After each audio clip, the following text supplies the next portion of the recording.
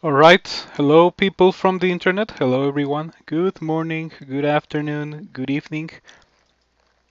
It's time for me to come back to.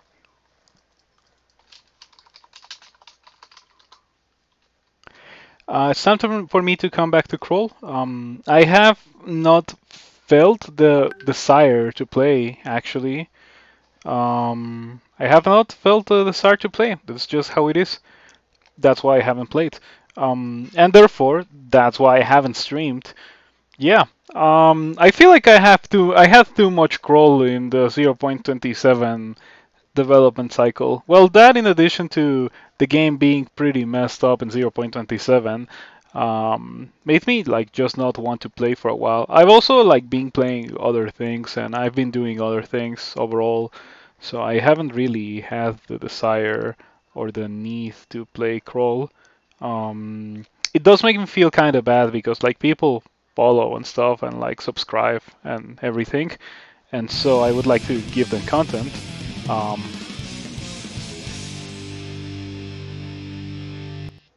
Judge Judy Slayer, thank you for following.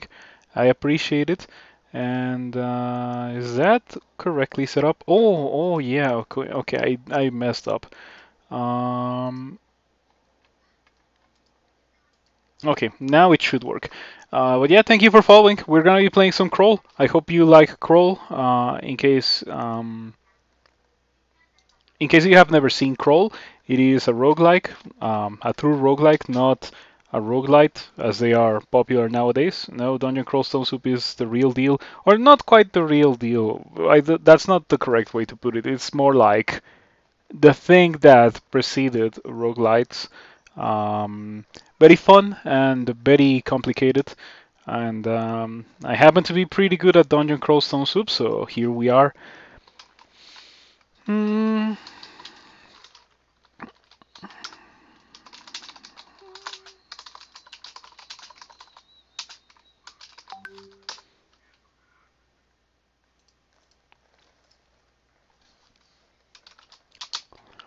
All right, so we are going to get out of here and out here, and we're gonna play some crawl, and we are going to um.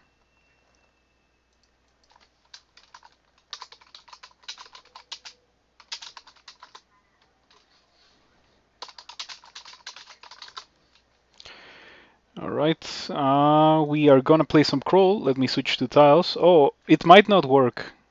Yeah, I think I need to hide this. There we go. All right, I'm very glad that I set it up that way as a new source um, instead of changing the source that I already had. So this is faster. All right, I'm ready to begin. I'm ready to begin. Believe it or not. So yeah, Ogre of Ignis is what I'm going to be playing today. Cinder Acolyte. Let's go. And of course, we are going to start with. I actually don't know. Like thinking about it, knowing that these guys start with a weapon flaming, it would only make sense to go for whatever has the highest base damage to take best advantage of the flaming thing. Um, and the base weapon from the ones that I can choose from with the highest amount of damage is the mace. So yeah, sure, let's do mace. I don't think I'm gonna go for like a giant glove or whatever. I don't like them. But I'm going to train as if I was a fire elementalist, which means like start with going for Foxfire. I think Foxfire is ridiculously powerful, and really the thing that makes this starting background function. Without Foxfire, it's not really that good, and and so we're gonna train a lot of spellcasting because a lot of spellcasting means a lot of mana that we can use to cast more Foxfire. Okay, all right, that's fine. Um, okay, so here we have an interesting decision. I have a Staff of Death, and I just found a book of Necromancy. Um, Man, those spells kind of suck. Vampiric Draining doesn't suck, but the other two definitely do suck. They're not good spells at all. Um, so yeah, I haven't won with Ignis. I haven't won with Ignis at all. I played it twice in the experimental branch. I didn't get very far. I found myself dying to the Wrath, actually. The two times that I died a bit later in the game, at the point where you would normally want to abandon Ignis, I was dying to the Wrath, and that's not particularly a good signal for Goth that is supposed to be abandonable. You know, maybe I was abandoning Ignis a bit too early in the game. Maybe you're supposed to abandon Ignis after ending Lair or something. I don't know. Um, okay, obviously we're gonna go for intelligence a bit because we're gonna be playing pretty much a spellcaster, more than a melee character. And even if we do go and turn into a melee character later in the game, we get a lot of extra strength from being an ogre. Like ogre gets guaranteed strength every 3 level ups, so that's a lot of strength that you don't really have to work for. Um, oh, 4 dexterity, is that? Yeah, that's really bad. I think in my next level ups I'm gonna level up dexterity because four dexterity is like way too low. Dexterity affects your accuracy, if I understand it correctly. It also affects your evasion, but evasion is mostly a placebo, and I normally don't do dexterity stuff at all or evasion, um, other than like the bare minimum to not get hit pretty much every turn. Mm, we are going to train this to 4, and we are going to train this to 4. Yeah, and if we find a book of fire magic, that is going to be sick.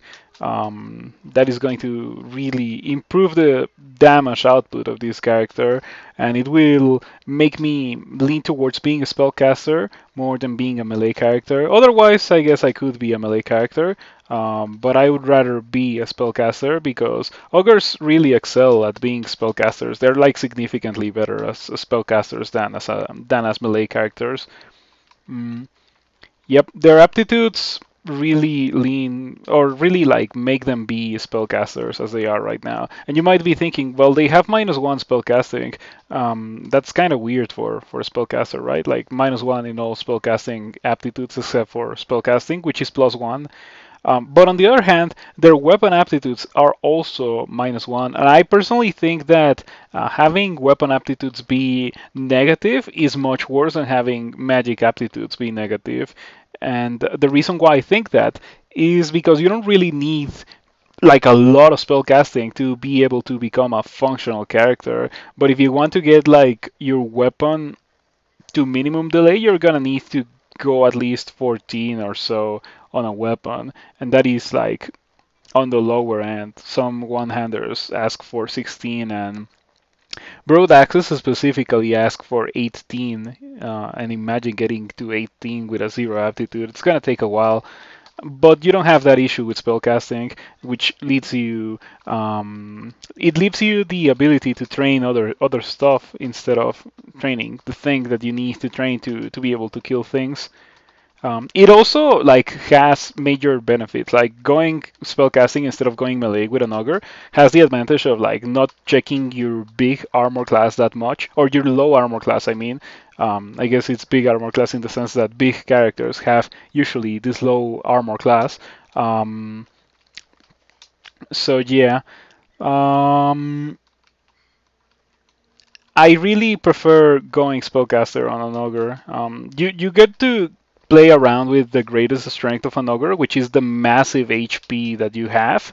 The best HP in the game by a mile, because even though they have the same amount of HP as an ogre or as a troll rather, they also um, they also have a much better aptitude for fighting. So you can get much more fighting than a troll much faster, and that inevitably results in you having more HP than a similarly leveled troll.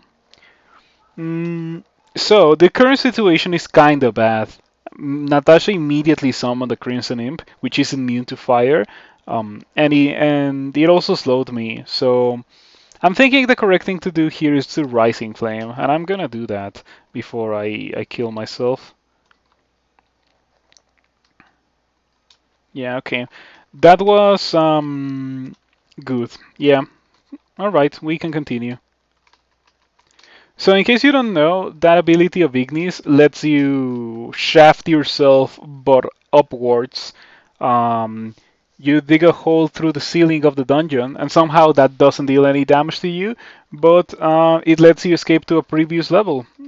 As you can see here, I went to D2 and now I'm back on D3 to fight Natasha in a more favorable position for me. We are about to be experience level 6. Not that that matters a lot for the character that I'm currently playing, but I do need to remember that it's a good idea for me to level up dexterity because I only have 4. Yeah, I'm gonna level that up at least until 7 or so, unless I find a really good artifact with a lot of dexterity before that point. But I kinda doubt that. Okay, I should be able to kill these orcs. The priest is obviously the most dangerous one, but yeah, we should be able to kill it very soon. And there it is, dexterity. Even though I was just talking about that like a minute ago, I still almost went for something else out of force of habit. And we have a weapon upgrade here. It's a bit of a slower weapon, but it does significantly more damage. Like the base damage of a mace is like 8 or 9. Yeah, it's 8. And the base damage of a Morning Star is 13.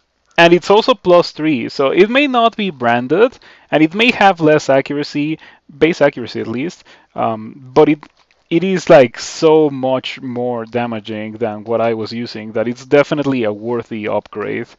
Um, in fact, it's so good of an early game weapon that I might even train maces and stuff and commit to that. Did I just miscast Foxfire twice? Unlucky, but not unheard of.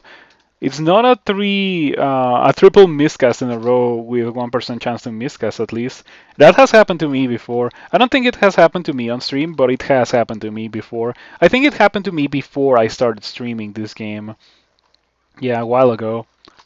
I've been playing this for 10 years and a half now at this point.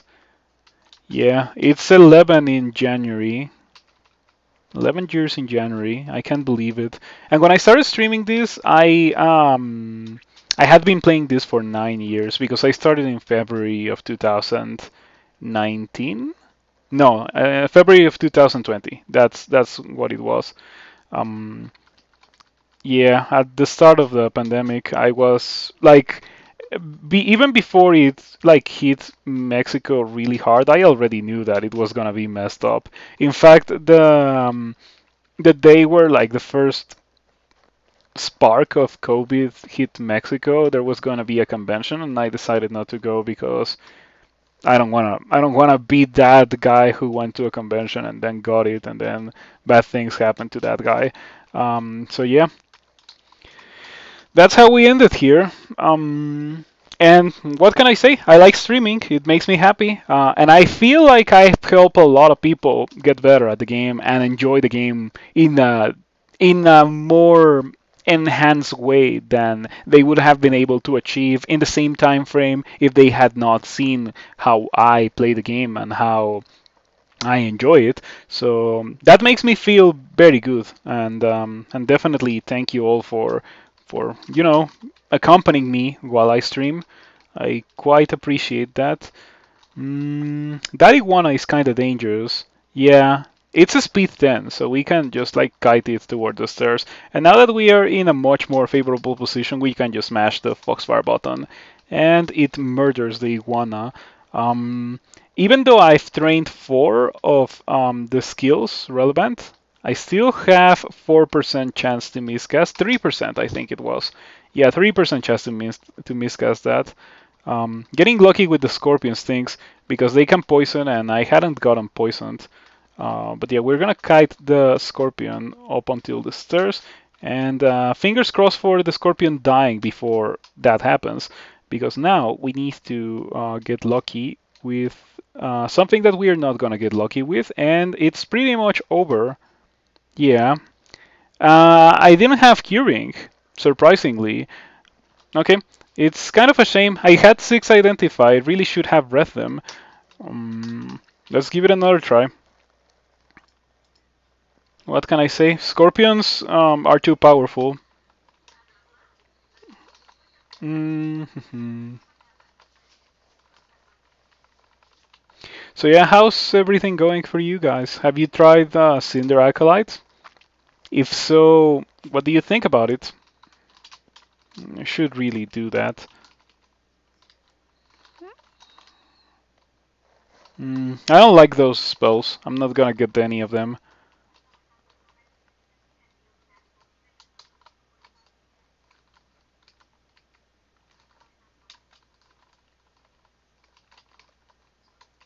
You know, I like Foxfire a lot, but these early game arenas really exemplify what's messed up about Foxfire. It's really like not designed with like it's actually intentionally designed to be terrible in a corridor, and the early game has a lot of corridors. So by extension, the early game spell is bad in the early game. Yeah, it's kind of weird to think about it, but it is what it is exactly like that. In fact, my previous death with against the Scorpion, against the Scorpion, only happened because I found the Scorpion in a huge corridor and I had to kite it all the way to a more favorable arena for me to fight in. And then by the time I finally reached the arena, I was already way too hurt for me to be able to beat the Scorpion. And it's a Scorpion. I didn't really feel like meleeing it because meleeing takes longer than casting a spell, and it's also not guaranteed damage, unlike casting Foxfire. Foxfire is guaranteed damage. It might be like 1 damage, but it is guaranteed damage because it doesn't miss. It does check armor class and it doesn't deal a lot of base damage, so it might not deal any damage. But against a Scorpion, I felt like I was gonna be able to bypass its armor class. But I guess I just got a bit unlucky too many times in a row. Yeah, a bit of a shame. So lately I've been doing things outside of the stream because, well, I haven't been streaming because I didn't really feel like playing Crawl. And I don't play Crawl, and therefore I do not stream when I don't feel like playing Crawl. I think that's very important for me because if I jump into the stream and I don't feel the desire to play Crawl, I can notice that I don't play as well. And wow, look at that. We got Ignite Poison. Now we only need Toxic Radiance, and we already are set up for the rest of the game.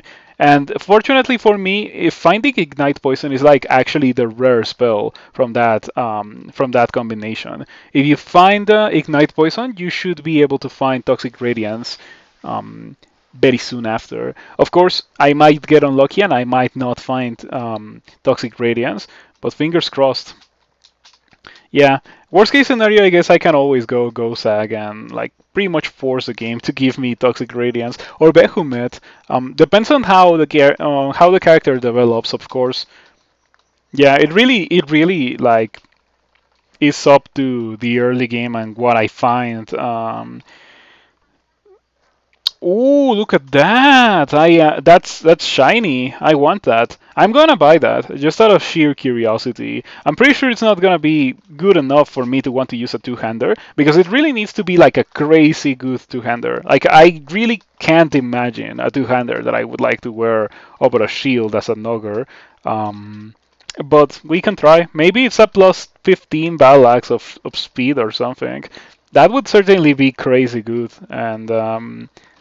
And I have the suspicion that it actually can't generate at all in a normal game a plus 15 battle access speed.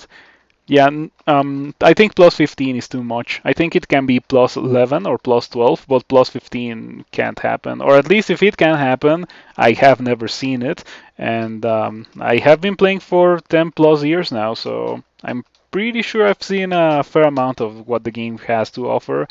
It's still pretty fun every time, though.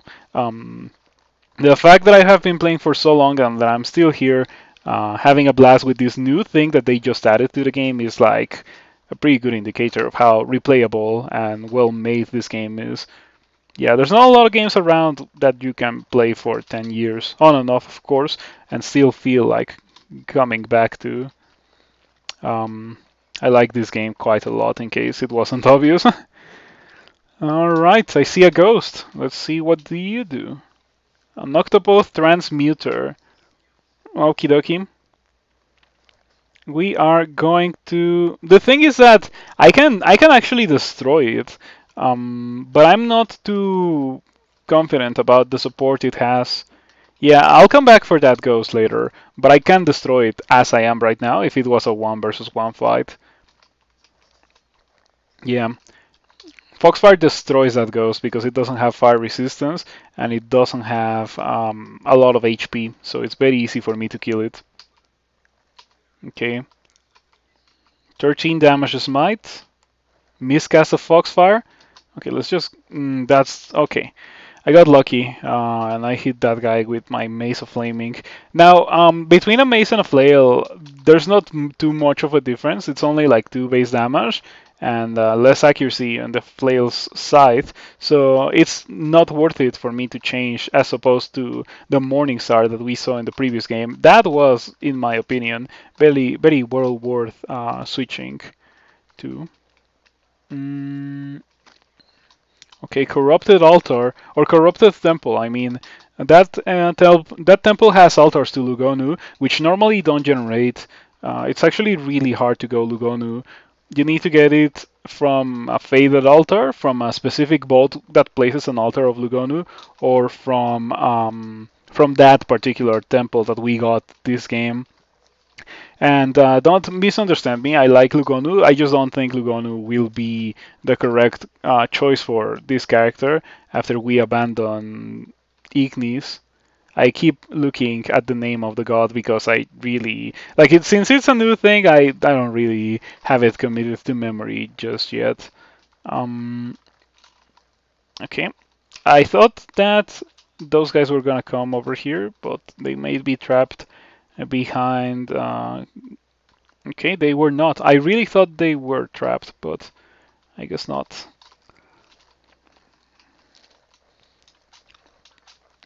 And we can kill any amount of orcs, no big deal, just spamming Foxfire.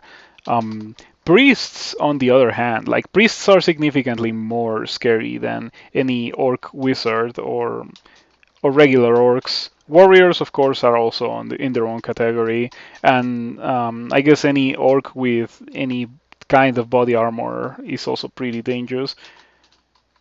Yeah, that guy tanked like a lot of Foxfire. Foxfire really falls off when you start seeing monsters that have any amount of armor class whatsoever. It's similar to how is that thing called? Sandblast and by extension LRD. Yeah, they are really bad against monsters with any amount of armor class. People love LRD for some reason. I don't like it that much. Okay, that's a better weapon than what I had before.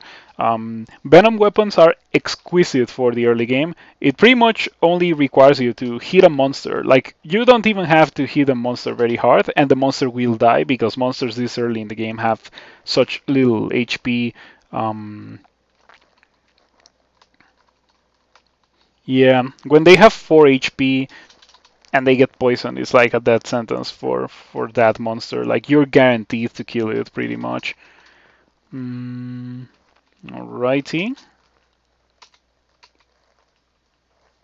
+3 Falchion. What is that? Book of Burglary. What do you have? What does that have? Pass wall, swiftness, and invisibility. Well, there's a lot of people that would be rejoiced to find this book because those spells are very cheap except for invisibility and they have a lot of utility, but I pretty much don't use them. Last time I used Passwall, I ended up killing myself with it. Last stream actually. It's just that I'm not too used to using Passwall. Let's go to the previous level. And let's kill that Octopod transmuter. Okay, shouldn't be that much of an issue. Yeah, the band is really what made me worried about this encounter. I think I'm gonna do Foxfire Swarm. Yeah, that's gonna kill everything. It actually killed everything. Okay, I'm pretty sure this is a Scroll of Identify. Yeah, there we go. It is what it is. Enchant Weapon, Visibility, Magic, Degeneration, and last but not least, Brilliance. All right. Have you seen the changes to Enchanter? The changes to Enchanter blew my mind. How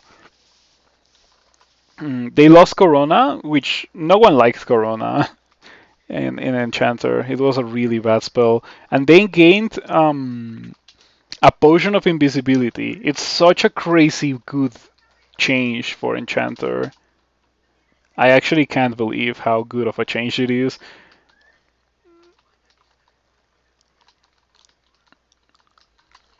Wow, this Sky Beast is being annoying. Okay, there we go. That is exactly what I wanted. Um, the Sky Beast plays Shallow Water, so it is standing on the shallow water. So if I attack it with a fire attack, which I did, it creates a steam, and steam deals crazy high damage this early in the game. Perfect. All right, now let's train some fighting. Actually, do I want fighting immediately? Maybe I want whips or maces for the whip. I'm gonna train it to 6. 6 is very cheap and very effective for a whip.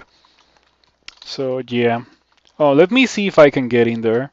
Sorry, you don't know how to get there. I see. Oh. Yeah, I should exclude that because that's actually kind of dangerous. Wow, that is also really dangerous. And that is super bad. I don't know if I'm gonna be able to survive this.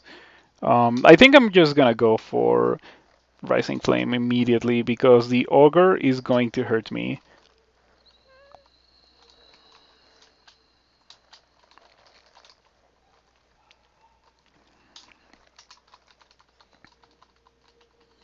It seems that from the 3 downstairs that are normally available in a level, one of them is really bad, the other one is even worse, and the final one is not available to me. That's a bit of an issue. Okay, I think I'm gonna kite this Ogre until I have full HP, and then we're gonna go back, and then I'm gonna try to attack it. That's what I'm gonna do. And fingers crossed for the Ogre missing me with 9 evasion. It's probably not gonna happen. Oh yeah, there we go. 25 damage. It did deal a lot of damage to the Ogre. Yeah, there we go. A couple of Foxfires later and the Ogre is dead. That is exactly what we wanted to see. 2 priests. That is absolutely terrifying. Okay, please die, please die, please die, please die. You're extremely poisoned. Thank you. Oof, okay. It's a priest and a jelly. We might be able to do it. Okay, now it's only a jelly. Alright. Shoutouts to Foxfire. It's such a good spell. I have Sticky Flame. I should probably train for that. Yeah, I'm gonna pick it up. I'm gonna keep training maces until 6, as I originally mentioned. And after that, we are gonna go for Sticky Flame. Sticky Flame is a pretty good spell.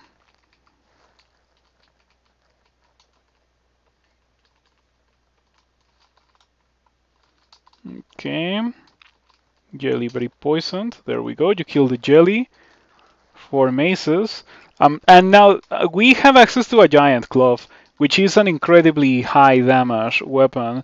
On the other hand, it is also extremely inaccurate, and it is not as slow as you would think it would be, but it is quite slow. That is for sure. We're pretty close to the battle axe. Yeah, as soon as I have the money to buy that, I'm gonna buy it, unless I find another shop. But I'm pretty sure I'm not going to. Oh, an amulet of the Acrobat. Okay, let's put it on, because it's better than nothing. I personally don't like it that much, but sure. As I mentioned, it is better than nothing. Right, you know what? This is actually worth keeping around because of the willpower. The willpower is very important. The spectral and the +3, not very good. Willpower, yes, very good.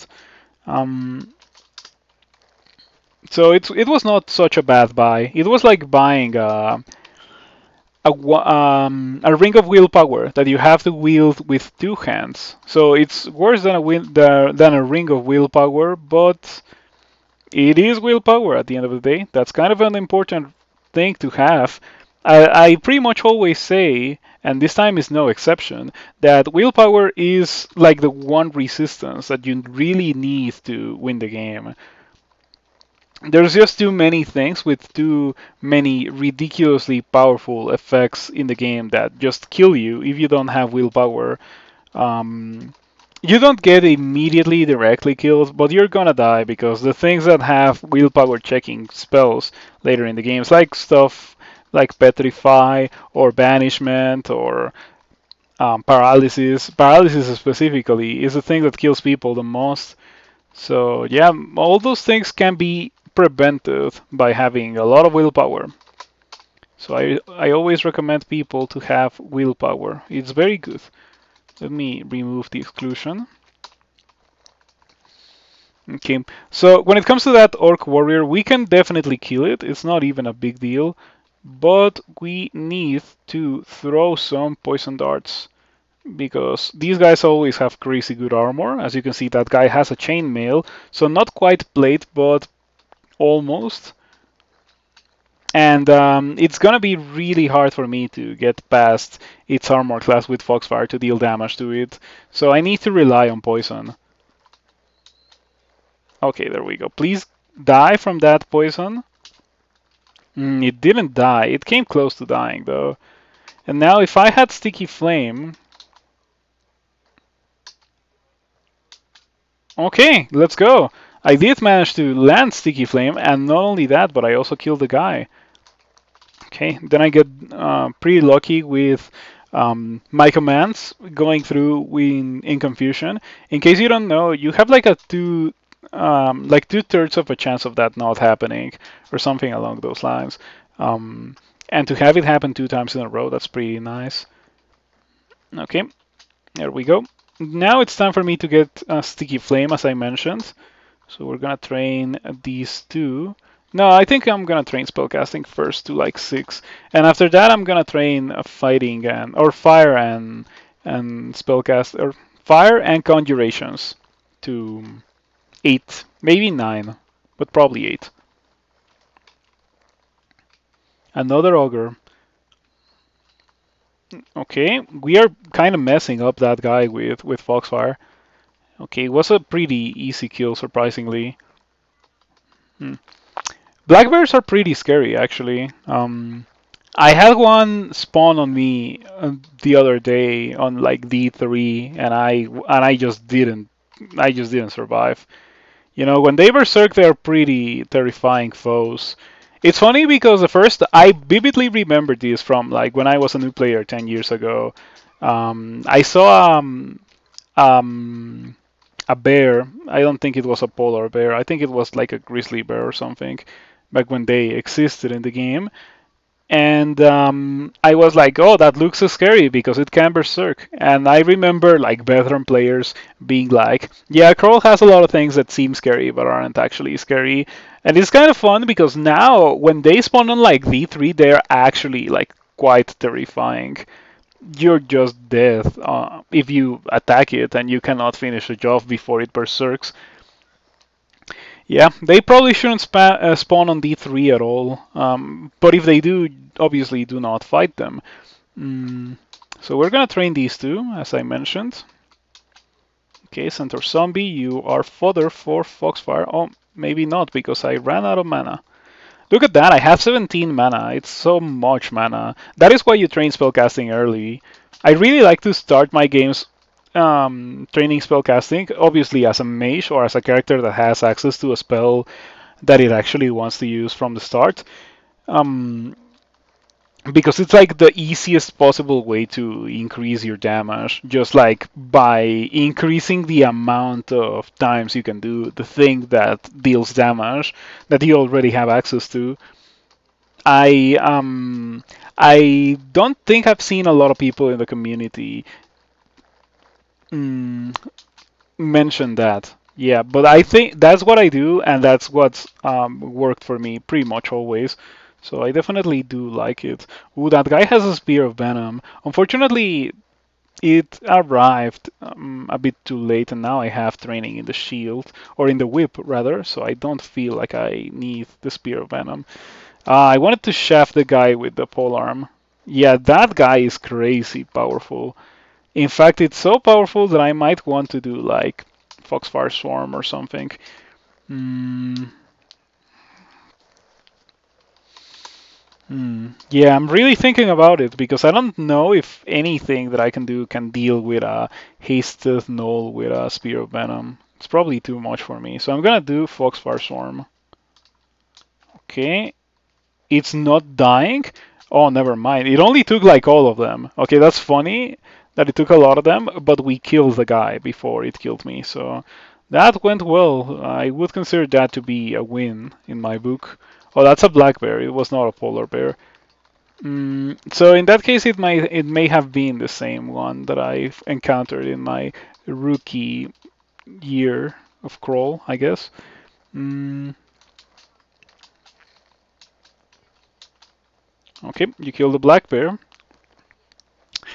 Corona, EH, and to Kima's dance.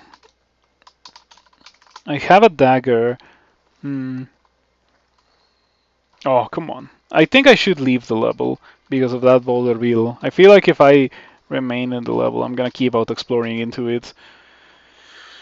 Ooh, okay, so we have to keep in mind that the other two stairs, the other two upstairs, lead into that boulder beetle. So the only upstairs that I have the ability to take is this one. If I take any other upstairs that is not those ones, I'm gonna stumble into the boulder beetle, and of course it's too much for my character as it is right now. Like it is on another level. It's an extremely dangerous monster, hits really hard, moves too fast, we can't do anything about it. And unfortunately, on the other side of those stairs, there's some whites, and you know, whites are messed up. Too powerful in the early game. So I guess we're gonna have to face our fears and kinda have to deal with the boulder beetle. I'm gonna try to poke it. Oh, maybe not. Oh, never mind, there it is. What I wanted to do, yeah, I think it's gonna hit me. I don't think I can make it to the stairs. Or I don't think I can make it to the door. Okay, well, I'm just gonna go downstairs and exclude that. I wanted to lead it to the door, shoot darts, and then when it inevitably rolls towards me, just close the door and wait like 50 turns or so, and then do it again. But unfortunately, it noticed me and it started immediately rolling towards me. That was also pretty bad. But we were able to survive, and now we are on D7, harassed by a band of orcs. Okay. 22% chance to miscast a Sticky Flame, but it doesn't happen. And a Sticky Flame is beautiful for dealing with Orc Warriors specifically. Since it doesn't miss, and the fire damage, I'm pretty sure it doesn't check armor class, it just kills the warriors. They don't have a lot of HP. They have around 28. So if you can poison them or deal or afflict them with Sticky Flame, it's like a really good way to get rid of them. All right, so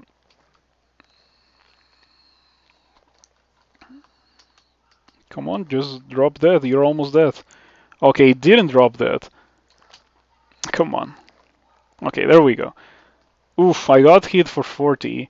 Oh, come on. Well, this seems pretty bad, but it might not be as bad as it seems.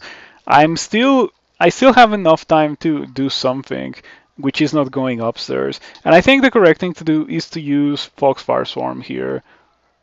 Yeah, that's a lot of Foxfires. And now Prince Ribbit should die from them. Yeah, it is such a powerful ability. It's like you're very likely to win the encounter when you use it. Unfortunately, it's not even that expensive to use. You can do it, not quite spam it, but you have a fair amount of access to it early in the game. That makes me nervous. I'm not even at full HP or full mana, and Psyche is a terrifying foe. Chain of Chaos can banish you or like do similarly messed up things to you. Her Dagger of Chaos can also banish you or paralyze you, petrify you, slow you, like a bunch of very bad things. Polymorph. She has Polymorph as a spell. Interesting. Um, I don't want to use the Ignis ability, Foxfire Swarm, again, so I'm just gonna spam Foxfire. Okay, she's pretty hurt. She might be dying. Yeah, there we go. That went well. Okay.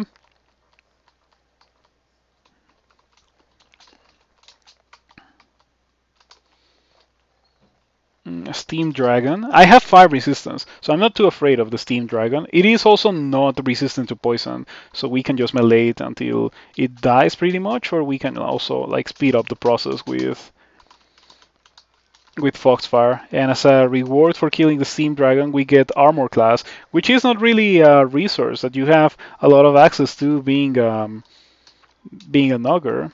Yeah, so it's kind of nice to get a bit of Armor Class. Any bit counts. Okay, it's extremely poison, so I'm just gonna leave it alone. Okay.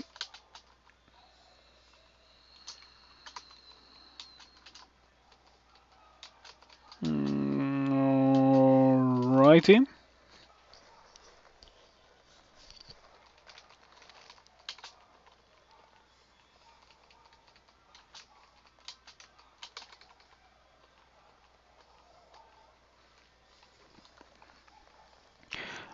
Yeah, in case any of you is not in my Discord, I mentioned how since I was so high on subscriptions somehow, I just decided to pull the trigger and got myself to 50 subscribers, like just taking advantage of the massive momentum and like support that I had somehow. Like I really don't understand where all those subscribers came from, but I'm not gonna complain about it. You know, I'm just gonna take advantage of the opportunity that was given to me by my community, and also the fact that I had additional income from those subscriptions precisely. And so I got myself all the emote slots that you can get as an affiliate, and now I have 5 emote slots. It makes me happy. That's something that I legit wanted for a long time, and I am very happy that I finally got it a year and a half after I started streaming. There's people that get partner in like 4 months, but I that's not something that I personally consider to be realistic. But I got my emote slots, and that's what I wanted. Uh, Thank you for subscribing. I appreciate it. Talking about subscriptions, there we go, another subscriber. 3Bs. This feels like a situation where it might not be a terrible idea to use a shafting ability. I think I'm gonna do it. Okay. Do I have? Oh, I no longer have piety for that. There should be a message for that. Um. Okay. You know what? It's time to face my fears.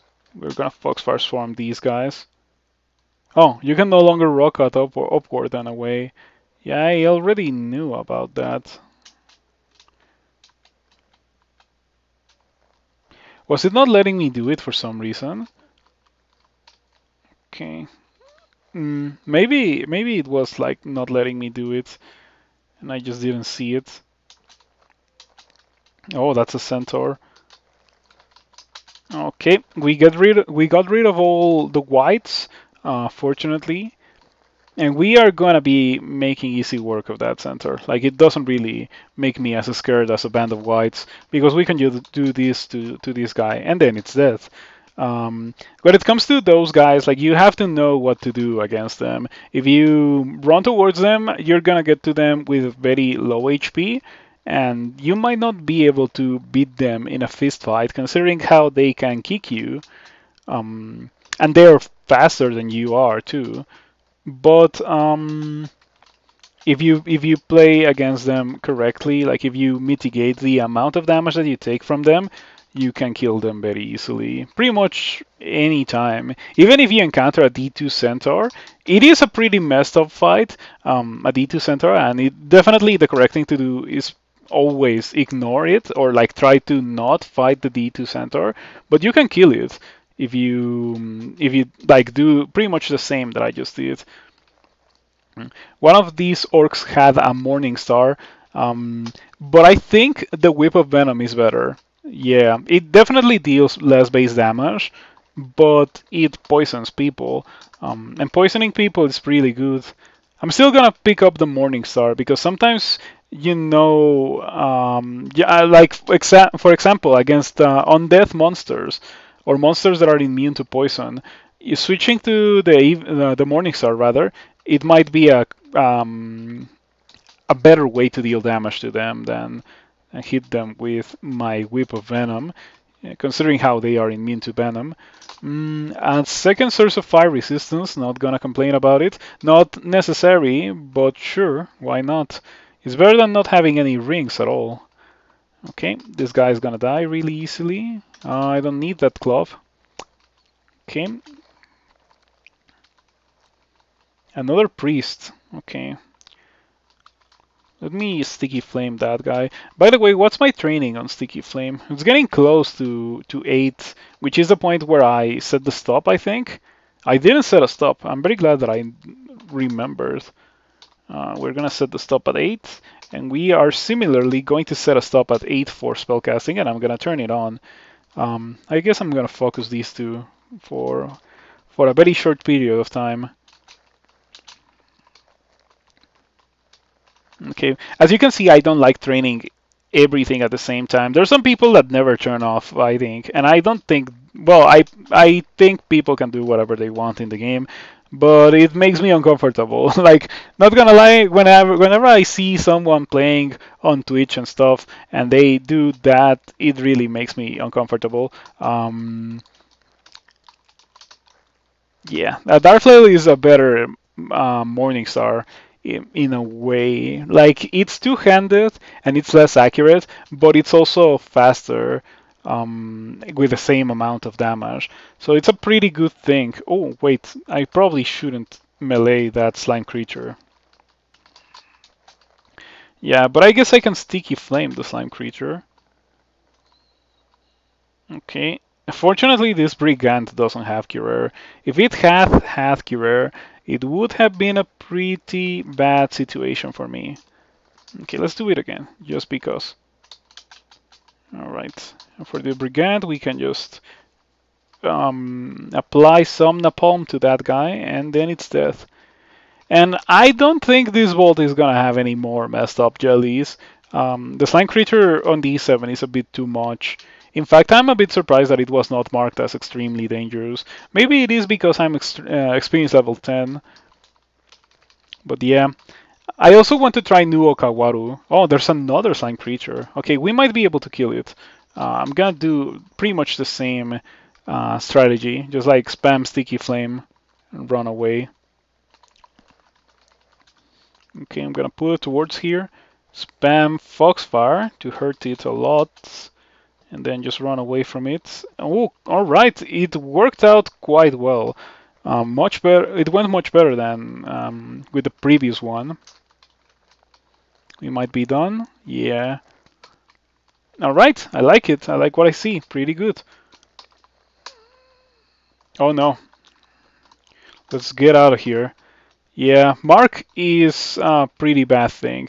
If you get marked, you probably should leave the level ASAP. It's not a good thing to be marked. Oh, why are you...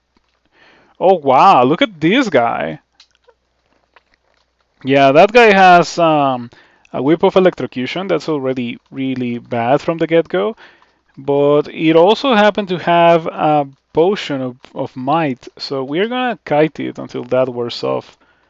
Because we absolutely cannot deal with that. That Brigand has Cure. That's obviously terrifying. Hmm. This is not a comfy situation for me to be in. Yeah, I might be okay. What do you have? Wand of Charming. Okay. If you get affected by Charming, wow, 2 potions of might. Okay. Okay, whatever you say, game. Pikel with double potion of might is crazy. Hmm.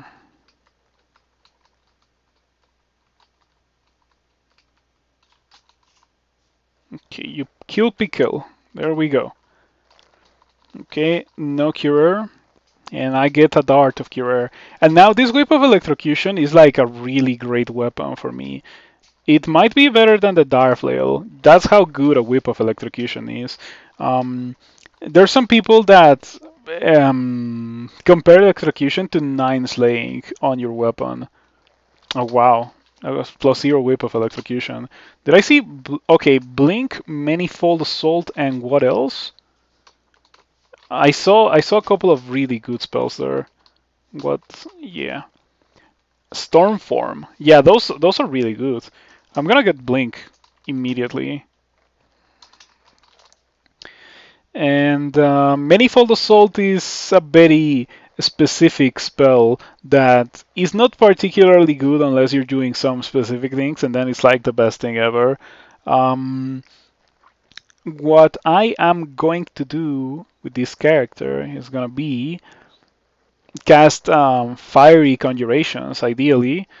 Um, if I find Toxic Radiance, I would definitely love to use Toxic Radiance too. Oh, wait, I should learn Ignite Poison, now that I think about it. And you might be wondering, why do you have Ignite Poison if you don't have any poison magic?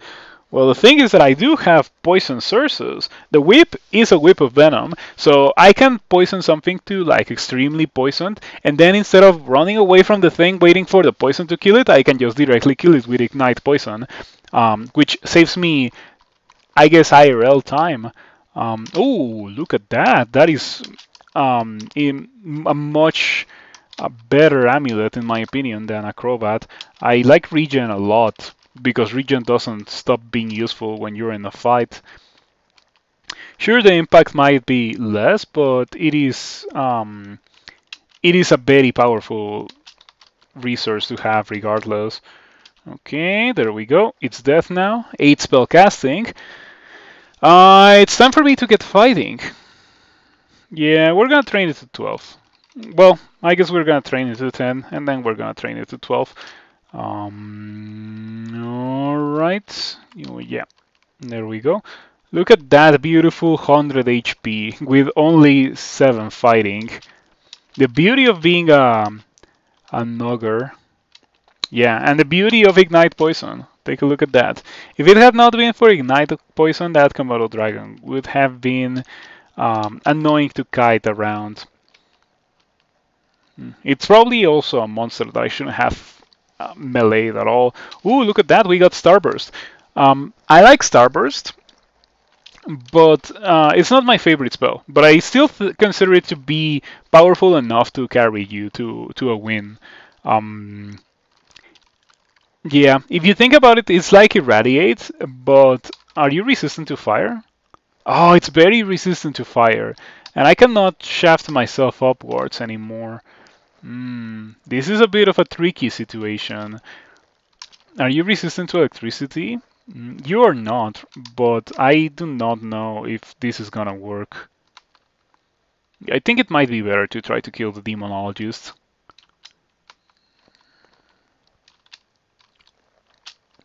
Okay, I'm standing on steam, but I am immune to steam.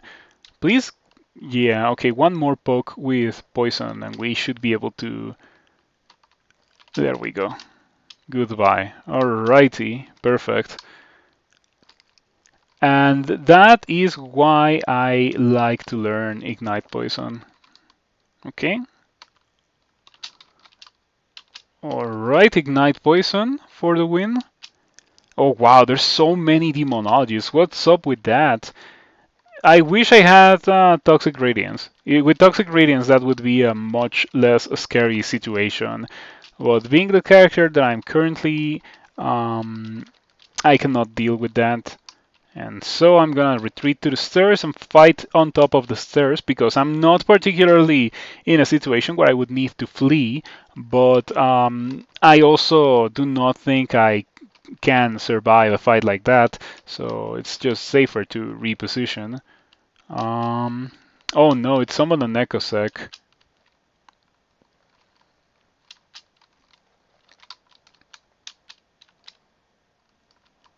Oh wow, what's up with these summons, dude? Okay, it's almost dead. It should go away next turn. Then fighting. I am going to go all the way up to 12, which obviously you can get really quickly because you are an ogre. Ah, stop that. Wow, 33 damage. These Cabal Demonologists are scary. Yeah, the summons are like absurd. And especially this 6-3 getting a lot of free turns in a row. In case you don't know, the way 6-3 work is that they act a lot and then they don't act for a couple of turns and then they act a lot again. They're super weird like that. They're pretty much the only monster that works the way it does. Um, I guess there's similar monsters like Juggernauts, but Juggernauts are much more predictable than 650. Mm,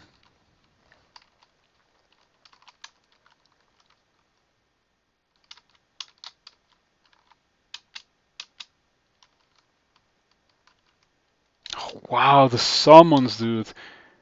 It's almost dead. It's almost dead. I think it's safer for me to walk away from the 650 than to stay here and tank everything with a potion of curing. But none of the things that I can do will guarantee me survival. Okay, I can survive now. Like it's almost guaranteed at this point. Surviving that turn was the most important thing because now I can use Ice Blast and Ice Blast the Demonologist, and that is almost guaranteed to kill it, considering how it's almost dead and affected by Sticky Flame, and it does die. Oh, but there's still a Kobold. But a Kobold is a joke. Yeah, compared to that, a Kobold is a joke. That was a bit of a crazy situation, and there was certainly a better way to manage that. That was a bit of a misplay, or a lot of a misplay. Yeah, that was a very questionable way to handle that situation, I think. But yeah, the correct thing to do, I think, was to just leave the level as soon as I saw that demonologist. They are absurd for that part of the game to just fight them. Alright, goodbye, Null Sergeant. And yeah, thanks to this Whip of Venom and the fact that I have Ignite Poison, pretty much anything that doesn't check or anything that doesn't resist poison is going to have a hard time against me. Pretty good. Okay, not afraid of these guys at all because Ogre HP and also incredible damage output, courtesy of being a spellcaster with a Weapon of Venom and Ignite Poison and Sticky Flame. We also found a Kite Shield, which is probably going to be a very good thing for me to have. And I don't think I want to drop the Battle Axe just yet, but I will eventually drop the Battle Axe. Ooh, that's not good. Okay, I guess it's time for me to find magic mapping. That is the opposite. I guess we're gonna enchant those steam scales. No cloak. No cloaks just yet. No cloaks just yet. Okay. Oh, upstairs. That's nice. Now we only have one more level to go until we are back to relative safety.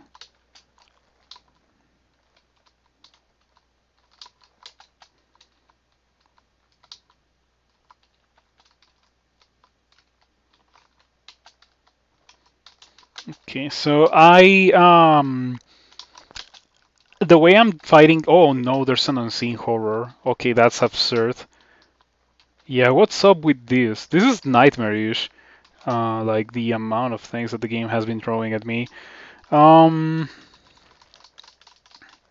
how much? Yeah, it wouldn't work. Yeah, I was thinking of charming that guy.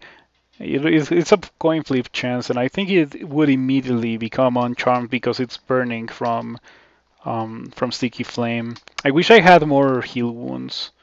Yeah, it would definitely be quite useful right now. Um,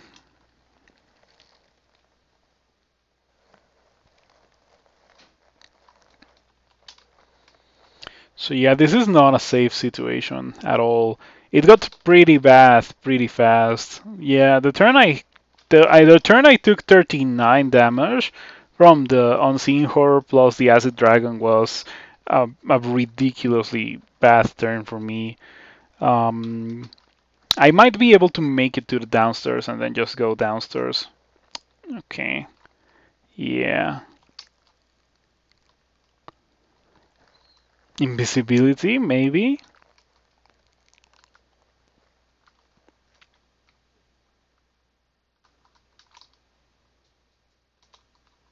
I don't think it followed me.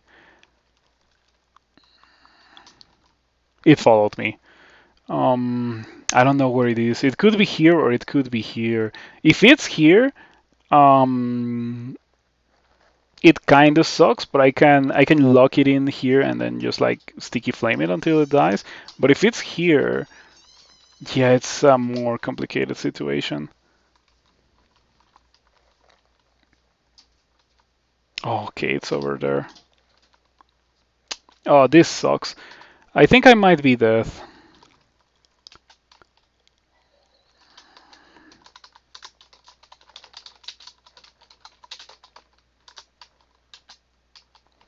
Yeah, I think I might be dead. There's not much that I can do to survive the current situation.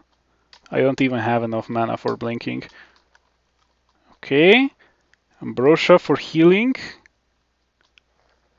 Okay, we managed to survive the Unseen Horror. How much damage do they do? 12. Okay, I'm pretty sure they used to deal more. So I'm very grateful for surviving that situation.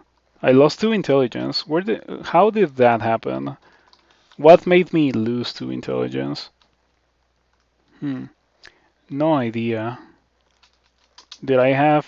Oh, it was probably fighting those Nakosek earlier in the game. Yeah, that was probably it. Ah, here it is, the Unseen Horror. It found me super fast. I don't know where it is. Okay, it's over there. Alright.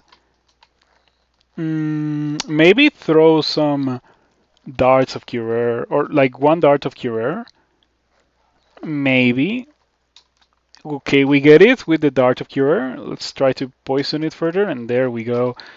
Alright, so we were able to survive that. That's pretty nice. We're still on the lookout for Toxic Radiance specifically. We find Toxic Radiance and the character um, immediately becomes significantly more powerful, like to a ridiculous level, because we already have Ignite Poison, which is um, the strong part about Toxic Radiance. It's unfortunately very hard to get nowadays because of how rare Ignite Poison is. Yeah, you can get Toxic Radiance from a starting book, so it's not that hard to get. If you start a Venom Mage, you are guaranteed to get it. Um, but Ignite Poison, not the case anymore. It used to be that. Oh wow, that's ridiculous. Okay, I think I'm gonna sit here and do that. I wanted to use the menu, but it was on the quiver, so sure.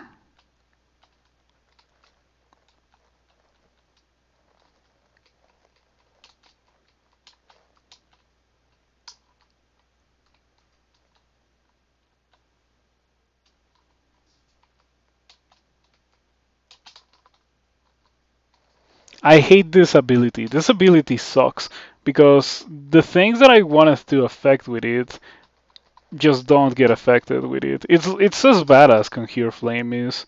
Really, that's the only way to describe this ability. I guess I have two sources of fire resistance, so I can walk into the fire, and it's like not a big deal. I also have Ogre HP, so that's also really nice. Look at that, I got hit really hard. Well, that's fine.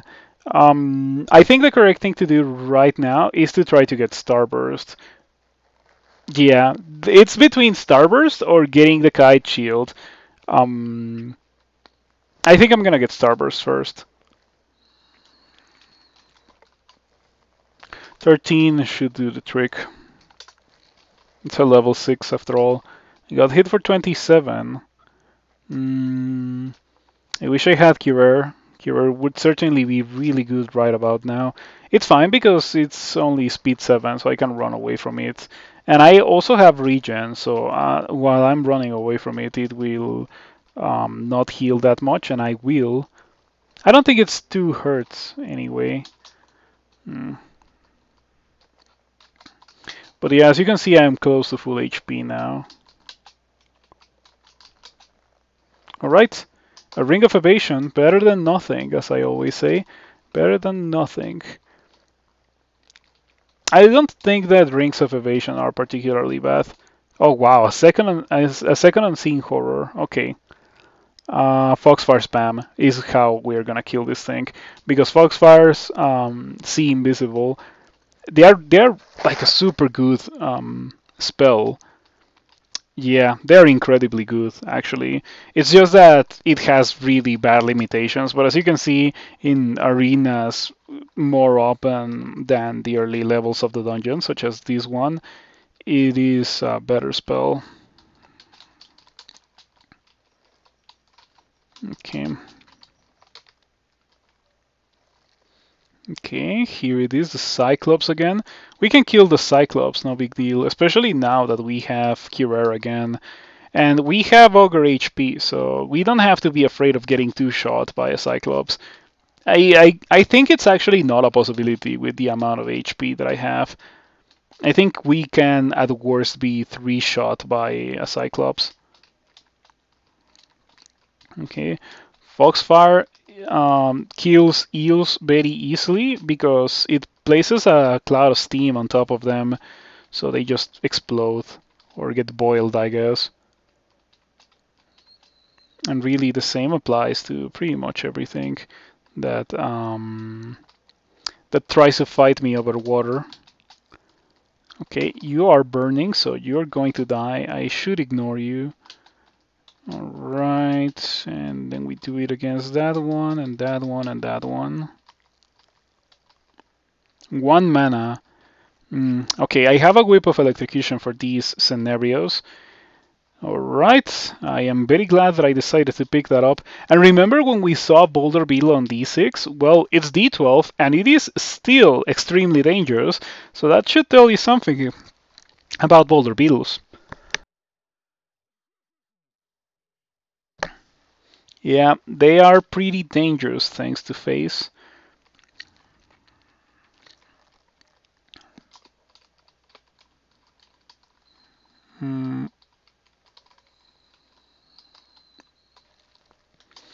I can kill it, however. I have Curer, so a single charge of Curer plus applying more poison should do the trick.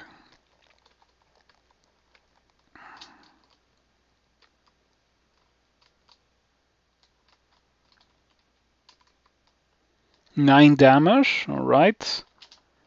Goodbye. Alrighty. That went pretty well. I think the best part about that was that I didn't take a lot of damage from the roll. It certainly could have been much worse than it was. Alrighty, let us continue.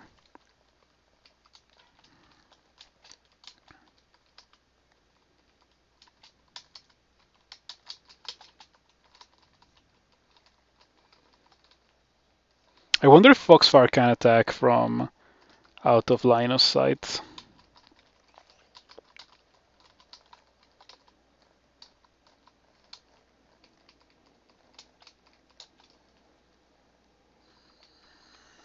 Yeah, I actually have no idea.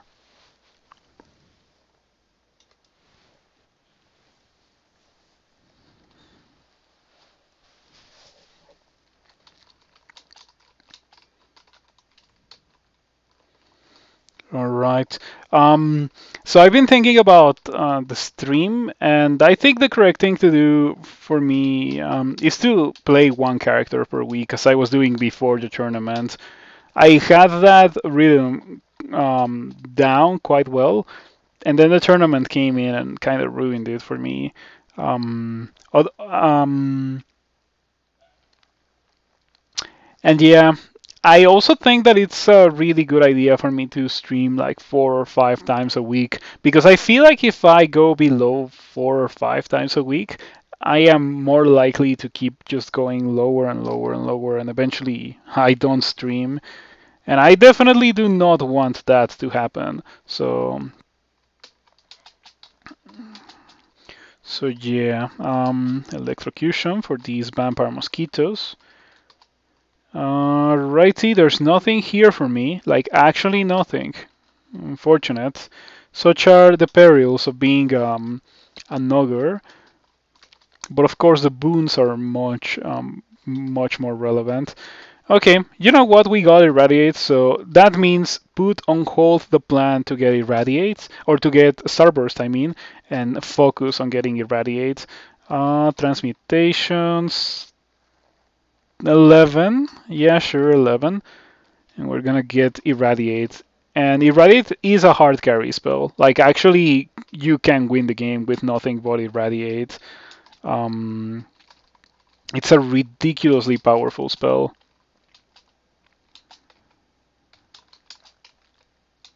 Okay, that went well. To head Ogre. Alrighty. Yeah, there we go. It does very easily. A hog. That's usually an indicator of cure key, which also made me look at the dungeon level, and it seems we're in dungeon level 13. So let's go upstairs into D11, which I never finished because I got shafted. Okay. This seems like an undead level to me with all those reds and center warriors surrounding the stairs. Ooh, Troll Letter. Better than Steam Scales. Even +1 Steam Scales pale in comparison to Troll Letter, because Troll Letter will give me more regen, well, as soon as it attunes. Yeah, there we go. 2 regen per turn. Better than like 3 points of armor class, which is what the Steam Scales were giving me. Or 2? It was 2 points of armor class. All right.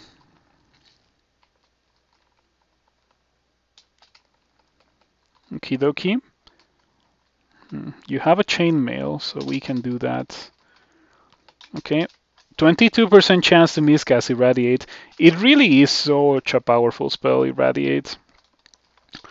It's gonna be very useful for the entirety of the game. Ever like up when I abandon Ignis, Irradiate will be fantastic for Ignis' summons. Okay,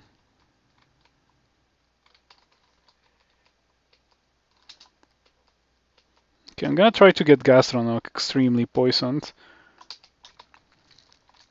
Okay, there we go. That's extreme poison. We're gonna do it again.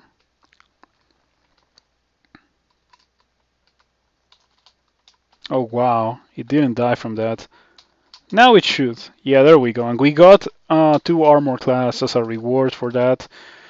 Very nice indeed, very nice. The Acid Dragon is gonna be a bit of an annoyance because it is highly damaging I think it's a speed 10.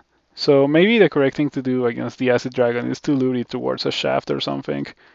I do remember running away from that specific Acid Dragon. Okay, you know what? Instead of trying to fight it, the correct thing to do is maybe to just ignore it.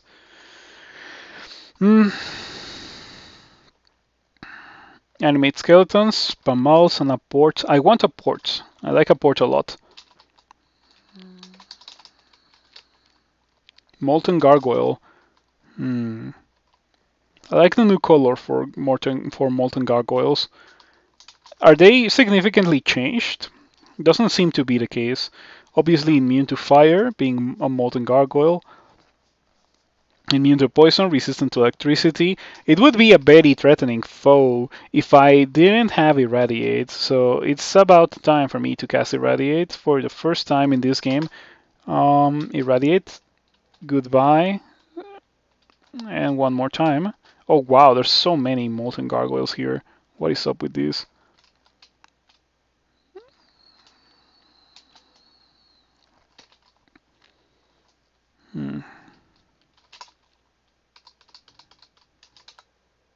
Alrighty. Fortunately, they don't have that much HP, so even though my Irradiates were not particularly as strong as they are going to be, it was good enough. And it seems that I also have not explored D10 yet. Yeah, I got shafted 2 floors. I would like to finish this level before I go into D10, so I can safely retreat into this level if the need arises. I wouldn't be surprised if that scroll was acquirement, in case it was placed by the bolt. Because this is a bit too much of a bad fight for most characters at this stage of the game. Very few characters have 2 pips of fire resistance by now.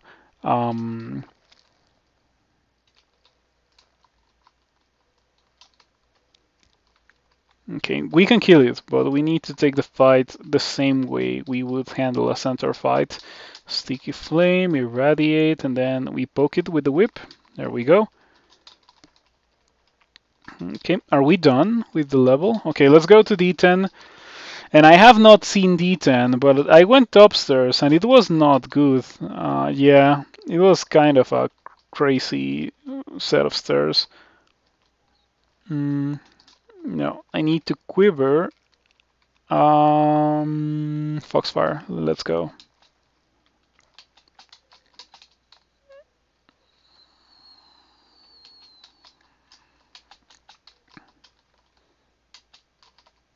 Okay. Yeah, Irradiate is crazy good. In case you don't know Irradiate, it never misses, and it deals crazy high damage. So it does have a downside, and that is that it gives you contamination. You can cast it a couple of times before it starts giving you bad mutations, but it can give you bad mutations for sure. So you have to keep that in mind. Oh, I miscasted a 41% chance to miscast spell. Why did I even try to do that? It doesn't matter. Doesn't matter. It's not a big deal. What you know about rolling down in the deep? I have no idea. You know, sometimes it is a curse to know English as my second language. Sometimes it is a blessing. Like people say the dumbest puns, and I sometimes find them enjoyable or like funny, and more often than not, if I don't find them enjoyable or funny, I just don't get them. So it's not like they make me cringe or anything. Like it seems to be the case with more with most English as first language speakers. Yeah, and I'm pretty sure this is one of those situations. Okay, let's go to D10 again. D10 is being kinda hard. Funny thing, considering how we did D12 already. Okay. Electrocution.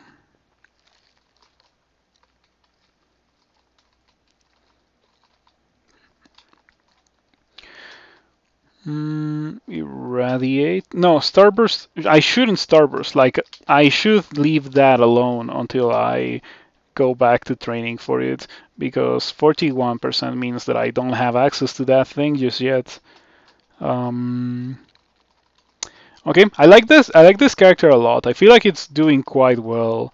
Um, I have no idea why I didn't try to play an ogre, or I wonder if I did.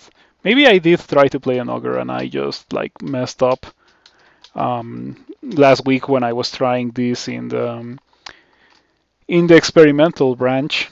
Now I'm playing in trunk and I'm doing quite well. I like what I have, but I still haven't gotten to what's probably going to be the hardest part of the game with Ignis, which is the point where you abandon Ignis. And I'm definitely not, hmm, definitely not too excited for that.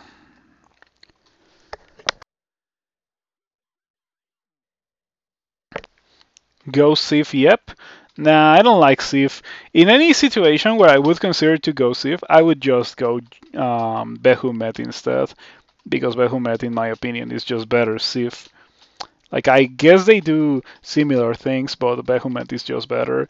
And did you see that maximum efficiency Irradiate? Like, I actually hit everything that was surrounding me with that Irradiate. Normally, you don't have to worry about that kind of stuff, but being this early in the game with 24 mana, I have to make it count. Okay, 3 dice of 19 for a pre-lure spell that I found that cannot miss is it's insane.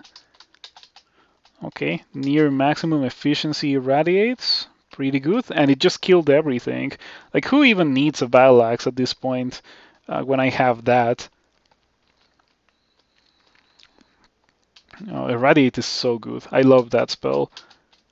Alright, five-headed Hydra. We should be able to deal with it without a lot of issues thanks to Irradiate. We might even be able to melee it. Okay, not. We can't really melee it just yet, but maybe soon. Okay, Sticky Flame. Kidoki. Oh, I should Sticky Flame Hydras and stuff because I also have access to that.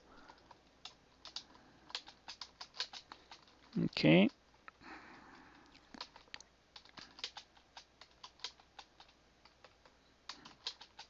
Okay, you know what? Irradiate has been so good for me, as it often is, that I'm going to postpone training for Starburst even more, and I'm just gonna go for the Kite Shield already because I think my offense is already good enough. And you know how it is with aptitudes. You train the things that you use to kill things first, and then you train the things that you use to not die to things. And then when you run into trouble killing things, you go back to training to be able to kill things. That's how it is. And by the way, the amount of yaks and ridiculous things that I found in this layer 1 is on another level.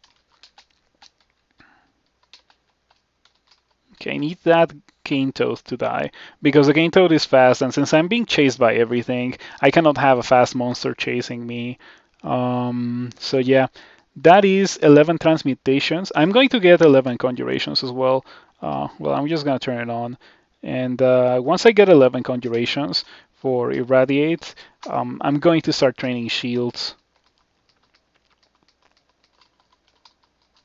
Okay, where's the stairs? I need to get out of here.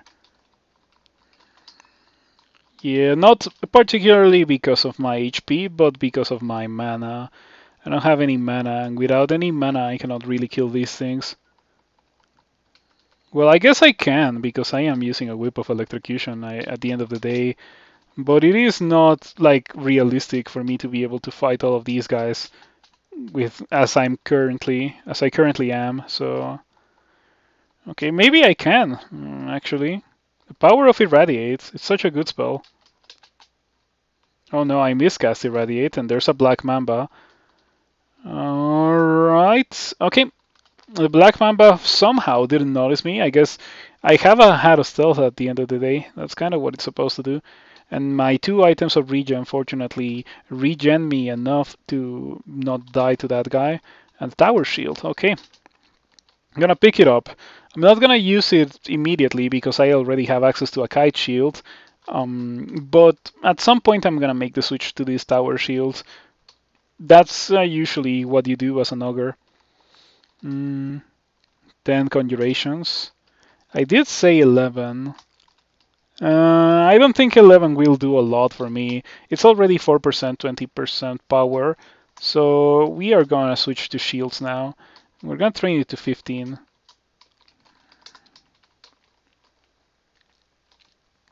Okay, Black Mamba, you are going to die horribly because I am a fire mage. It turns out that some fire spells do not check accuracy at all. What do you do? Troll Cinder Acolyte. Okay, you hit really hard, so I'm not gonna mess around with you until I have my shield.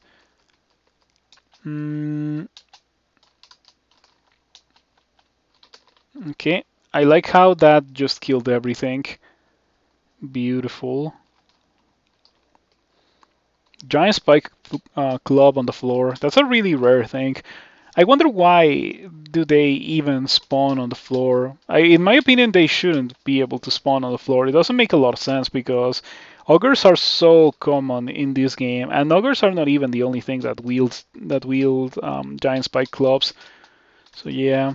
Weapons in general, I think the only weapons that you should be able to find on the floor are the really rare weapons like demon weapons and big two-handed weapons, that kind of stuff. In my opinion, those are the kind of things that would make sense if you could find on the floor and not just like random daggers and garbage like that. I guess finding a branded dagger every now and then is pretty good. So maybe an exception could be made for branded weapons. Okay, I like how this character feels, by the way. It feels really, really good. Yeah, I haven't had a character this good in a while. Did I miscast the Sticky Flame twice? Or what's going on? Oh, never mind. I cast it once, for real, and then I miscasted it once. Alrighty. Tragic.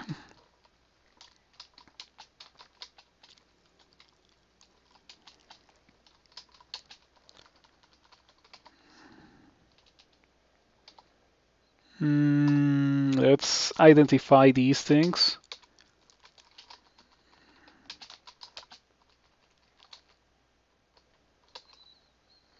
Oh, a cloak, finally. Oh, Sonia. Okay, I didn't notice that it was Sonia. For some reason, I thought that it was a Kobold Demonologist. Sonia could be scary if she has distortion. I didn't notice. Let's go back in time and see.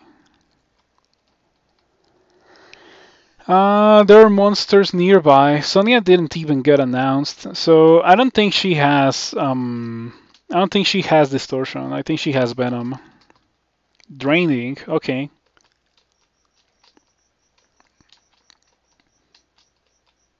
You kill Sonia. Okay. And a bunch of Curer is now mine, and a +1 cloak too. All right. 5 shields. I wonder what happens if I wear. I think it's really gonna mess up with my success rates, but I'm gonna wear the kite shield. Yeah, 10% irradiate. It's fine. We can deal with it. 5% sticky flame, obviously 1% foxfire, and starburst is still out of the question. But yeah, we can deal with that, and of course the success rate will go up as we train more of my shield.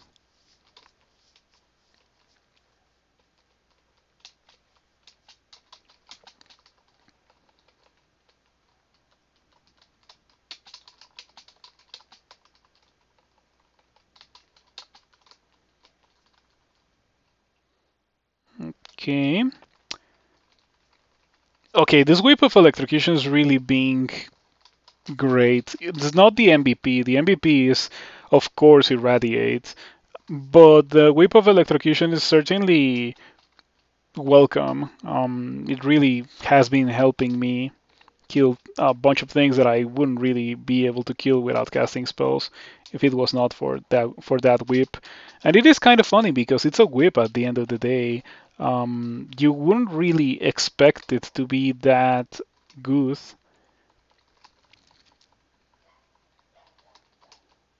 Mana regen. Do I want that? Maybe.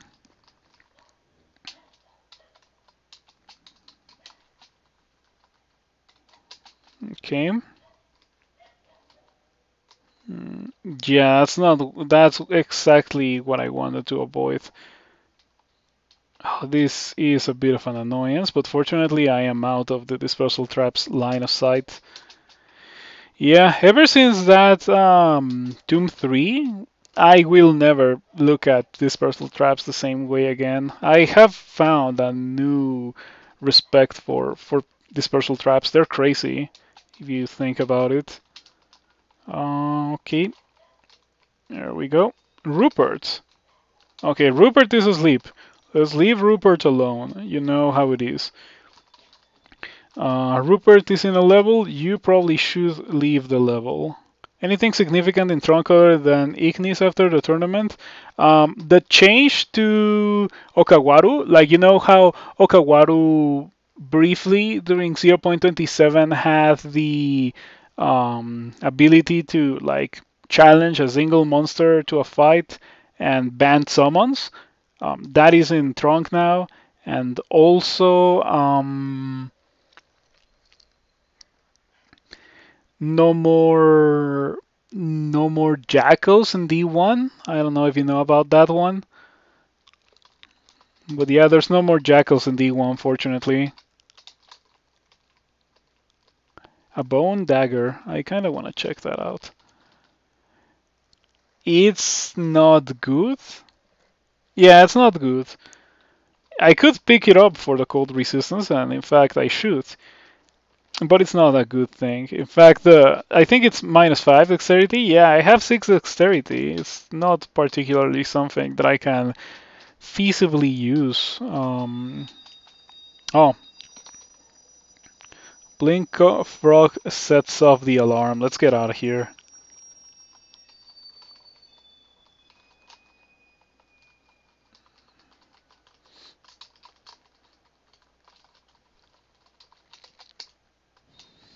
That is a bit of an annoyance. Okay, maximum efficiency. Irradiate, let's go. One more. We can finish off this guy in melee. There we go. The beauty of a shield, like having a shield reduces damage so much. It's insane how much the damage gets reduced by having a shield. Hmm.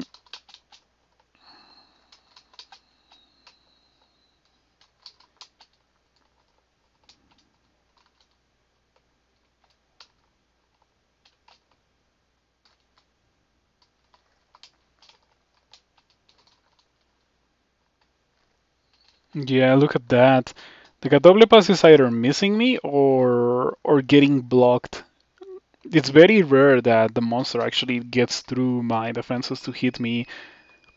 And even if it does, I still have 9 armor class, which is normally like a bit more than you would normally have at this point as an ogre.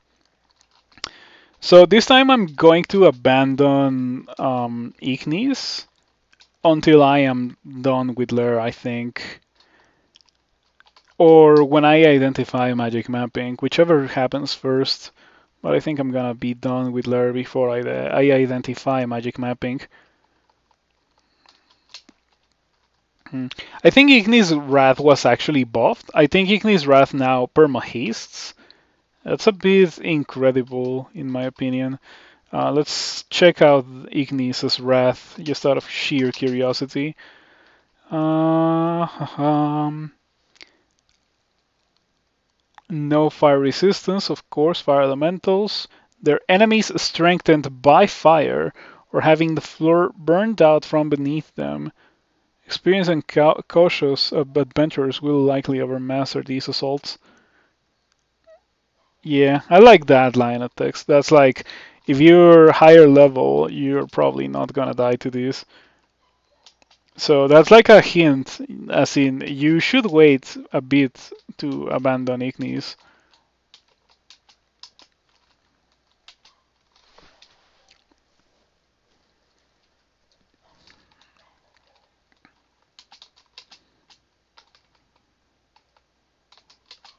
Okay. Just out of curiosity, does anyone here know what's the lifespan of a mosquito? Like, I was thinking about it the other day. How much of their maximum lifespan does a mosquito use to, like, mess with you? How much of their life is spent being annoying? Yeah. Cats can outrun fire elementals since they have adder speed about around 2 weeks. Wow. I wonder how much time did they sleep. Okay, I'm gonna exclude the water moccasin as well. 5 to 6 weeks, that's a lot more than you would expect. All of their time annoying me. Yeah, for sure. Mosquitoes suck. You know, there's a there's a lot of species in the world that people are sad that they are either in danger of extinction or like already extinct, or just like hidden well enough from humans that we pretty much think that they are extinct. But I don't think anyone would shed a tear if mosquitoes were to go extinct. Um, I asked my cousin, who was studying to be a biologist a couple of years ago, what was the function of mosquitoes in like nature, and it turns out that they are pest control. Like they are actually there to kill things, like cows and stuff. It's messed up. I think humans already do that job quite well. Um, so yeah, I don't think anyone would shed a tear if mosquitoes were to become extinct. Yeah. In fact, if it was to become too much of an issue, I wouldn't like be surprised if like some sort of vaccine was to be developed that would make your blood into poisonous blood for mosquitoes or something along those lines. Maybe in the future, or maybe it already exists and we just don't have it because in where we live, like mosquitoes are not actually like killing people, unlike in like Africa and stuff. Yeah, I am very glad that the mosquitoes that we have here do not have malaria. Talking about that, and now that I remember it, I have an uncle that got malaria from a mosquito. No, never mind. He didn't get malaria. He got Zika from a mosquito. Um, it was crazy. But he survived. And he didn't even know about it. He was just like feeling bad, and he went to the doctor, and the doctor told him that he had Zika, and he was like, "What is that?" So yeah, he was not particularly afraid of getting Zika. Mm. But yeah, this character is really strong, as you can see. Like Irradiate just carries you. I always say it, but Irradiate is a hard carry spell. You are set off, or you're set in regards to offense for the rest of the game when you have Irradiate. That's how strong of a spell it is. I love it. Whatever the ecological fallout is from eradicating mosquitoes is probably better than having them.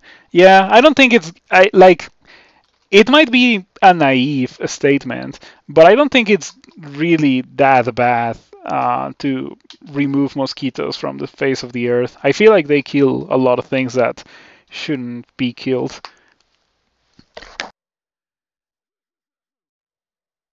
Oh man, my throat is like so dry. That's probably the way to describe it. I wonder why.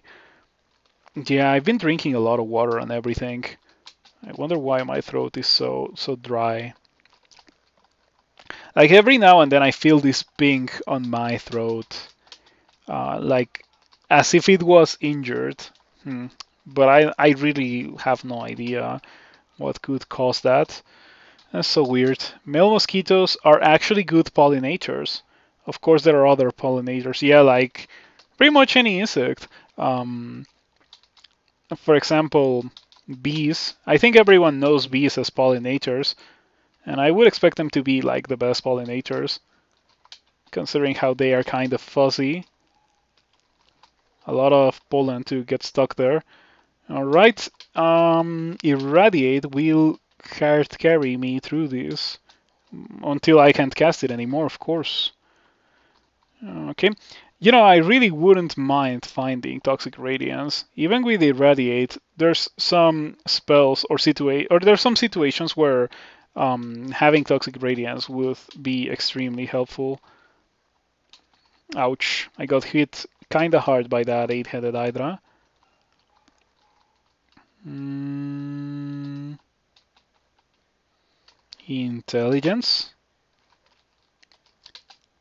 Okay, no more mana, but also no more enemies, so we can just stab these guys down. They really are no challenge for, like, no match for a shield. It's pretty nice. DDT has an interesting history. It basically removed malaria from the US before people realized how bad it was. Hey, shoutouts to DDT. Is it poisonous to humans, DDT? Because I don't think people use that stuff a lot nowadays. I guess a lot of poisons that affect insects are also poisonous to humans, but insects get affected by them in a much smaller dose, so they're actually usable in like human environments and stuff. Oh, other wildlife. So it's not only poisonous to like mosquitoes and stuff, but like other insects that we would prefer not kill or not killing. It makes sense. Okay. We're gonna drop the battle axe. We never really gave it use, but it's fine. And of course, we can't use it anymore now that we have the kite shield. I'm thinking that it might even be a good idea for me to switch to the tower shield. Yeah, do I have -1 or -2 on shields? Oh, it's -1 only. That's pretty sweet. No Starburst, but yes, Irradiate and Ignite Poison and Sticky Flame and Foxfire, which are pretty much the ones that I have been using so far. So we can definitely wear that for a while. Boulder Beetle. Okay, as long as it doesn't start rolling like crazy, we can definitely kill it very easily.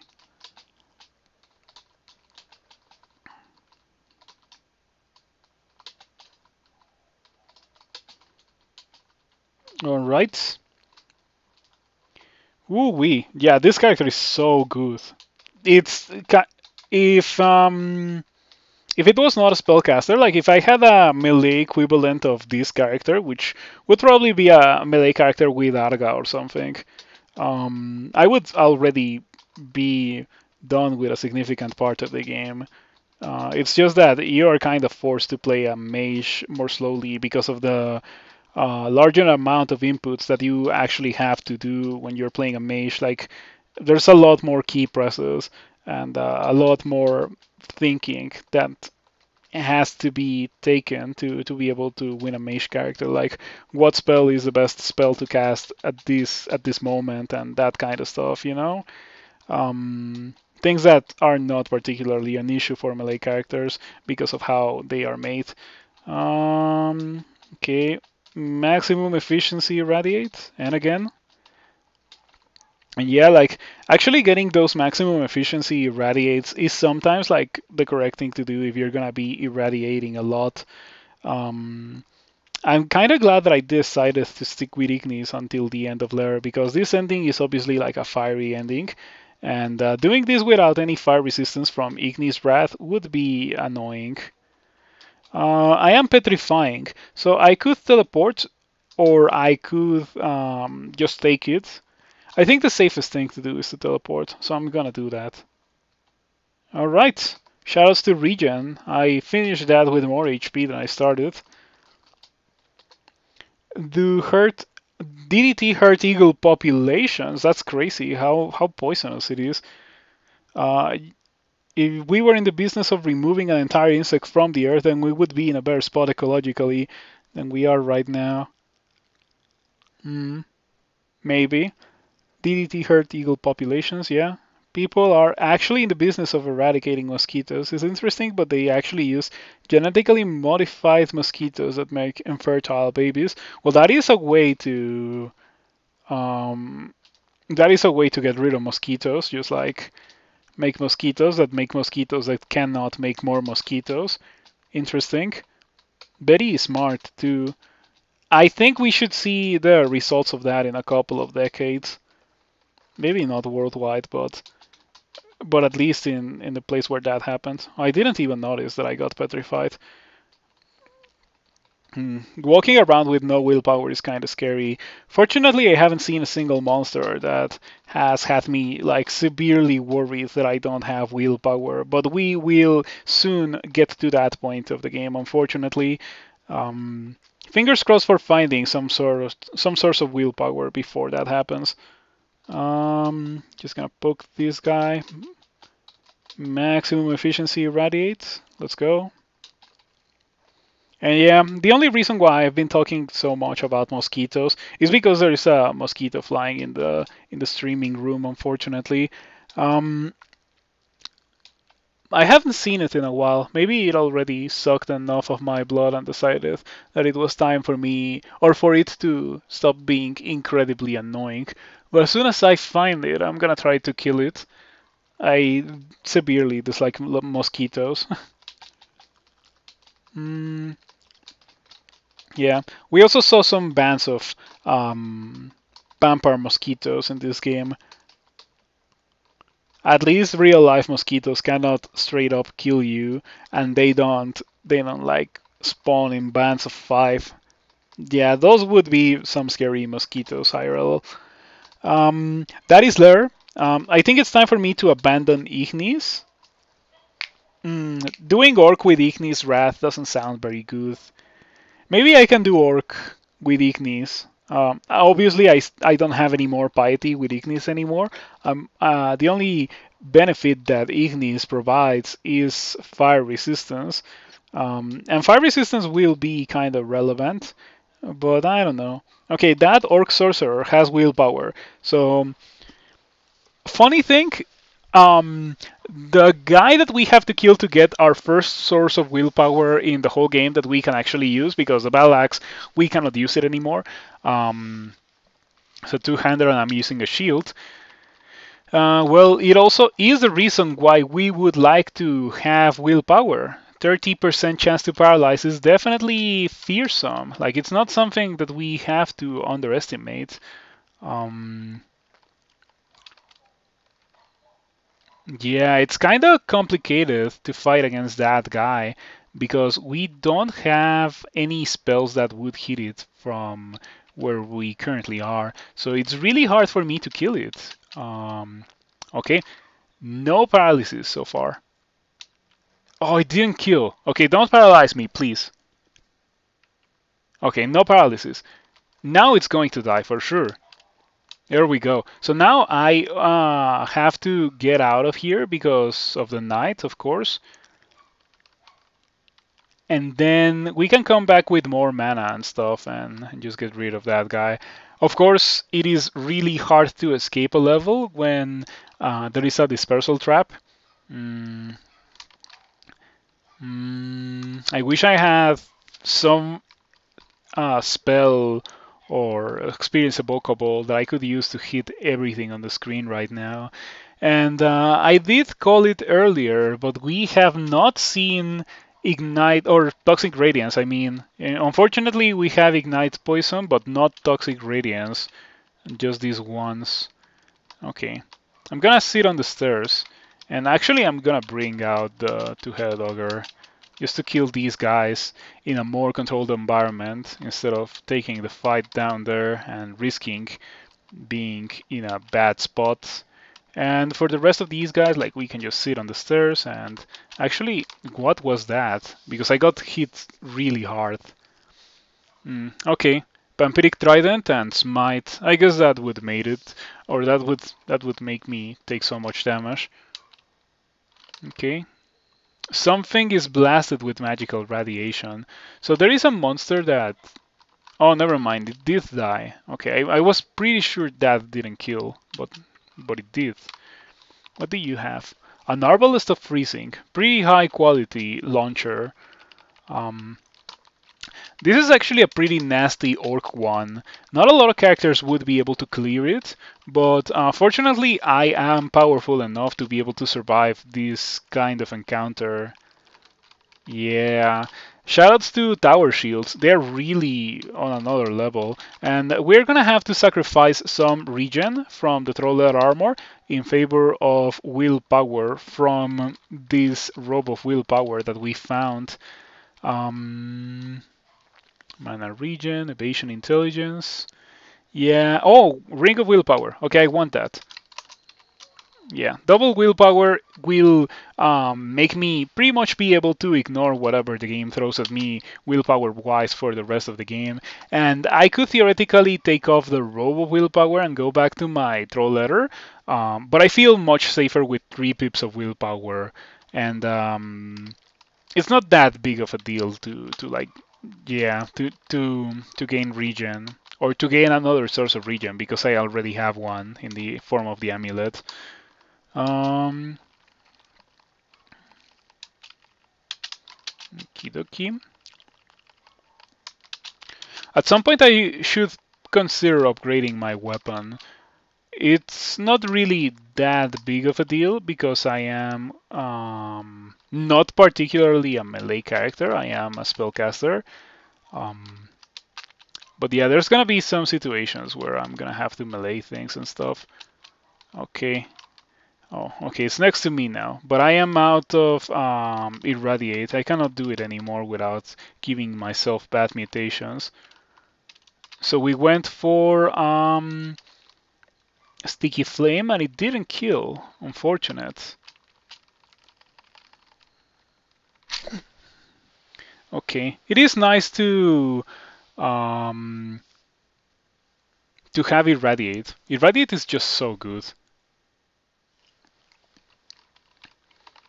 It is also nice to be an Ogre and to not have to worry about exploding if I lose 50 HP out of nowhere, because it's only like 1/3 of my HP as opposed to like 50% or more, as it would be with most other species. And that is why I like Ogres so much. Really, if I was going to make a species tier list in 2021, I did one last year. I might do one this year, of course. But if I was going to do one this year, or for this version, it would be pretty much what you would get if you were to sort species by maximum HP. Like I would certainly place ogres pretty highly, and trolls as well. And I would of course place cats super low. Cats are absolutely awful. Yeah. Cats are the opposite of fun. The worst thing about a cat is that it's not particularly hard for you to survive in encounters, but the thing is that it's very easy for you to survive an encounter, go back to the encounter, and be exactly in the same situation like one turn after you start the fight. It sucks. It's really like unfortunate. But you know what is not unfortunate? Finding 2 sources of willpower before that bolt, because that bolt has a bunch of ogre mages and stuff. 35 damage. Okay, I'm gonna put on. Well, I'm not gonna put it on just yet, but I do want to find Immolation. Immolation will win me this fight very easily. So fingers crossed for Immolation.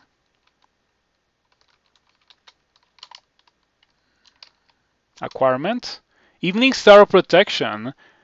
Ring of Wizardry. Cold Resistance. 9 mana and 4 Dexterity. That's a pretty good one. I'm not gonna acquire anything just yet, because like there's 3 things there that could be really good for my character. And we have the shops literally like next to me, so I can just finish this fight and then acquire something. Oh, brand weapon. Okay, I don't want to do that. This is kinda lame. I have no scrolls of Immolation. Yeah, no Immolation at all. That's kinda really, really unfortunate.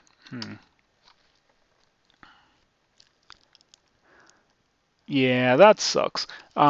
This means that in order for me to win this fight, I need to like think, you know.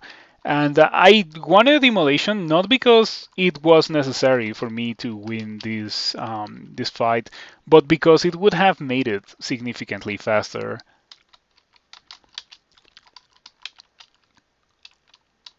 Yeah, regular ogres we can probably tap down. Two-headed ogres we need to use spells against.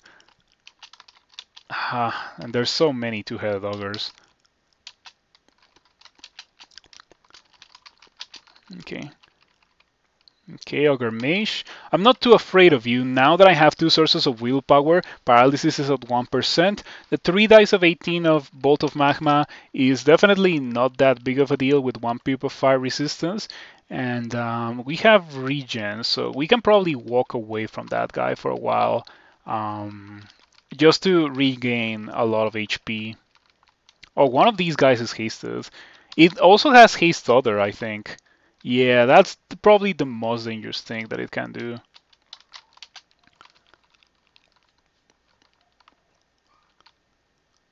Wow, look at those blocks. Shoutouts to tower shields, they're so good.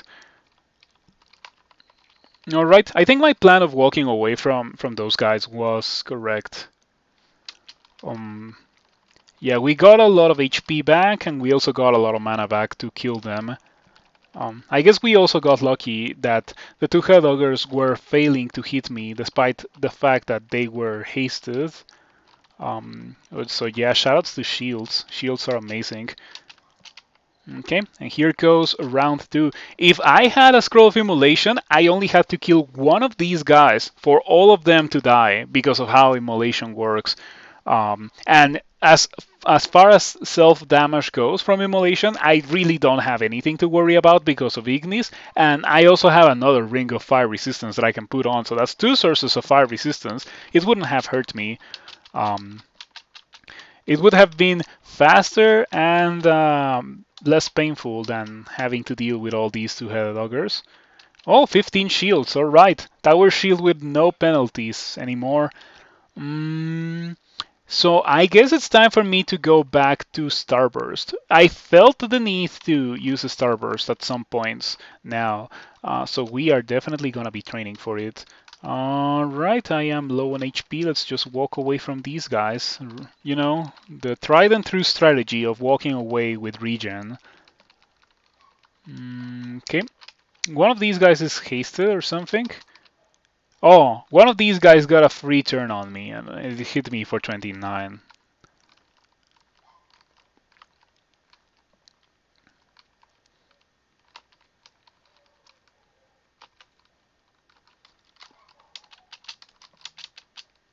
Okay.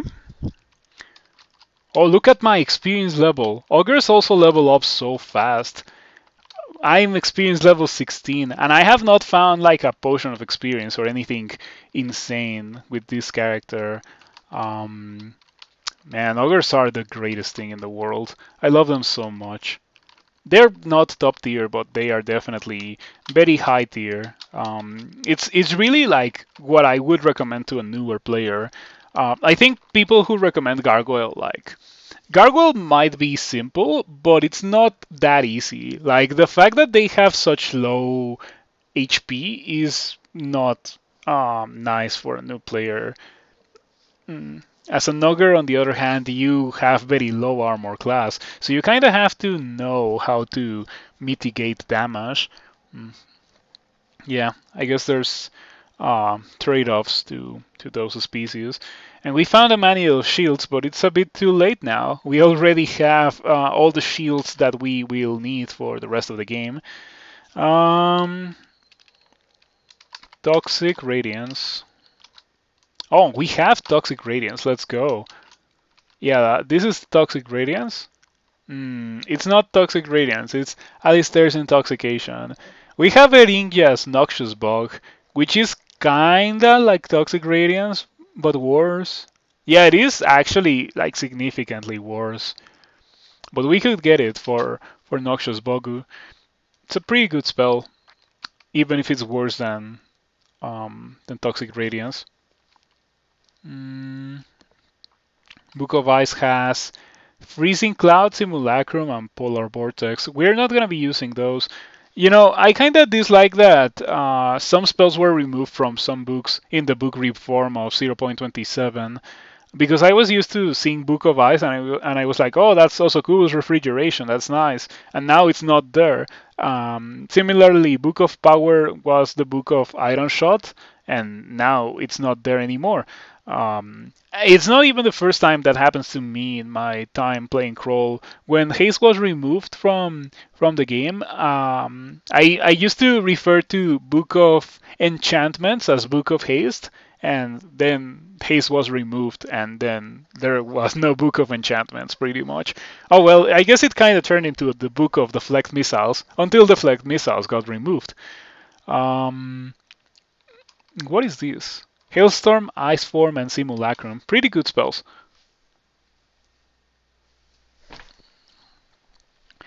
Alrighty. Book of Iron obviously has Iron Shot. Animate Armor, Blade Hands, and Iron Shot. Yeah, from these books, I don't think I care about any of these things. Maybe Passage of Galubria. But I don't like Passage of Galubria that much. I feel like it's too much of a mana investment. Whatever. Okay. If I need one of those spells, I can just search for it, and the game will lead me to those shops. I want this potion, of course. I may want the ring, but not really. And yeah. Was that it? Antique Armor Boutique, Antique Weapon Emporium, Book Boutique, and Sword Antiques. Wow, really lackluster orc. But it's fine. Okay, it's time for me to abandon Ignis. Let's see. Let's go Behemoth, because I like Behemoth. Do I want to go Behemoth? I could also go Kawaru and test both Ignis, or the Ignis start, and the new Kawaru changes in a single character. But now let's go Behemoth. Ignis blazes with a vengeful fury. Ignis burns away your fire resistance. That's fine. Yeah, that's fine for now. Okay, we are going to finish the dungeon.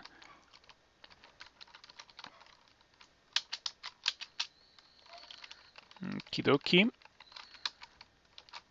Slime creatures. As long as they don't merge, we should be able to kill them very easily. So I need to find them in an open area where I can prevent them from merging by having them melee me, or at least try to do so, because at the end of the day I do have a tower shield, so it's kind of hard for them to actually be able to melee me. The Tengu here is pretty scary.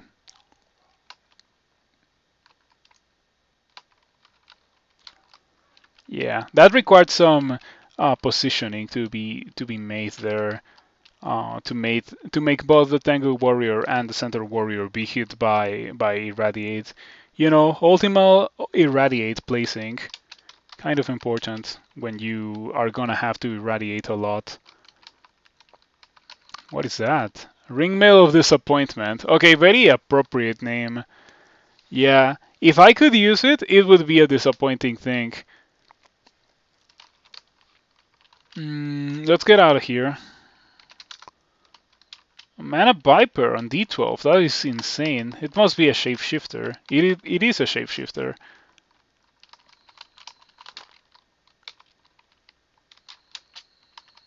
Oh, never mind. This is a shapeshifter. The hog was actually just a hog from Kirky, because Kirky is in this level, I remember. Yeah, there she is. We have a lot of willpower, so we don't have to worry about getting turned into a pig, and we can just like destroy her very easily. Okay, Fuming Dark Potion. Oh, we have the Scroll of Acquirement. I guess I could acquire an Evening Star and kinda become a melee character now. Ignis burns the ground from beneath your feet. Ooh, Gauntlet. Okay, thank you for that, Ignis. It wouldn't be the first time that I die from going into a portal bolt that I shouldn't have gone into, and that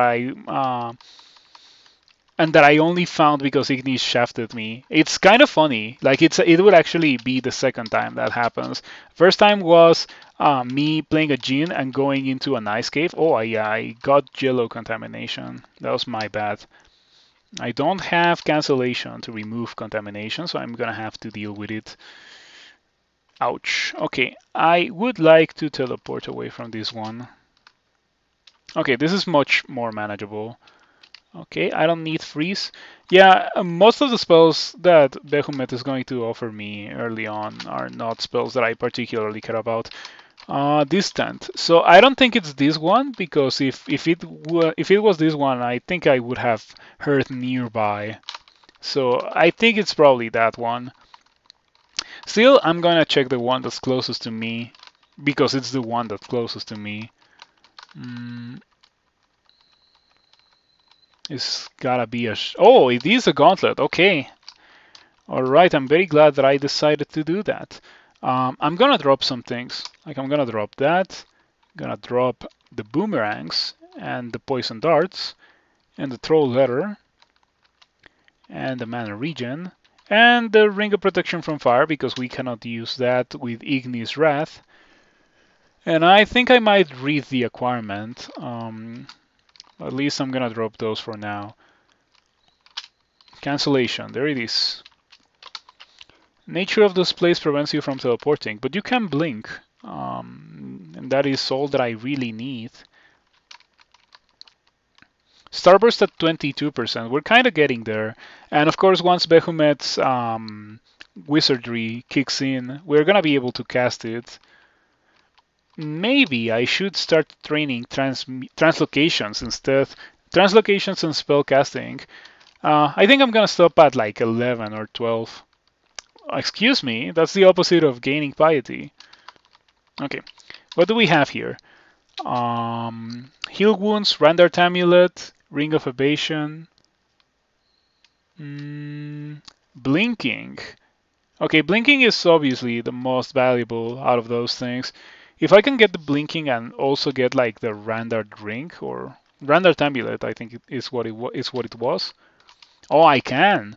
Okay, that's nice. So I'm gonna get the scroll blinking and the Randart Amulet. What would I have to fight for those?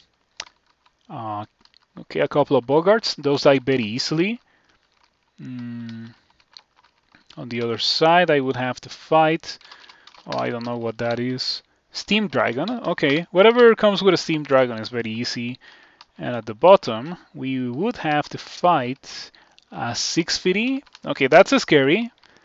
And no, 2 650s. Okay, really scary, but very manageable. Unless I get affected by Ignis Wrath, in which case things can be pretty bad. Oh, Bogart summoned more Bogarts. Okay, that's terrifying. Yeah, we are getting awfully close to being in a really bad spot because of Bogart summoning Bogarts. It's not the real one. Is it a summon Bogart? Yeah. Okay, so the real Bogart is invisible somewhere. Oh, I killed it with Irradiate. That's pretty sweet.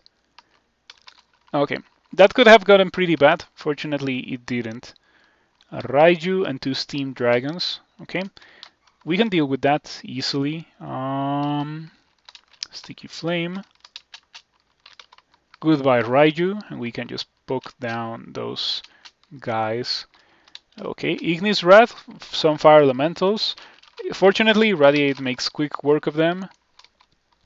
And let me rest my mana before going in there. Okay, Irradiate, and they die. Easy peasy.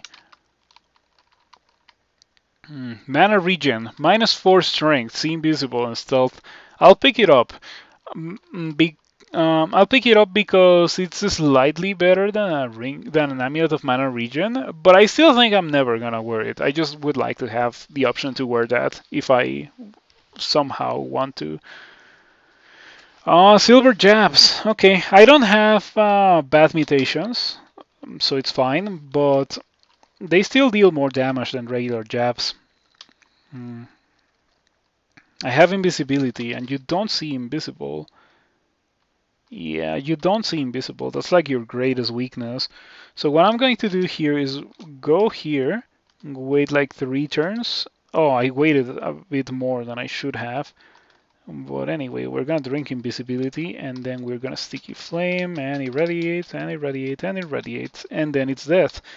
I probably shouldn't have even like used invisibility, but it's not like I'm gonna give that too much use. Manual of Transmutations and a Book of Transfigurations. Okay. All right. And a Felid skeleton. Okay, that's funny. A cat skeleton.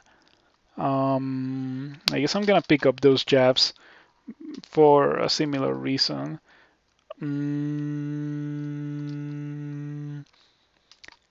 Yeah, I can drop these now because what I just picked up is better and it doesn't put me at 1 dexterity. All right, that went well. Let's get rid of this and this and this and this as well. Let's pick up my stuff. Yeah.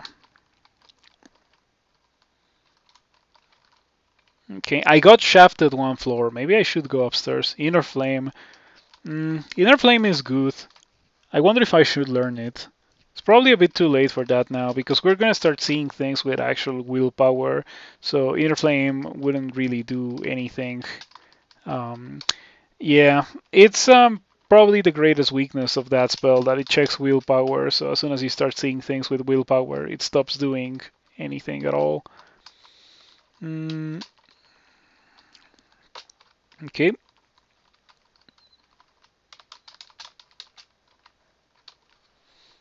Hey, we got another magic mapping. That's pretty nice.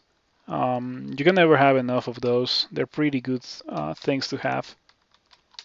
Irradiate, irradiate. What hit me? Bolt of fire, and that's it? Okay, I probably shouldn't be fighting Pyromancer if it hits that hard.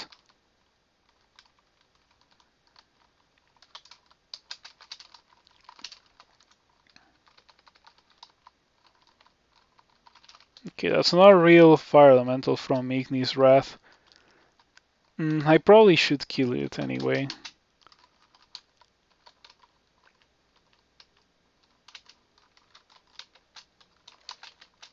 Alrighty.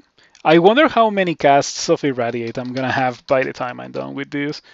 Because to be completely honest, Irradiate is kind of like pressing tab for this character. It's kind of like the go-to for damage dealing for this character.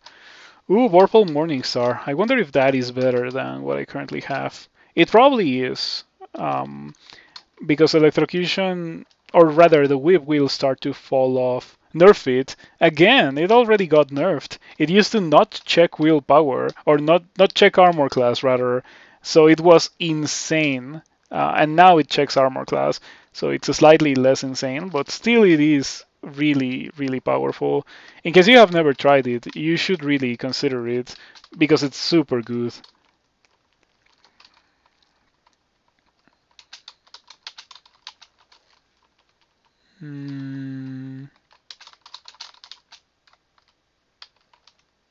Okie dokie. Shafted into D15. Okay, we can deal with that. Yeah, that is. I'm very glad that I decided to wait because getting shafted from D14 to D15 after doing Leranorc is significantly less scary than getting shafted from like D14 to D15 before doing Leranorc and that kind of stuff. And yeah, similarly getting shafted in lure branches. Like the later the game goes, the more manageable getting shafted is. It's obviously still bad, but it is much less deadly than it would be earlier in the game. I think I'm gonna turn off fighting or fire for now, and we're gonna train spellcasting, and eventually Behemoth is gonna give me Behemoth is gonna give me that thing that I want. Wow, can you please? Okay, that was a lot of miscasts for a 16% chance to miscast the spell. Yeah, Behemoth is gonna give me Wizardry to conjurations and similarly explosive stuff, and it's gonna help me cast everything that I have except for a port and blink.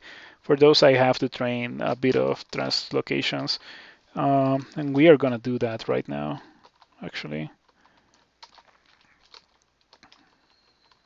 Finisher. Oh man, why couldn't I be a Formices? Well, I'm not gonna use that because it's a two-hander and I already invested in my shield. But if I was not an Ogre, I would definitely love to use this.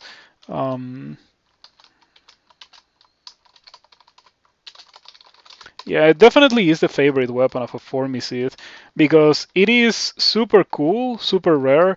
Um, And as a Formicid, you can actually use two-handed weapons with a shield. So that is a fancy way to say that you can use two-handed weapons. And really, Formicid is like the only species in the game that can use a two-handed weapon.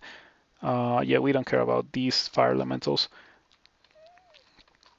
I should also consider getting like at least 1.0 delay on this Evening Star. Yeah, I think I'm gonna get the Evening Star.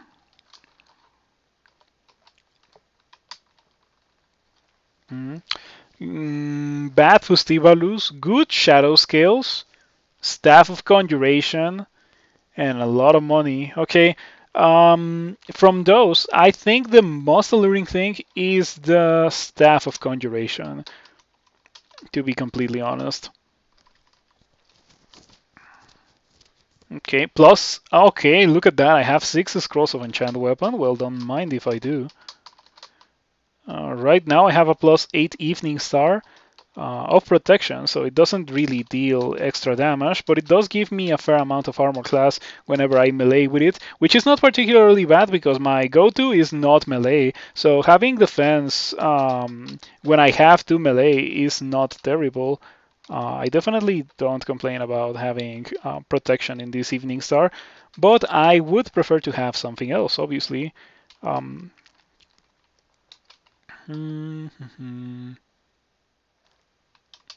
so yeah. I think I want the staff. However, I don't want to have to juggle weapons. That's actually something that I greatly dislike. But I like the extra power on the staff. Um, yeah, I already enchanted the Evening Star. I'm kind of committed to it now. Um, maybe the money. I could also get the shadow scales, but the thing about the shadow scales is that they are not particularly great. I would rather wait for like storm scales, which are actually much better. I don't value the stealth that you get from shadow scales that much, or at least I don't value it nearly as much as I value the resistance to electricity that you get from storm scales. So yeah, I'm not gonna get shadow scales because of that. Hmm.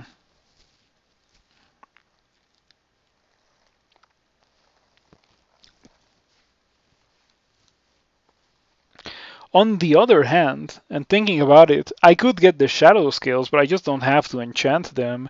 And that is like a lot of extra armor class that will come in very handy considering how we are about to get the spell enhancement from Behemoth.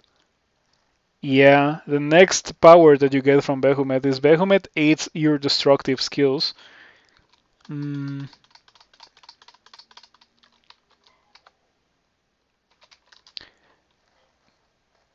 Yeah, and we're about to enter a part of the game where it's gonna be slightly messed up if we have these bad defenses despite my massive HP pool, which is a Lure Branch, Shoals, and Snake. Okay, thinking about that, I think I want to do Snake first and train for Noxious Bog, because Noxious Bog is super good in Shoals. Um, so let me go buy that. Unfortunately, I haven't bought a lot of things this game, so we can easily afford that. Um, Oh, look at that! 8% chance to... Oh, never mind. They say 83 chance to miscast. For some reason, I thought it was 8%, and I was like surprised because I don't have any poison magic skill. But no, of course it's 83. We're gonna train this to similarly 13. And eventually we are going to also train transmutations. Maybe we get like statue form. I also have access to dragon form, manifold. I already have both those spells, but I don't know about that. I'm not too convinced. Like obviously it's really good. Like I know it's pretty good, but I'm already too committed to what I'm doing. Like I already trained for a shield and everything, so nah, not this time. It will also be expensive to get. I would have to train a lot of transmutations, or rather, not a lot of transmutations. I already have enough of it, and I have a manual, so it would be really quick to get that. But a lot of translocations and a lot of unarmed combat to make use of it. But of course, it is like really some of the best damage output in the whole game. So let's do Snake to farm experience, so I can do Noxious Bug in shoals.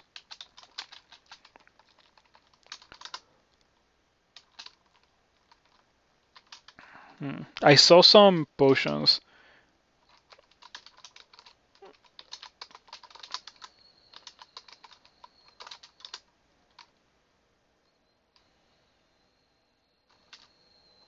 Oh yeah, that ghost. That ghost that hit like a truck. I remember it. Is there any more ghosts that I haven't killed? Oh, there's one on D4. Let's go kill that ghost. Yeah, I think that ghost had a book that was slightly irrelevant to me. Of course, the ghost is kind of trivial now. Pass wall, swiftness, and invisibility. Yeah, we're gonna get that. And we should probably also get this.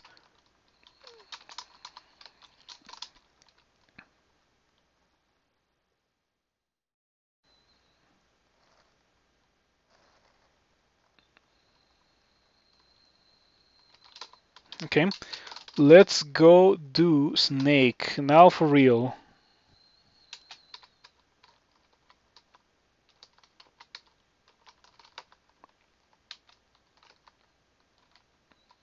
Oh yeah, I don't have poison resistance. Some skills in Layer 5. I could pick those up. I could certainly wear them. I might do it. Yeah, I'm gonna do it after I'm done with this fight. Stone Arrow. Did I see Stone Arrow? Yeah, we got Stone Arrow. But I think I don't need Stone Arrow because I have a +8 Evening Star. So if I really need to deal physical damage to things, I have better ways to do it than Stone Arrow. Oh, come on, you're not dead? Okay. Oh, look at that, an upgrade. +2 tower shield, let's go.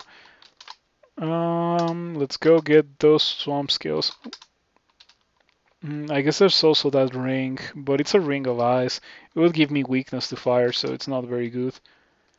How long until I am... how long until I have mollified Ignis? Still a while.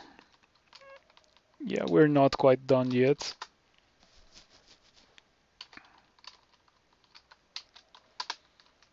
Okay. Yeah, that's perfectly acceptable. We can deal with that. And we will lose 1 pip of willpower, but we have 1 source of willpower. We should be okay, theoretically. It just like greatly increases the chances of me getting destroyed by a hex. A shock serpent.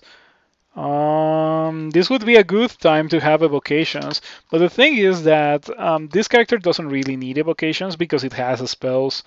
So normally evocations are kind of best for melee characters that don't have access to things to do from afar.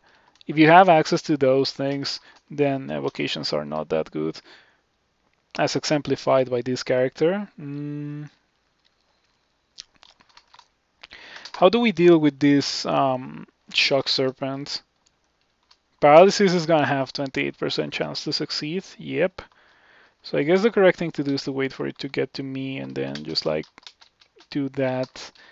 And the damage is incredible, but fortunately we have a lot of HP being an Ogre. Oh, that's a really nasty spawn of elementals from Ignis. And I would assume that I'm still... Oh, never mind. Ignis is gone now. That was it. That is it.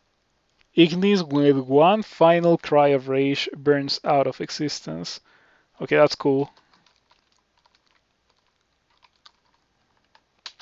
Yeah, okay. So the score is 2-1 in favor of Ignis.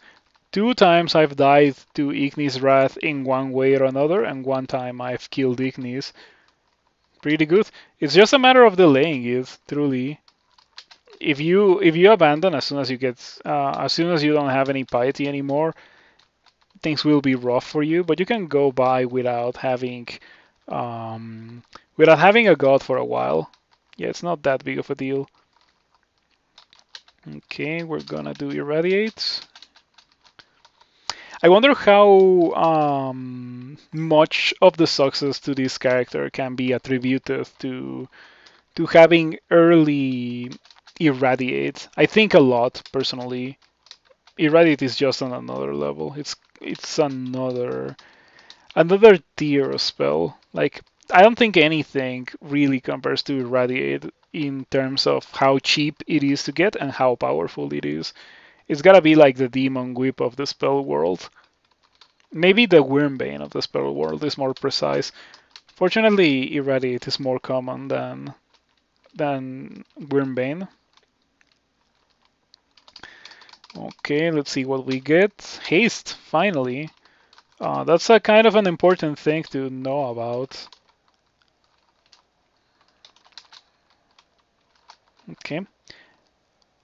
Book Boutique. Okay.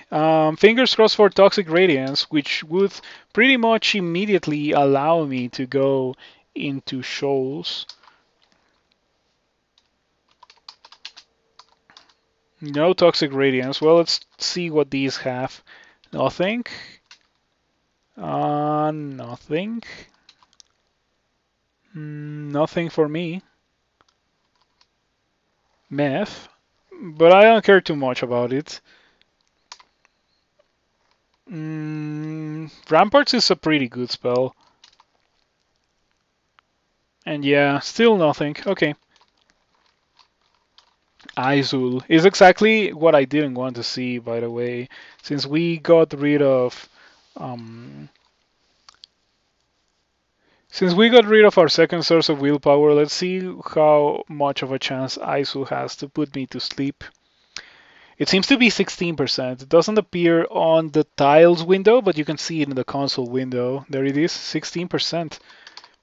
So, oh, look at that. I guess we already got Vehumet's, yeah, 8-0 Destructive Magic's buff. Look at that, 22% chance to miscast Bog. I'm gonna do it. Just for funsies. Get over here, Izul.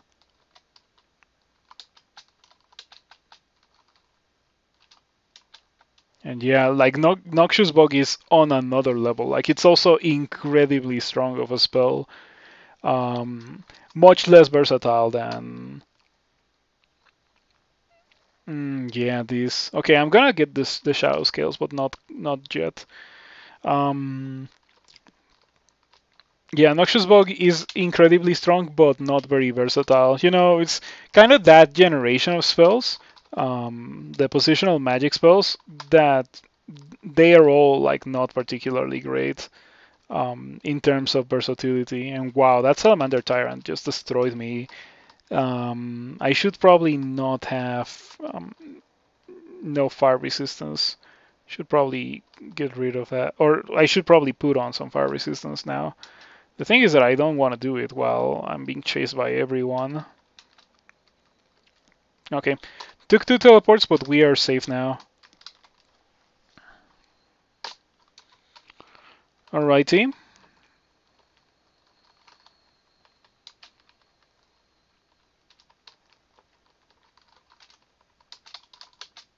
So poison resistance and fire resistance, very important things to have. Oh, Bashnia. Okay, no, I don't want to have anything to do with that.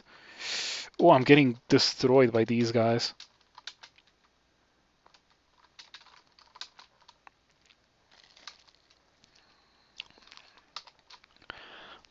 I wonder if I'm gonna be able to heal with Ambrosia enough by the time they reach me.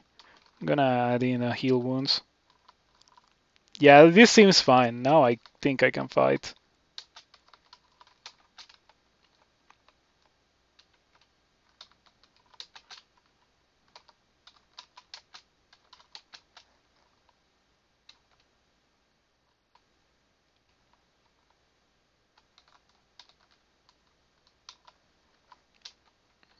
Bashnia resists. Oh, she has a barding of fire resistance. Well, if I was a Valentonga or a Naga, I would be very happy to see that. But as you can see, I am not any of those, and it kind of sucks to have to deal with that. Um, Especially considering how much HP she has, around 160. Not a lot of armor class, though that stat is misleading because she has armor class from her weapon. Hello, Railbird. Good to see you around. Thank you for stopping by. Mm, how has it been going for you? Have you finally won 2 human fire elementalists in a row? Fish 2 Larnbark book Silent Spring was actually written on how the chemical industry covered up the harmful effects of DDT, leading to the eventual institution of the EPA. So it was killing fish and it was killing eagles. And that's crazy. And it is not used anymore, right? Hmm. I wonder, like that kind of thing makes me wonder what thing do we do right now that appears common to us, but in the future people are gonna be like, oh yeah, they did that in the year 2021. Yeah, that was messed up. How could they ever do that kind of stuff? I have not broken the curse yet. Oh man, that's lame. That's unfortunate. Um, I hope you do it sooner rather than later. Maybe this is your version. But if I have to be completely honest, I don't think it's gonna be your version because 0.27 is really difficult. Um, Heavily wounded, misshapen. If I had Circ, this would be a nice time to Circ, but I do not possess that knowledge at least. And yeah, I don't think I'm gonna kill her with 1.2 delay plus 8 Evening Star. It just doesn't work like that. Okay, so what do we do here then? I could teleport. I could also drink a potion of 3 to nuke my evasion, but give me a lot more HP and armor class. Yeah, if I'm not gonna teleport, I probably should use the potion of 3.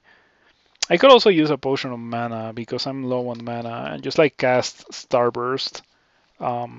Because I cannot use Irradiate anymore. I am too contaminated to use it. It would be nice if the game prompted you, hey, further casts of this will probably give you yellow contamination. Are you sure you want to do that? You killed at level 22 human fire elementalist and Shoals 1? Oof, that's bad.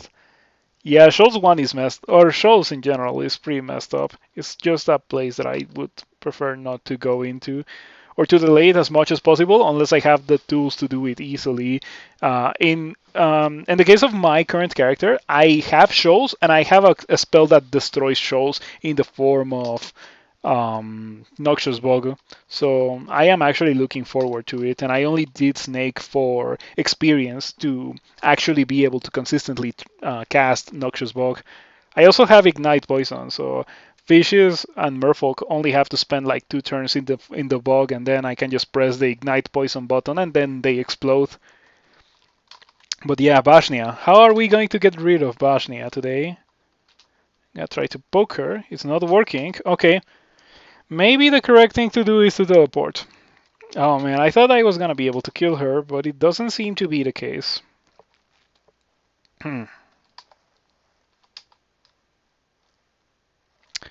Maybe I can fear her. I don't know if she would run away. Maybe I can also drink cancellation, but that is a bit too expensive for me. I don't want to do that. Let's just drink teleport or re-teleport. Okay. Yeah, as you can see, it's kind of hard for me to hit her. I don't have good accuracy because I barely have trained. I barely have trained maces, and I really should. Okay, Behemoth gave me Airstrike. All right, Airstrike is pretty nice. Mm,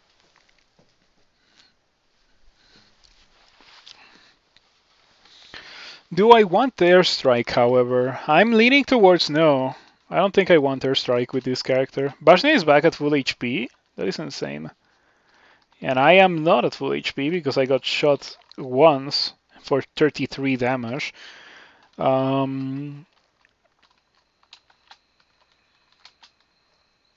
I'm getting destroyed by these guys. Okay, it's time to not do it. Few buffs like Lignification along with Brilliance to kill Bashnia or Orb of Destruction. Yeah, I don't have those, but well, I have Brilliance, and probably Brilliance was the correct thing to do. Or I could just use Noxious Bug. Noxious Bug definitely destroys. It destroys everything. Like, to be completely honest, it's a really powerful spell, but it has a major downside in the sense that if there's walls, it's trash. As you can see, it doesn't do anything to that Mana Viper.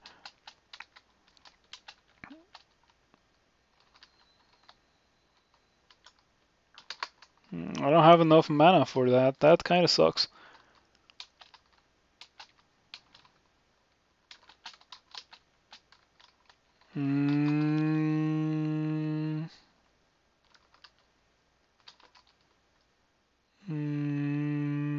Ice Blast. Well, that got rid of that, but I still have a Salamander and an Anaconda to worry about. Okay, we killed the Anaconda with my Bath, or with my barely trained weapon.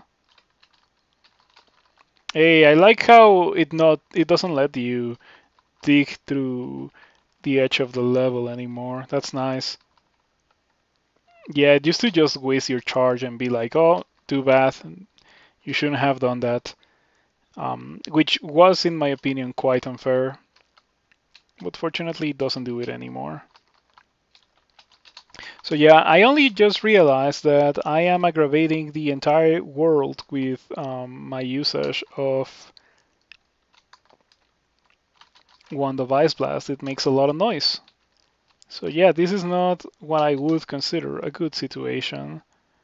Okay, I regained 13 HP with heal wounds. Unfortunate. Fear. Okay, fear worked wonderfully. Now it's time for me to bail. What is that? Scorching. What do you have? Foxfire, Fireball, Summon Cactus Giant. This is new. Summons a warrior from a particularly prickly tribe. Foes that strike these giants in melee are in for a painful surprise. When cast at a higher power, older, more robust warriors will answer the call. New cactus spell, I guess. I like how how the icon for the spell is just a huge interrogation symbol in tiles. In console, I don't get a symbol or a tile for the spell, so I'm kind of used to that. But yeah, it's a summoning spell at the end of the day. I don't really like those. Oh, yeah, Star Polemic, if you're still around, since you were asking for trunk changes, Shadow Creatures is no longer a player spell. Summonings are usually, well, summonings are mostly reduced to one, except for like the really lame ones like summon Small Mammal and Call Imp, I think, which are limited to two. And Haunt, I guess. Haunt is limited to 8. It's not that strong anymore, but it's pretty good. And also the reduction from um, the experience reduction from pets killing stuff is now gone. That is probably the greatest change. Yikes, that's rough. I don't want to teleport in Snake 4. Oh, come on. Of all the places where I could have landed, I land right here in front of enemies. That sucks. Hmm. Hmm. I feel like I want to fear again. Ooh, okay. I wonder if I have enough mana to hold my ground. Probably not. Like, I can do Noxious Bogu. With some luck, I actually get to cast the spell. And I could also do a couple of Ignite Poisons or a single Irradiate. The thing is that the Salamander has a bow, so it's not incentivized to walk towards me, and it's also next to a wall, so it's not going to be affected by Noxious Bog if I do cast it. Now I have another option, which is going downstairs into these ones. 1, 2, 3, and then going downstairs is like 5 turns. Let's see how it goes. Come on, that is ridiculous. Yeah, this is really messed up of a situation.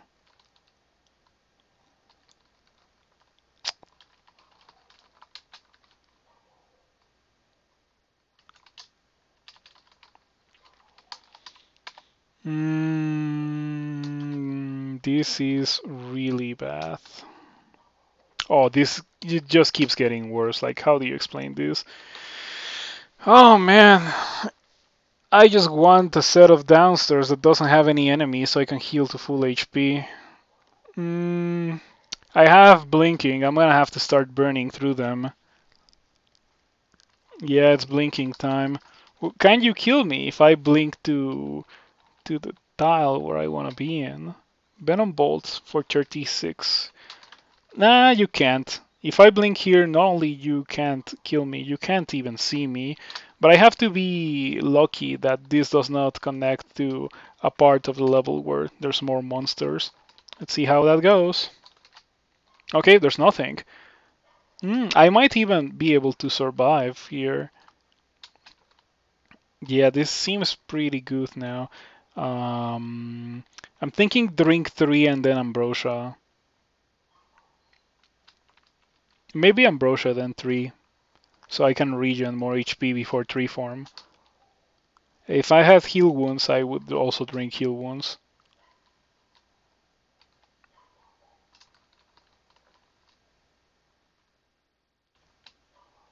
Okay.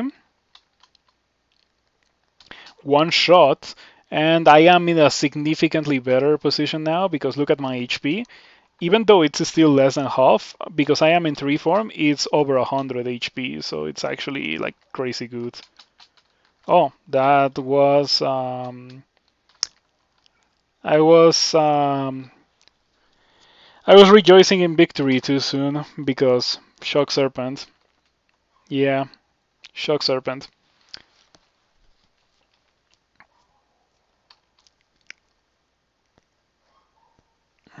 I wonder if I have what it takes to be able to kill this Naga sharpshooter. If I had to guess, I would say that I don't, because I not only do I have very low HP, but I also don't have a lot of mana. 10% bug is gonna have to be enough for now. I really need to get maces to be able to fight things when I don't have mana. I'm gonna need 16 for minimum delay on this Evening Star.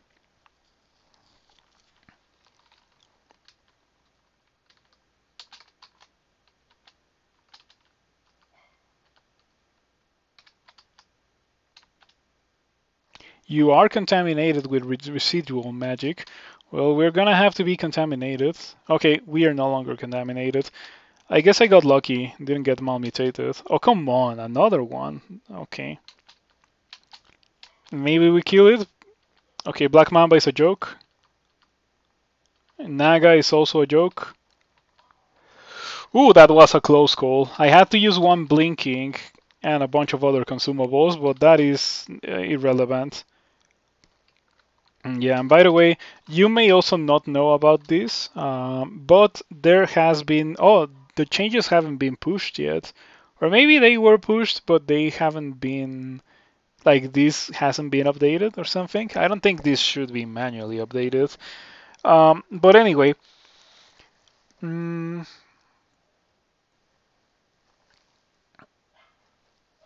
no, I think it was updated. Never mind. So Longblades lost riposte. They don't have riposte anymore.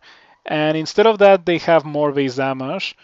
So this scimitar is not that good, but compared to a 0.27 scimitar, this deals more damage. I think in 0.27 scimitars deal 11. This one, as you can see, deals 12. Um, and if I didn't already have a pretty good weapon in the form of a +8 Evening Star, I would be very happy to find this, and I would probably train Longblades. But I don't need it anymore. Mm, Alright, well that was exciting, and I'm very glad that I managed to survive despite all odds. So now we can... Oh, okay, let's just close the door and go elsewhere. Okay, I really wish I could hurt it from afar, but I currently don't have those skills. Like, I can kill it from melee relatively easily, but um, it will hurt me. Yeah, it is guaranteed to hurt me quite a lot. Not so much that I would like to use a potion of 3 to give myself the best chances to survive, but it is going to deal like maybe up to 100 damage. Maybe.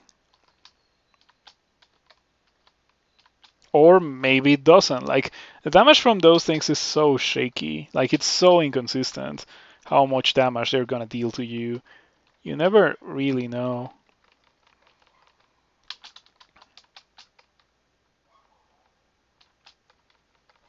Okay.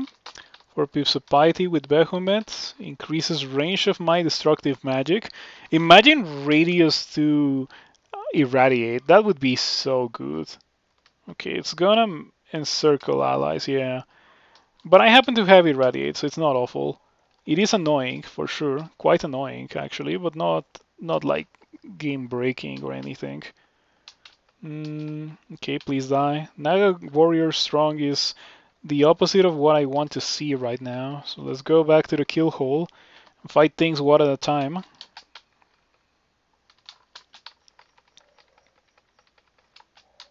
Oh, I got cured by that Naga Warrior.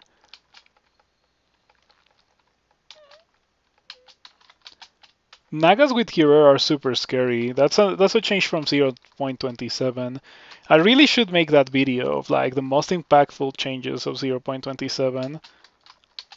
But I'm just not good at making YouTube videos. Like I think I don't even think that I'm particularly good at streaming. The thing is that I'm good at crawl, and I am relatively okay at explaining my thought process, and I think that has like those two things combined have made it for my relative success at streaming.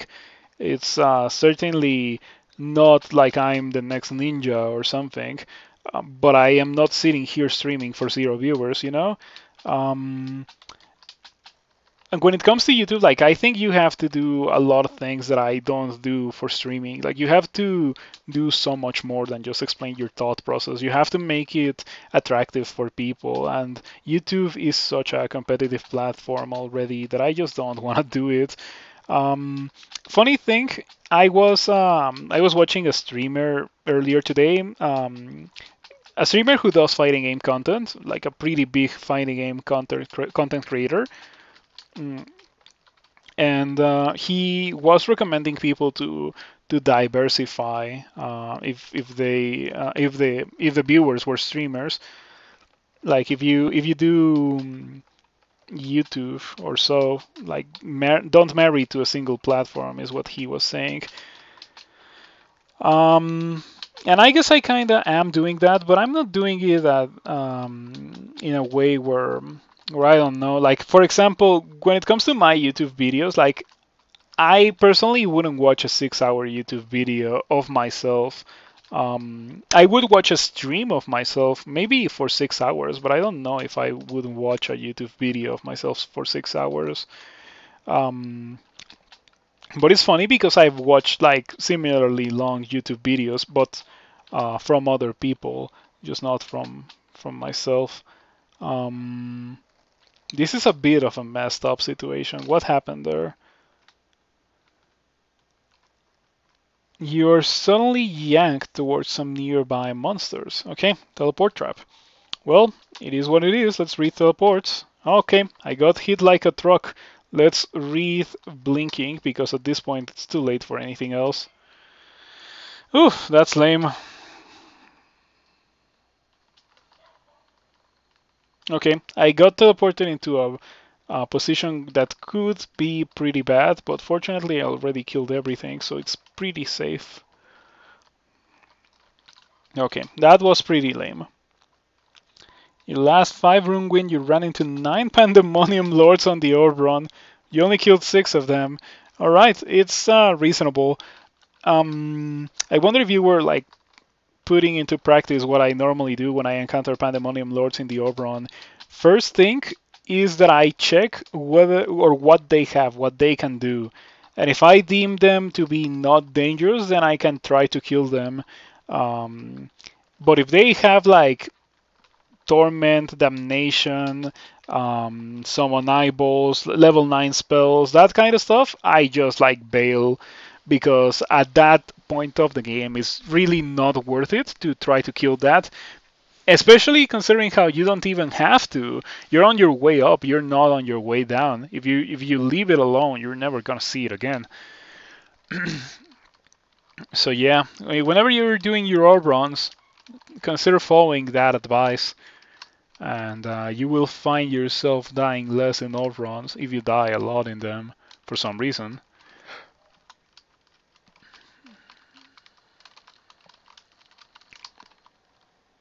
You passed on the Panlords that had silence and paralysis. Yeah, those two.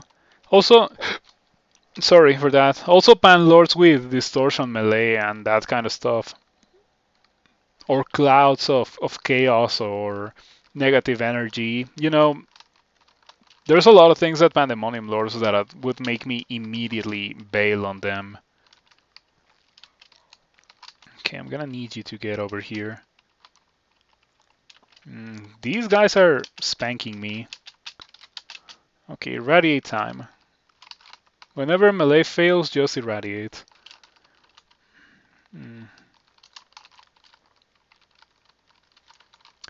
Naga Warrior Band is pretty dangerous.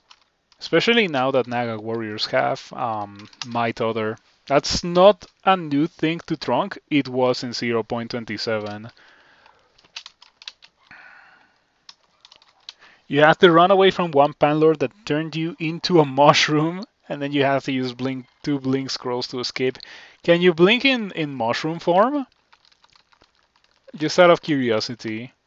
I would assume that you can. It would be too messed up if you couldn't. Okay, I got my rune. Let's get out of here. I skipped like half of Snake. So I know that Snake 3 or so, like they're gonna have things. Who could have guessed that a fight against Bashnia gone Ori would have resulted in all of that? It was not a fun experience. Okay, yeah, we can just skip that altogether. No reason for me to do it. And this level is a level with Bashnia. I can kill her. Oh, never mind. The Salamander Tyrant actually makes me want to leave. We are going to bail.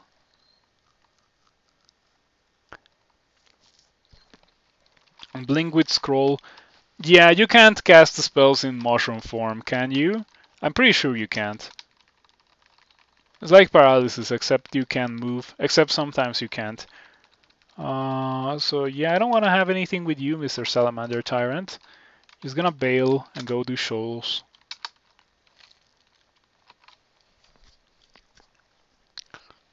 Okay, 16% chance to miscast Noxious Bogu. It's not good. I think we can stop training the Evening Star for a bit, so I can have that. I could also do shoal, or I could also do bolts instead of shoals.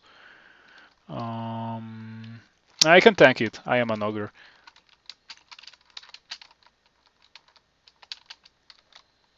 Okay. No, that's not what I want. This is what I want. That was a lot of damage that we took out of nowhere. 24 and then 34. Okay, time for me to get out of here.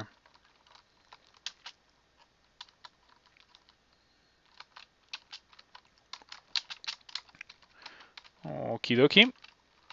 Not bad at all. Another alligator snapping turtle. This entrance to shows has had a lot of those guys. It's a bit surprising.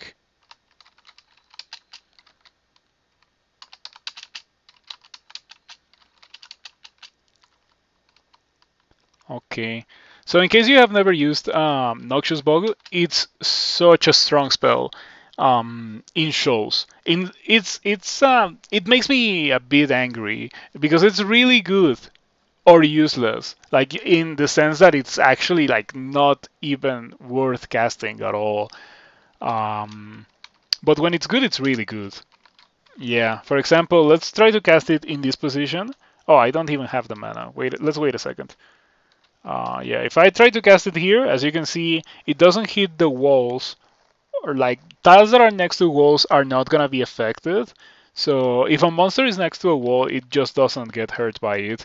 And you might think that this is not a big deal, but there's some places where this spell would be really good, except for that. Like Spider. In Spider, this spell would absolutely destroy everything. But the level generator places random walls that don't really work as choke points, but they are just enough walls to make this into a useless spell there, and it's so frustrating. Fortunately, this time we didn't get Spider, we got Snake, which also places a lot of walls, but it's more manageable than Spider at least. But yeah, as you can see, this spell is incredible here. Like, it just destroys everything. And yeah, in in Snake, for example, if I had gotten shafted into 7 monsters or more, yeah, it's actually 9 monsters, into a line of sight of 9 monsters, I would have been pretty scared. But here, I am not so scared because I can just do this. Well, maybe first do digging. Do I no longer have digging? Oh, I ran out of digging. Well, that's a bit of an issue. But yeah, I can do this and maybe even fly, just to fly over my Bogu. And okay,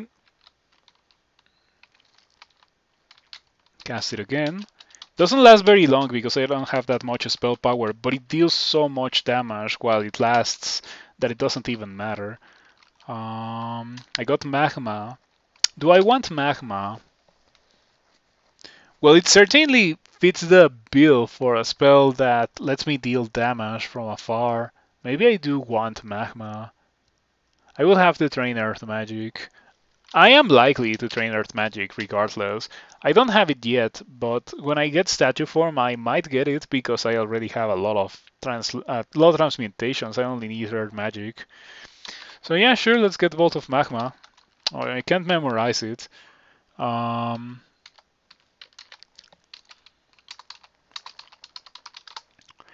Okay, this scroll might be Amnesia. Oh, it's Silence, okay. So yeah, it seems that I don't have enough spell levels to be able to learn that. Maybe later. Oh, I almost quit. I almost quit by accident. I'm very glad that I didn't. I don't even know how I access that menu. That must be like a new 0.28 thing. Or maybe 0.27, but I never encountered it.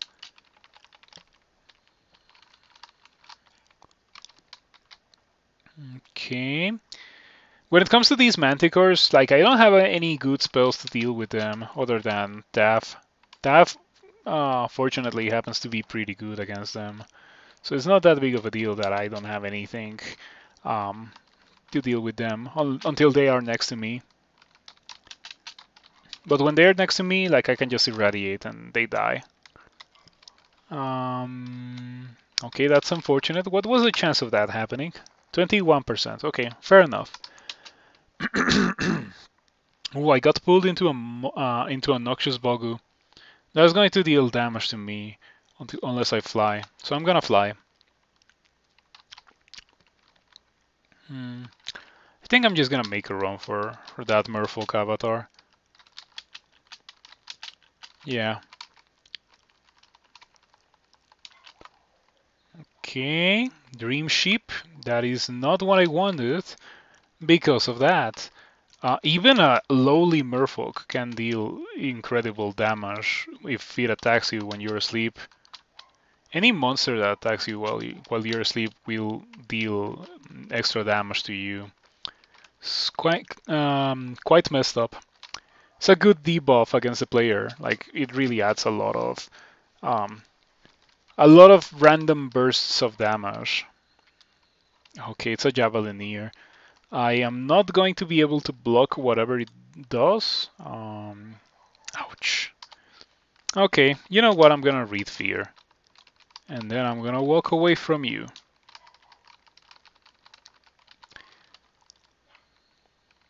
Okay. Attraction seems correct.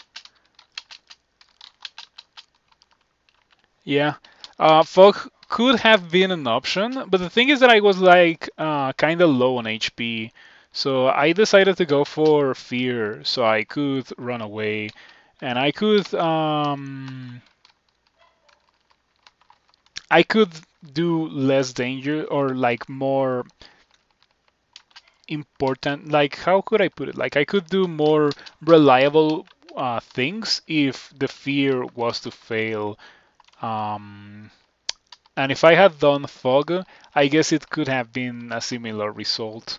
Um, but yeah, I value fear a bit less than fog because later on there's a lot of things with like high willpower that don't really get feared that consistently.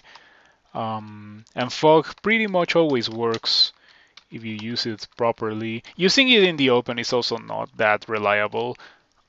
Yeah, using it next to a wall or in a corridor is much better than using it in the open.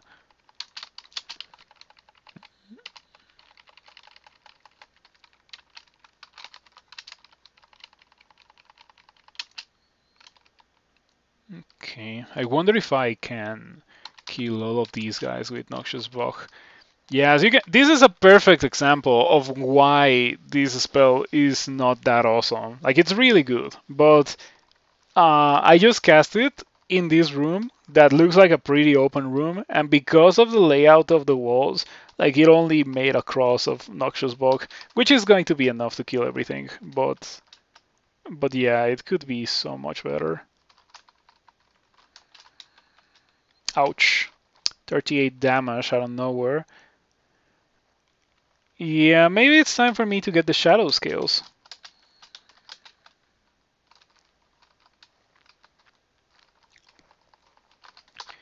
Okay.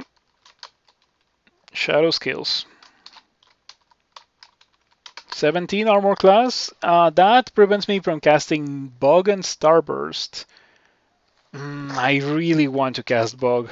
Like, I actually refuse to use that, even though it gives me 5 more armor class. At least for now. Um, yeah, I need to keep training that because I want to cast Bug. But after I have it castable enough, I am going to start training armor, which I haven't. But yeah, the lack of armor class is starting to be noticeable.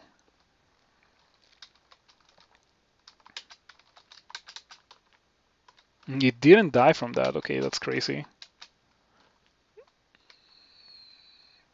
Probably I should have like Starburst or something in my quiver.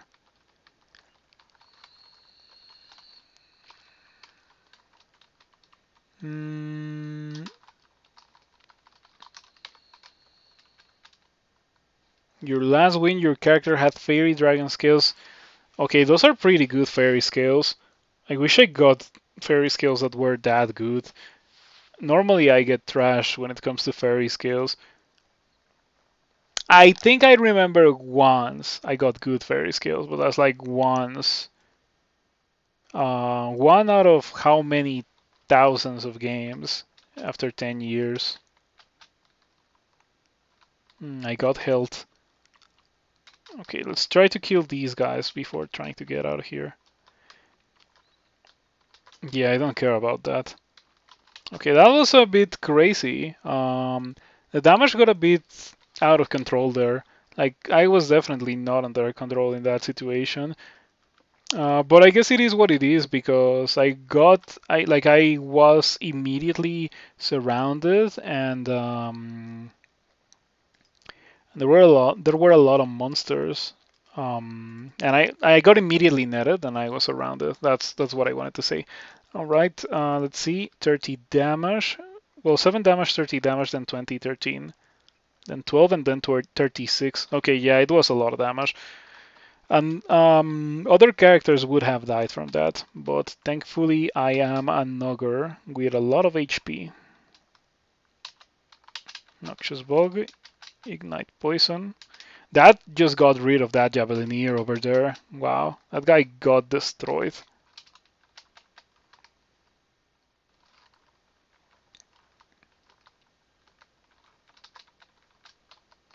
Okay, yeah, that is not like, oh, no wonder, it's because it's Ilsuiu's band. Okay, Ilsuiu dies really easily to Noxious Bug. Like, everything here is weak to this because they're not resistant to poison. And even if they were resistant to poison, Noxious Bug just deals that much damage. Look at that. Ilsuiu dies. Beautiful. I love Noxious Bug. It's really like one of my favorite spells. When it's good. When it's bad, it's really bad.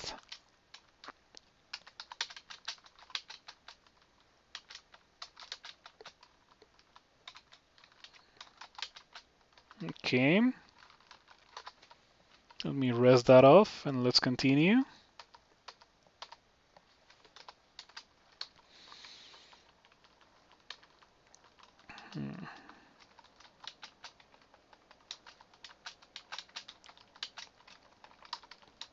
I have no idea how I was playing that fast in the tournament. Like in the tournament, I was reliably ending one character a day. I've been playing this. I've been playing this character for 2 hours and a half, and I don't know. I feel like I've been playing too slowly. Oh, look at that! This is a unique. A demon prince once betrayed his realm through a dark ritual. Okay.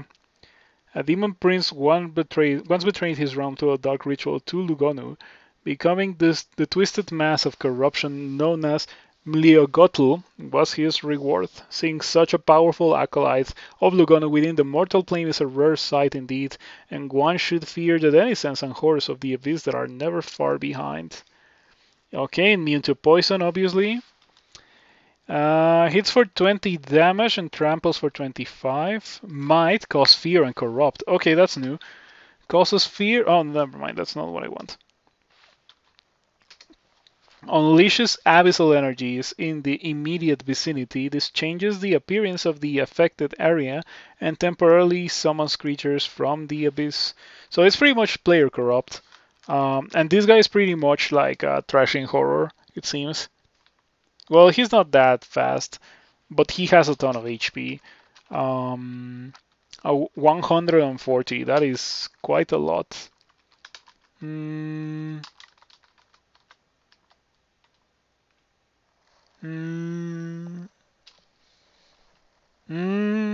How do we deal with this guy? I'm lacking like 3 points of HP and I feel unsafe. And the reason why I feel unsafe is because this is like a brand new monster and this is like my first encounter with it. I really have no idea what I should do here. If I should fight it or if I should leave. Since I really don't have any point of comparison since it's such a new thing and nothing in the game has corrupt, so I don't know exactly what to expect with this guy. It's not like I can take a look at the things it has and be like, oh yeah, I can deal with that, no big deal. Um, I guess I'm gonna try to fight it. Let's see. First of all, this maybe even haste, just to like respect it properly. Okay, it doesn't get poisoned because it's immune, but it does take damage. So that's nice. You would try to net in a flame cloud or zombie hands in a flame cloud. Hello, Spin Dart. Good to see you around. Confused cultist. Huh. Those are nice emotes. See, that kind of emote cohesiveness is what I want for my stream, but I would have to commission a lot of them. And even though I got my Twitch box recently, I already used them to like get myself all the emote slots. So I don't really think I can afford to commission an artist for 5 emotes. And even then, I don't think I would have 5 emotes. I think I would have like at least 2. Yeah, at most 2 actually, because I would like to keep the 3 that I had before. But yeah, thank you for stopping by, Spin Dart. Good to see you around. Mm, so yeah, net, right? I can't net you because it is giant, so can't be netted. Net immunity. Um, 15 to 25. That is kind of affordable. I'm gonna wait until I get my next set of Twitch box, which should be October probably. Like if things go at the current pace, like if at least 20 of my subscribers return, it should be October. And then I might get new emotes. Yeah, and I'm also excited for animated emotes. Um, Yeah, when those become available to affiliates in December, I would like to commission an animated emote. So yeah, you're struggling to see where you would use sort of obstruction or conversation. It's kind of like a combo emote. Like the way I do it is like I have this and then I have this. Um, so it's like an anime girl throwing an orb of destruction, or I can also do this. Um, So it's like an ogre mage throwing a normal destruction, right? Like those are things that I normally do in crawl, so I thought it would be nice. And also like the individual emotes that are not the orb of destruction have use in other channels. That's why I have them. Um, so yeah, in fact a friend that I have IRL who like subs to the channel has told me that he really likes the Shrek emote and he like spams it whenever he has the chance to do so. Starburst for oh wait, okay, no fire resistance. Let's go.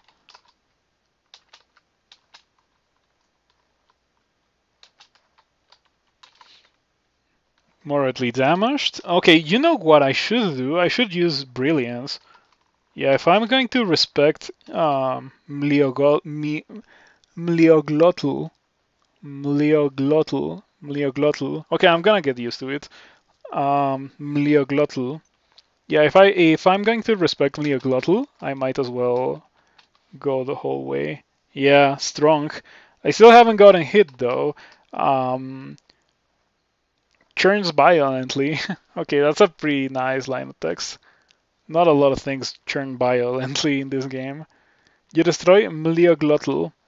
Hey, nice. That's the kind of like mid-game unique that I like to see. Never seen that unique before. It's brand new. Like it was just added to Trunk. Um, like I think like a week ago. So yeah, new unique, very sweet. It's a weird thing to explain because it had corrupt, but it never used it against me. It was just like punching me or trying to punch me, and it kind of failed at doing so. Still pretty interesting fight, and I would still respect him again. Mm, okay.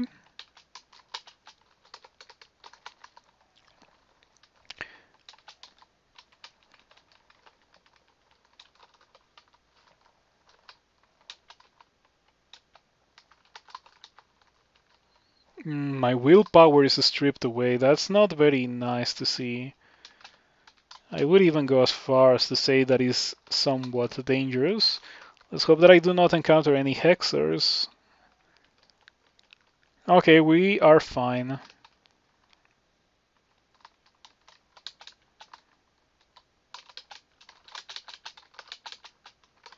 Right. Noxious Bug is really great. Oh, you know what I don't like about the spell that much? That it wears off all of a sudden. Like I feel like it should wear off like one at a time, like how silence works. You know how it eventually like it keeps growing and growing shorter, or like I guess shrinking is the correct way to put it. Like it shrinks until it stops being a thing.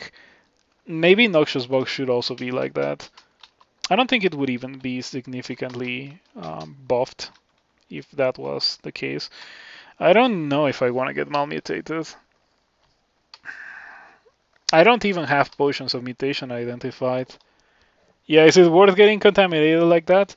I keep getting contaminated because I don't realize that I am at a threshold where I shouldn't use Irradiate anymore. I just kind of default to using Irradiate a lot until things die, but sometimes things outlive my capability of irradiating them, and then things don't go well. It's not worth it. For sure, it's not worth it, unless it's either getting contaminated or dying, but we were not in a situation where that was a thing that could happen. Oh, and I keep doing it. See, I just default to doing it. That's my bad for sure. So I'm gonna drink cancellation because I really gave myself a lot of glow there. Like I am here talking about how I am gonna explode in contamination, and I keep giving myself more contamination. I just like it's like that to me. Like Irradiate is like hard drugs. You should not do Irradiate probably. It's too much fun. See, in a situation where you're surrounded, you irradiate and things die and it's great. Okay. The Aquamancer was getting a bit scary, but fortunately we were able to kill it. No big deal. Thanks to the clouds. Yeah, I even quivered Starburst, so I started using Starburst more than I use Irradiate. Um, but I still keep using Irradiate. Hmm. Oh, you cannot cast the spells while unable to breathe. That makes sense.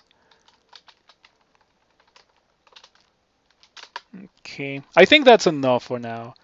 Yeah, I think that's enough poison magic for now. 13 spell casting. And after that, I would like to get minimum delay on my Evening Star.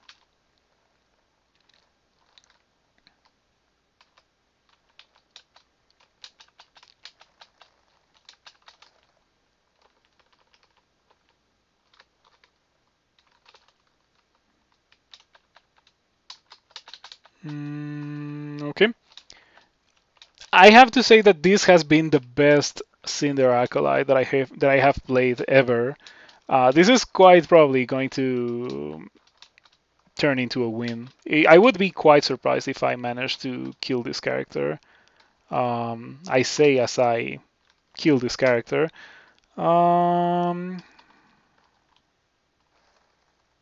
Ouch, that's really bad. That's one of the worst line of texts in the game. Oh man, I took so much damage all of a sudden. What happened there?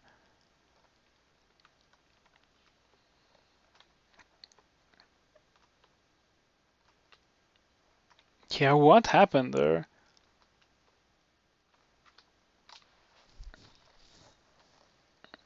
Okay, 20 damage. That makes sense. Harpy claws you, I guess. 14 from Harpies again. 31 from Harpies, and then the Harpies died.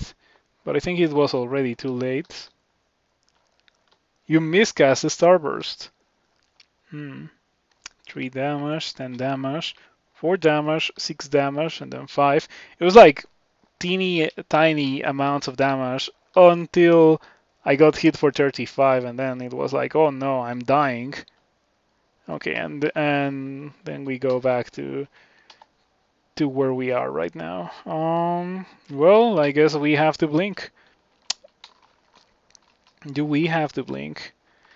I don't know if we have to blink. I feel like if I irradiate here, that kills a Windrake for sure. The Water Nymph deals damage, deals a lot of damage, but doesn't kill. And the Centaur and the Water Snakes are negligible because I have poison resistance. Yeah, the Sea Snakes can bite for 24. But the thing that worries me the most is the Water Nymph because it has Water Strike. Water Strike probably makes it worth it for me to blink. Yeah, I have one blinking. Let's not die with one blinking in my inventory. Yeah, that's fine. Fogu. Ouch. Now we should be okay. Let's drink one curing for good luck more than HP, you know, because curing HP is a meme.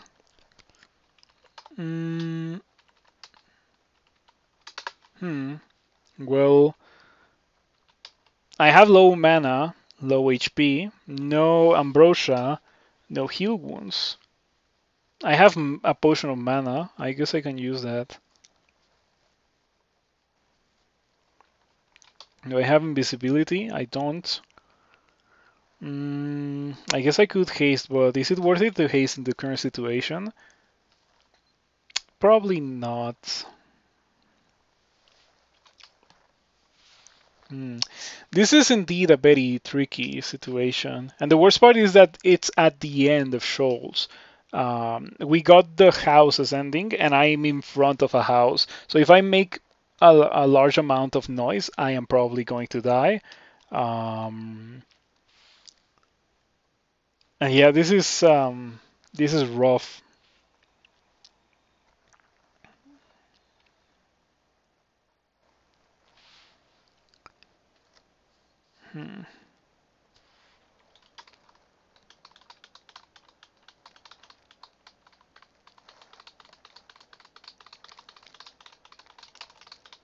Yeah, I mean, how am I going to fight without mana? So at least I think I should do that, and brilliance as well. And we get Earthstruck by the Windrake from out my line of sight pretty much. I'm going to get myself some more HP with Potion of 3. And then Irradiate. And we should be fine now, I would like to believe. Oh, come on, is this like deep water? Or what is going on? Why is it not giving me... Why is it not giving me Noxious Bug there? That kind of sucks. Well, let's do it. Yeah, there's no bug. Okay, that is really lame.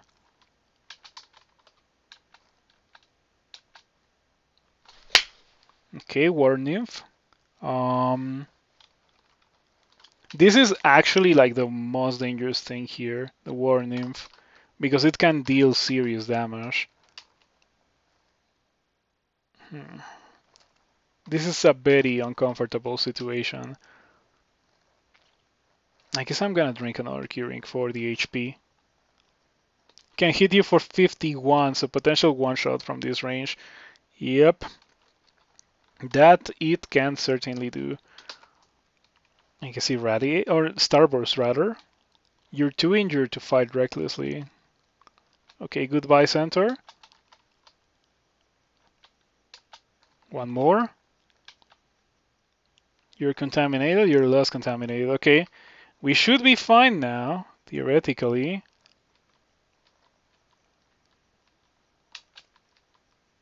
Yeah, you're not gonna pull me. I am a tree. Okay, Starburst seems to be like super quiet. That's nice. Yeah, you need to like be able to see, because if you don't see, the game theoretically doesn't know that you can cast it. It's pretty lame. Okay, let's get out of here before I die. Oof, that was a tricky situation. I still have Bolt of Magma, but I cannot learn it. I guess I'll be able to learn it very soon. Yeah, it was fun. That kind of situation is always interesting. It's only stressful if the game gives you like the false sense of being able to do something to avoid your impending doom, and then it turns out that there was nothing that you could have done. And you normally see that kind of situation happen in the early game. At this point in the game, it just doesn't happen. Um, and of course, later on, like way later in the game, like I mean Tomb, it can happen. There's situations in Tomb that are like so messed up that I'm pretty sure you can't survive with any amount of thinking whatsoever. Um, but fortunately, those are also very few and far between, much less than in the early game for sure. Okay, wow, Irradiate kind of sucks, not gonna lie. Um, Unfortunately, it is what I have. But yeah, it's not very accurate, it's not very damaging, like, it doesn't compare to Irradiate, and Irradiate is one level lower. So yeah. Man, Irradiate is so good. I wish Starburst also couldn't miss. But I feel like it would be too powerful if it couldn't miss, because it would mean that it wouldn't be able to miss, and it would also not be able to be blocked. Okay, what's up with the scrolls? There's no scroll of immolation here. What is that? Why is it like highlighted? Oh, is there? Oh yeah. No, I have no idea why that shop is highlighted like that. Oh, because I haven't seen it yet. Oh, I forgot. Oh, I gotta go back there because it's a scroll boutique. It might have scrolls of immolation and stuff. And I wanna go and pick that up for sure. So as soon as I am done here, I am gonna go back there. Um, okay, there's a lot of Javelineers. Unfortunately, I don't have immolation. It would be sick here. Mm, I'm thinking of luring these guys outside of the vault, um, and just drinking Three Form and Noxious Bog. I guess I could also dig. Oh, I don't have dig. Never mind. But yeah, the easiest way to do this, if I had it, would be to just use immolation. Like you notice a trend with me. Whenever I see a bunch of monsters in a small room, I need to use immolation against them, and it wouldn't even be bad for my character. Like it would actually be the easiest and safest way to end the fight, because without immolation, now I have to commit to actually taking the fight the normal way. Um, so yeah, it's not nice. Okay, I guess I can learn Bolt of Magma. It wouldn't be very useful now, but I guess I can learn it. Um, hmm, yeah. What else could I get? Because I feel like I'm starting to notice a trend where whenever I have to fight a bunch of monsters at the same time, I don't have anything good to deal with them other than Bug. But Bug is not good here. Let's see what's the area of effect. It's so lame. It's so lame. Look at that. Oh man, it's so disappointing. Okay, let's do this. Drink flight. Okay, we don't take damage. That's nice. Run for my life. Yeah, look at how much damage we have taken already. 121. Can we pivot to Dragon Form Manifold? We can. Like, we have the tools. But I don't want to. I actually like commented on that a couple of hours ago. As soon as I finished training shields, I commented on the fact that we could theoretically do that, but in practice we've already invested so much in like shields and we acquired the Evening Star. So I just decided to not do it, even though it would probably be a pretty good idea to do it, especially considering how we have a manual of transmutations. Um, but yeah, we can make a run for the stairs. Or wow, like I have taken so much damage already. I'm kind of starting to get worried. Ouch. Okay. Yeah. Oh, okay. No, that's fine. That's fine. You don't do anything. Yeah, you don't do anything until you turn into a dragon, and then you are kind of dangerous from far. Mm.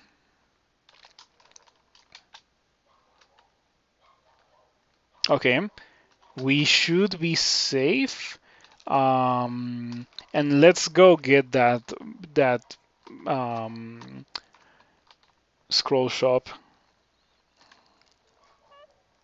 No, I don't. I cannot take that fight. Need to escape. I am hasted, so I should be able to run away from everything. The nets. Ouch. Well, it was a good idea to teleport when I did, because obviously I was not capable of doing that. But with immolation, I would have been able to do it like very easily. Let's hope that I have immolation laying in the floor.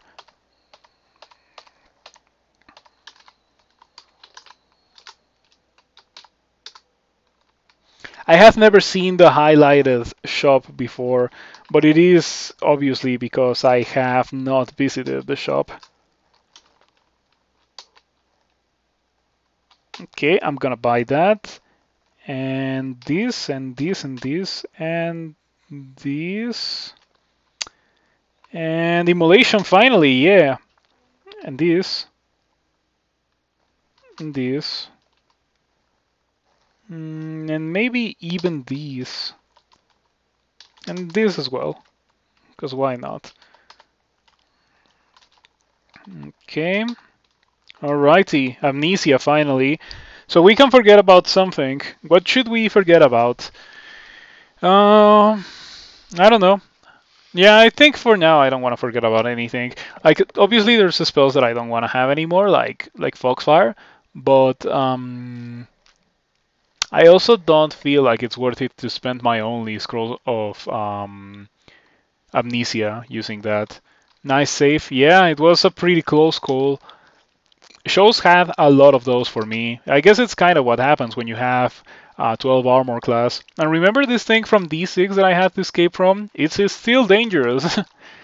Of course, like that's just the game telling me that it's dangerous. I don't really consider it to be dangerous because I have 182 HP. Like it's not going to kill me. Um, but yeah, the funny thing that the game considers it dangerous after so long. Okay. You know what? Maybe I should go upstairs. I don't have that much mana.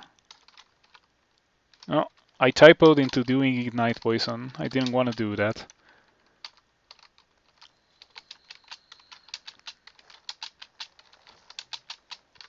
Ouch. I'm taking so much damage from these guys. It's understandable. They hit pretty hard. Um, and they also have a lot of HP and armor class, so that's why it hasn't been particularly dying yet. It feels nice to have 19 armor class once the protection triggers. Um,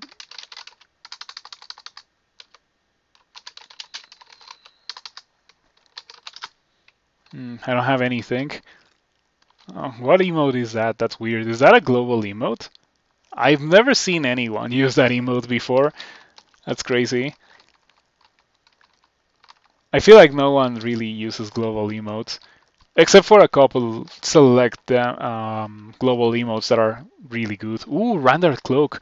Okay, what is in there? That is obviously like a Ghost Bolt. I want to see what the Ghost has. Because if the Ghost is not too threatening, if I can kill it with Irradiate, I am going to go in and kill it with Irradiate for that Rendered Cloak. Ah, it's trash. Look at that. That is exactly what I wanted to see. Okay, low HP, low damage. Kinda low armor class for a ghost at this stage of the game. So, yeah, it's gonna be easy. It's gonna be easy. Alright. Oh, there's a Moth of Wrath. That changes things because it can berserk the alligator snapping turtle. Because it looks like a Redditor. Oh, I see. I've never seen anyone use that one. Maybe different communities. Yeah, the Moth of Wrath makes me nervous.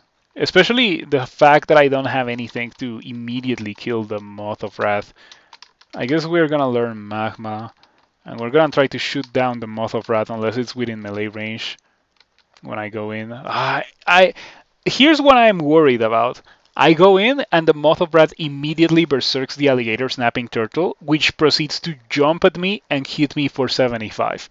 That is like not an unreal thing. Like that is not outside of the realm of possibility, and that is what's making me hesitate so much. I wonder if I could like lure the Moth of Wrath towards here or something. Yeah, stay there, stay there. Don't move towards here.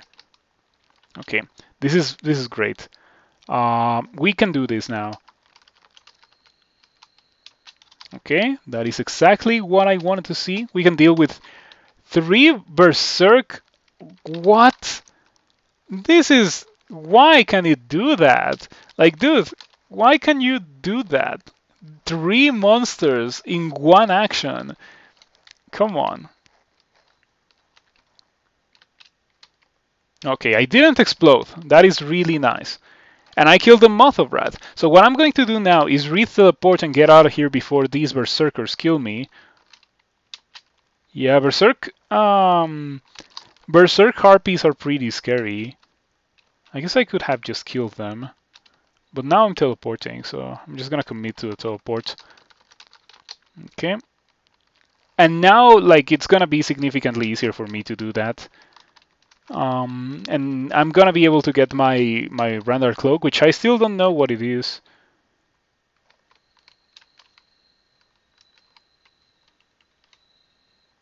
Okay.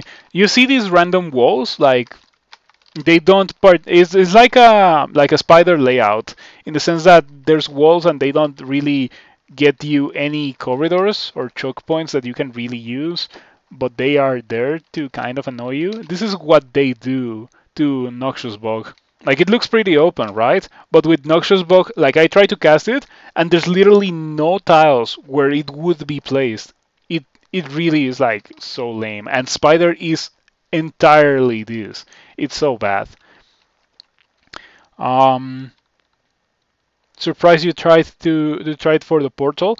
Yeah, the thing is that it was a calculated risk. I felt like I could be able to do it, and I did have to like maneuver the Moth of Wrath to not be within my line of sight as soon as I got in, because you saw what the Moth of Wrath did.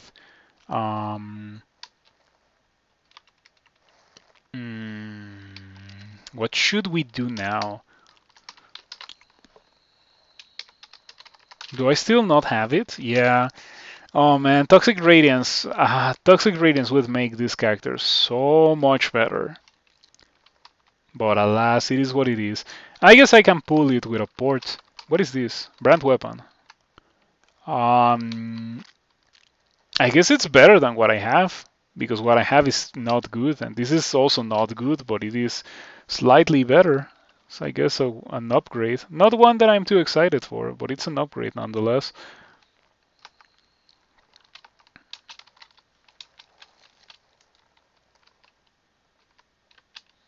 Okay, you know what I should probably do? Should probably drink Attraction to pull all these alligator snapping turtles and stuff. Because they have reaching, so if I don't drink Attraction, they wouldn't be next to me. You usually pull out a few monsters at a time.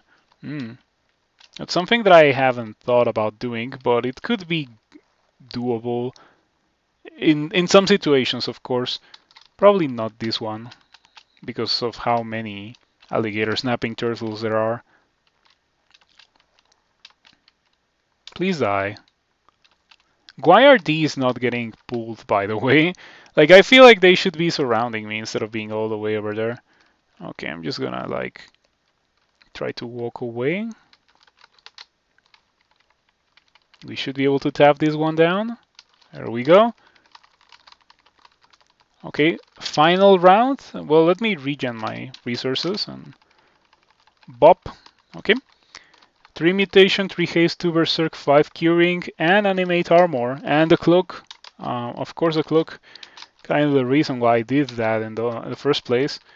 Alright, It was not bad. Like, I mean, I didn't really use any important consumables. I used one teleport, but I have a fair amount of them. I don't have a lot, but I also don't have like one. So I can always afford to use a scroll teleport for something like this. And yeah, the reward was kind of lame, but potions are good. Yeah, potions are always good to have. So now we are gonna do the final level of shows. Oh, I got shafted or something? Or did I skip the level? I must have gotten shafted. Well, let's do shows 1. Why not? Let's see what we have here. Maybe we find acquirement or something. Maybe even a potion of experience. And it also compensates for all of the snakes levels that I skipped. Yeah, I skipped like half of snake.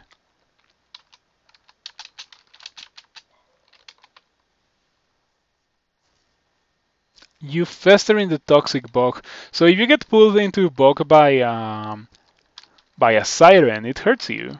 Okay, that's annoying. Why am I even... Oh, never mind. This is shows 1. Oh, I think I remember that bolt. Yeah, we are not gonna be doing that.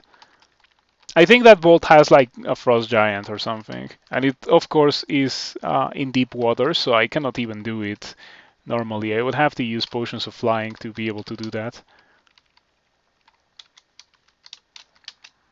Okay, experience level 19, let's go.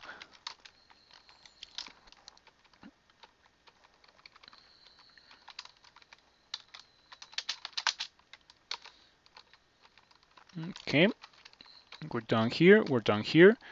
This level has Baisu Shen, who has a chance of giving me storm skills, because she's a storm dragon when she transforms. So I would like to kill her. The thing is, can I kill her with only 34 mana? I would probably have to use Brilliance for that. Fortunately, this is only going to be a 3-rune game, so I don't particularly mind too much about using all my Brilliance and that kind of stuff.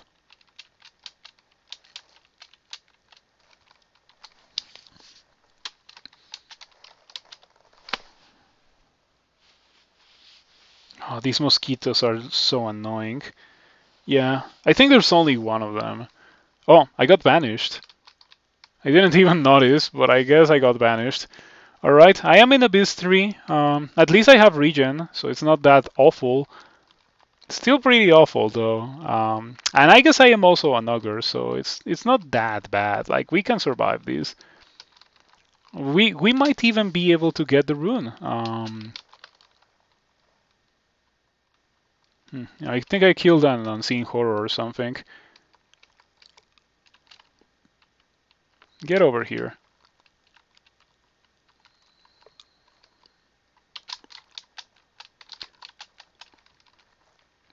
You know, it's always a bad situation when you have to fight so many things at the same time in the Abyss. 6 pips of piety with Behemoth. I should get my final spells sooner rather than later. Or maybe not.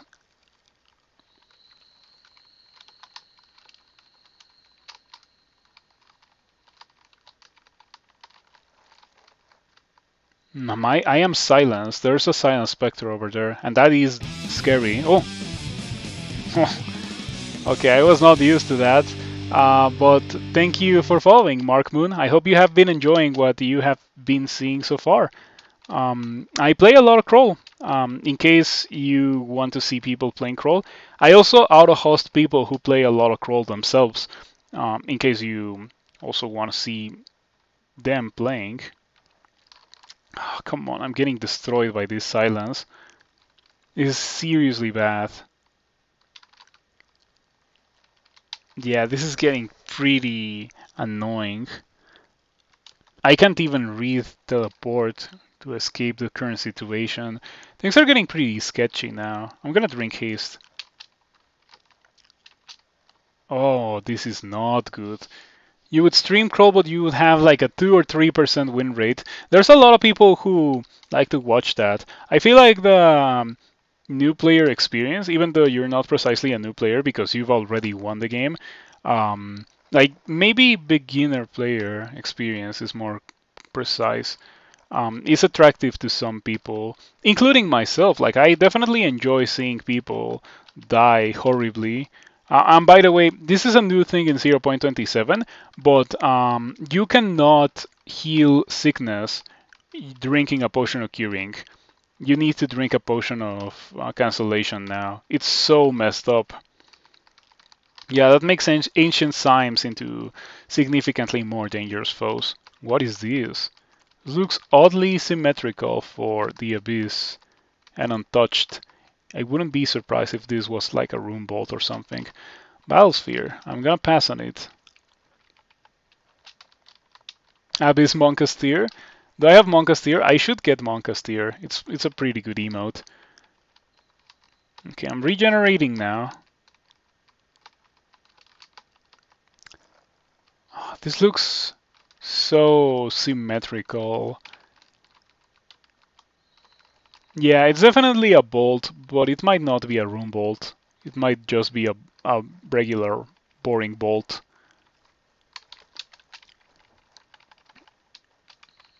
Okay.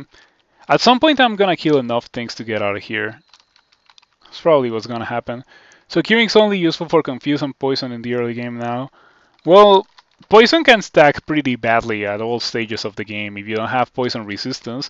So it definitely works for confuse and poison at all stages in the game. But pretty much, yeah. Let's see what else does it remove. Okay, where is it?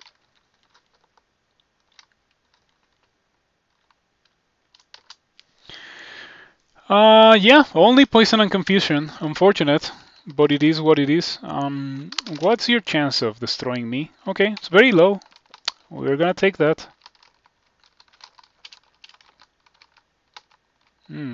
All mutator. Better get rid of it.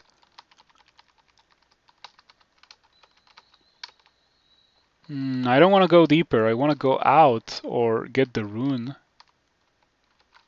A Death Knight. I hate those guys. Let's see, what's your chance to agony me? 7%. 7% is pretty good. Yeah. I just thought about like maybe doing Elf, but I can't do it just yet. I need to have resistance to electricity. Elf nowadays is not doable without resistance to electricity due to the prominence of Zephyrmancers, that's what they're called. Those guys have Lightning Bolt and they will not hesitate to use it against you. Ouch. I mean, I guess it's kind of fine because I have 1 pip of fire resistance. You've played for years off and on and you haven't won? Oh, you should check out my stream then. I saw your message, but I didn't read it. Sorry for that. But yeah, I play a lot, and I'm pretty consistent at winning. And I also have a lot of wins on YouTube. So if you wanna like go check them out and like take a look at my thought process and that kind of stuff, I would recommend you to do it if you want to like win and if you feel like that would be helpful for you, of course. Or I guess you can just watch me live. Like I also win a lot live. There's a lot of close calls that I would like to think I am pretty good at surviving. Okay. Oh, I'm jello contaminated. I am jello contamination. I was going to say that. Oh, I got the worst mutation in the game. Well, let's get rid of it. And 10A. Well, it doesn't matter. Oh, look at that! I got willpower and poison resistance. That's sick. Okay, those are 2 mutations that I will not complain about getting. So let me just kill these guys real quick and then we can get out. Okay, the merfolk who banished me, it's not that one.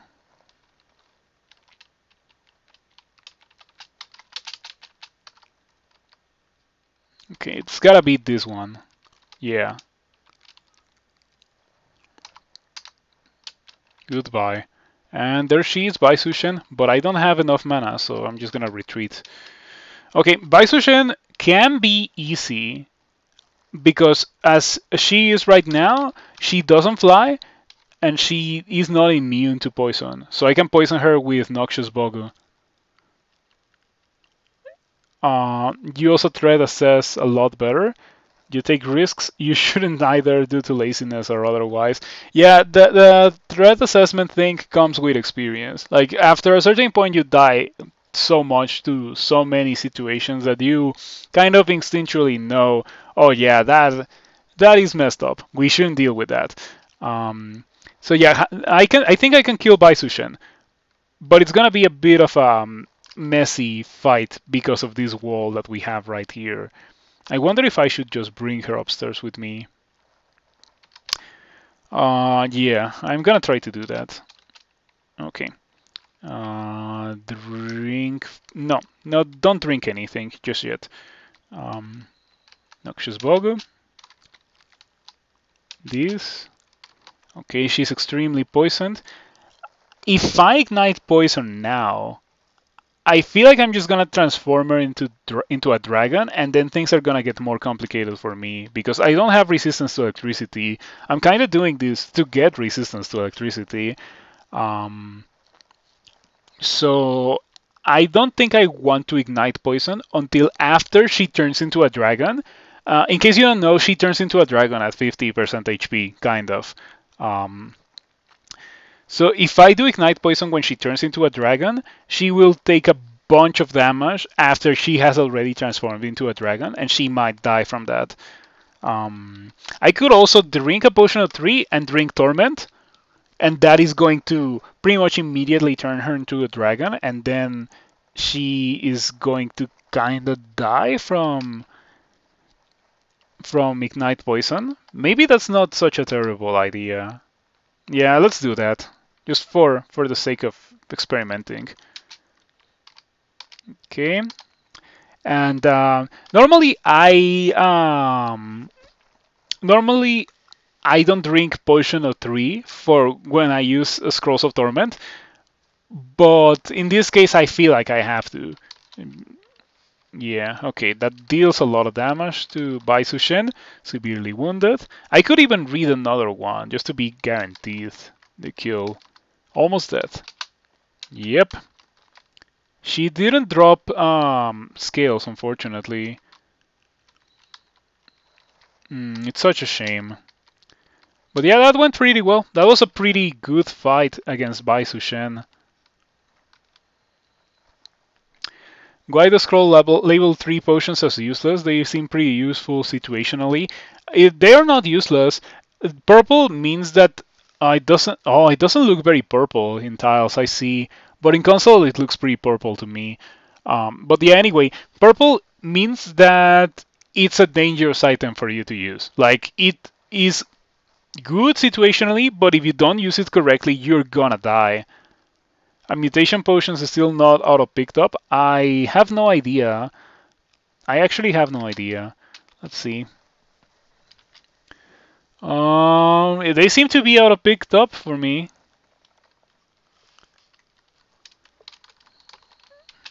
Yeah, at least I have them turned on. Oh, my nemesis, the merfolk with distortion. Don't banish me again, please. Ooh. Okay. Alrighty. Don't do that again. So now I know where the rune is. I just have to go over there and grab the rune and get out of here. Most things are net positive. Purple can be bad or good depending. Yeah, Potion of 3 has a massive downside of you not being able to move and also nuking your evasion. Like, I know it's not that much of a deal for a character with 8 evasion, but if you have like 40 evasion, you're kind of going to notice going from 40 evasion to like 1. You don't go to 0, but you go super low on evasion. Okay. Alright, the power of Noxious Bug. Pretty good. Alright. There we go. Easy rune. And now I'm out. Oh yeah, I don't care about Polyphemus. Peace. I don't have to kill you.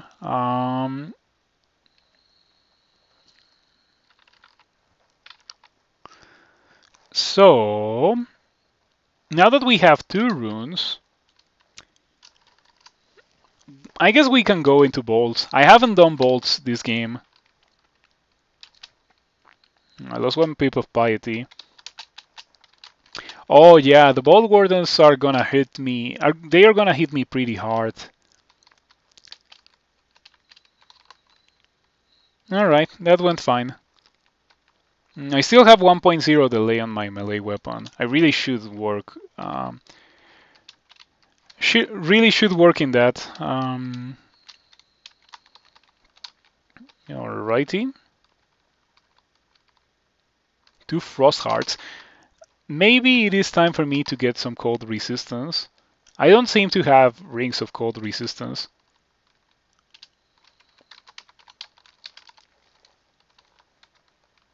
And a wizard as well. What's your chance to banish me? 0%. Oh yeah, because I got another source of willpower from that potion of mutation. That was so lucky.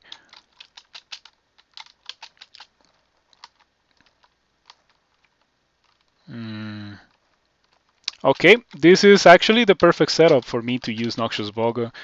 Huge rooms like these are exactly what I want to see as a character with Noxious Bog.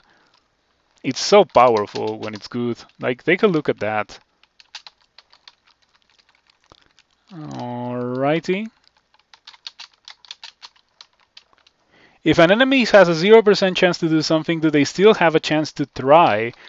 I think so. Yeah, I am pretty sure they still have a chance to try. Because I've like tried to get, or like enemies have tried to hex me, and they have failed. That actually happens a lot. So yeah, I think they also like try to affect you with things that you're immune to, unless it's obvious that you're immune to the thing. Like for example, I don't think a Death Knight would ever try to cast Agony on a mummy. Yeah, it's kind of weird how that works. Ouch. Oh, these guys are jerks.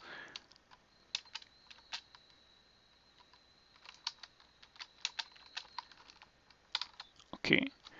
Ah, look at that row of Archmagi. If I didn't need armor class to live, I would love to use that.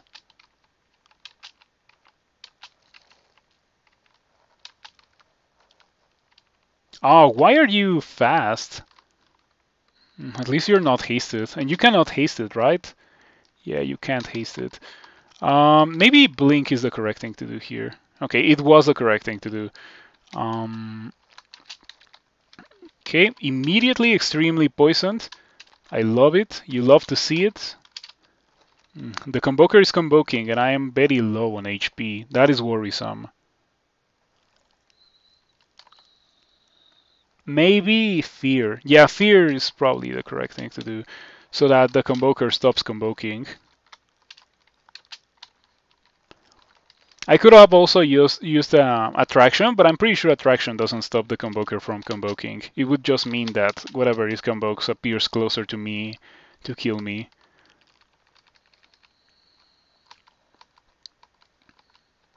Wow, what is up with that stealth? Okay, yeah, that's a lot of damage.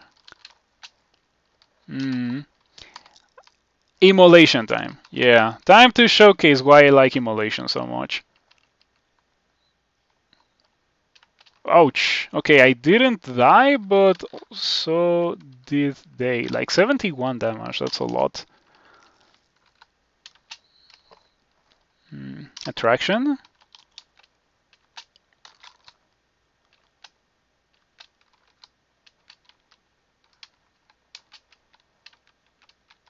Okay, it's fine. It's pretty funny how I am at 70 HP, and I feel like I am so low on HP. Whereas, for example, a Spriggan or a cat with 70 HP would be close to or at full HP at this stage of the game. It's crazy. Yeah, I love having a lot of HP. It really makes the game so much easier. Okay, you know what? Maybe I should close the door on you and do this. Yeah, Noxious Bog is gonna be really good here. right. Yeah, these huge rooms are wonderful for Noxious Bug users.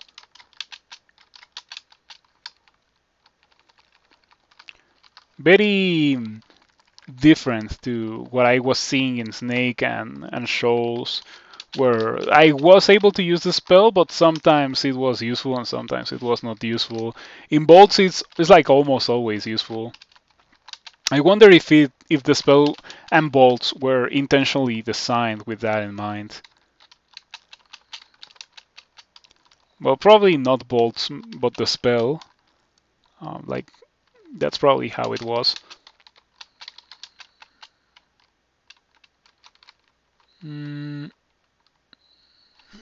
The Bolt Warden is wielding a great sword of distortion. We don't want to mess around with no one with distortion.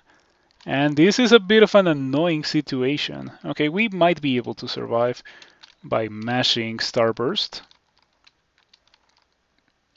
Alright. The Warden also happened to have a launcher. That's insane. That Warden was very well geared out.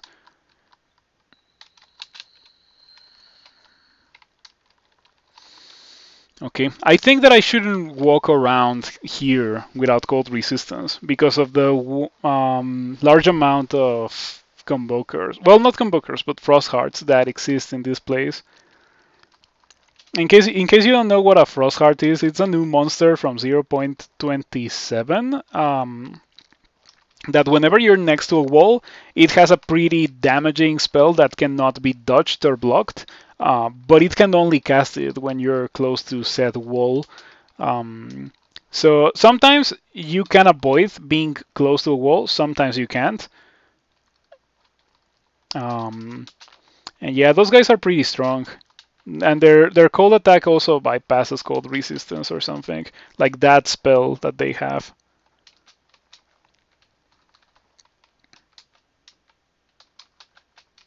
Experience level 20. Still Battlesphere. I don't care about Battlesphere. Maybe it's about time for me to start training armor so I can wear the shadow scales. Yeah, let's maybe train it to 11. Did I accidentally? Okay, never mind. I thought that I had accidentally switched to like automatic training or something.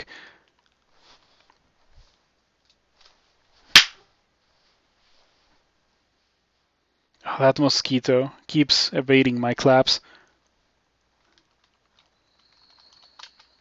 You know, something that I find interesting about mosquitoes is that they don't bite you in your feet. Like I have my foot out in the open, and the mosquito doesn't even attempt to hit me, or to not hit me, but like try to sting me on the foot.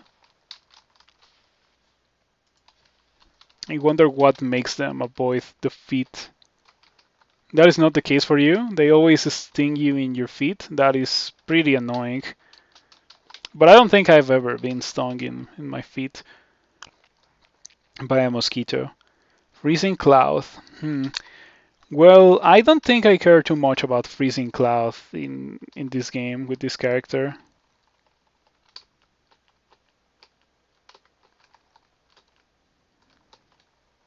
Oh, come on, you didn't have to do that. That's a jerk move. Okay, let's get out of here because I got marked by that Yoktar.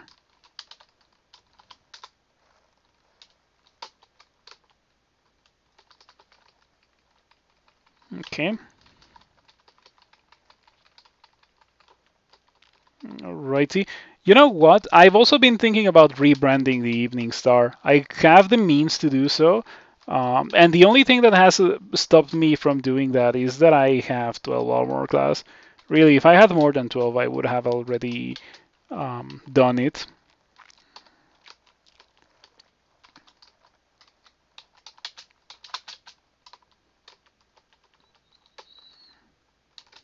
Okay, we survived Bolt 1. What's even better, we survived Bolt 1 with barely any danger situations.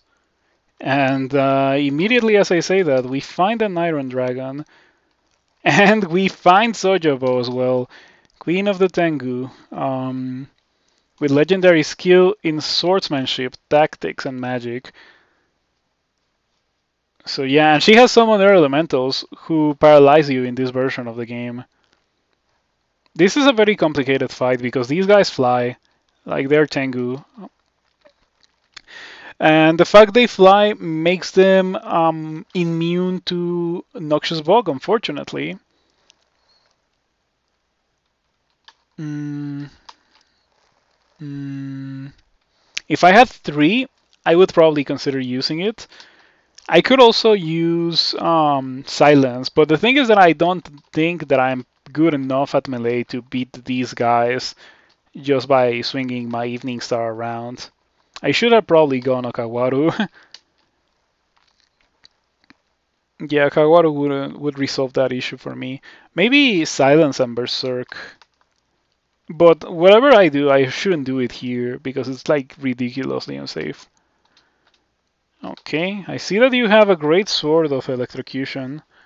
Okay, probably we should do Irradiate. Maybe we Irradiate until she dies. She already summoned her elementals though. Oh, she's heavily wounded. Oh, never mind. The Tengu Reaver is the one that's heavily wounded. Still, killing it would greatly um, diminish the difficulty of this fight because it would mean that I only have to fight against one thing at a time. So maybe it's not a terrible idea for me to try to kill the Reaver by like casting Irradiate once or twice and then Wreath Teleport. Or maybe like cast it, Wreath Teleport, and cast it again and then survive Sojobo because I won't be killing Sojobo. The thing about that is that the elementals worry me with the stunning burst. They paralyze you for one turn, and yeah, willpower is of no use against this effect, but resistance to electricity can sometimes prevent it. It's new to 0.27, and it's a really powerful thing. So what I'm going to do instead is actually just Wreath Teleport, and then try to kill the Reaver. Okay, we kill the Reaver. Sojobo heavily wounded. Severely wounded. Yeah, 55 damage. Teleporting next turn. Almost dead Sojobo. Maybe I should run towards her and just like finish the job.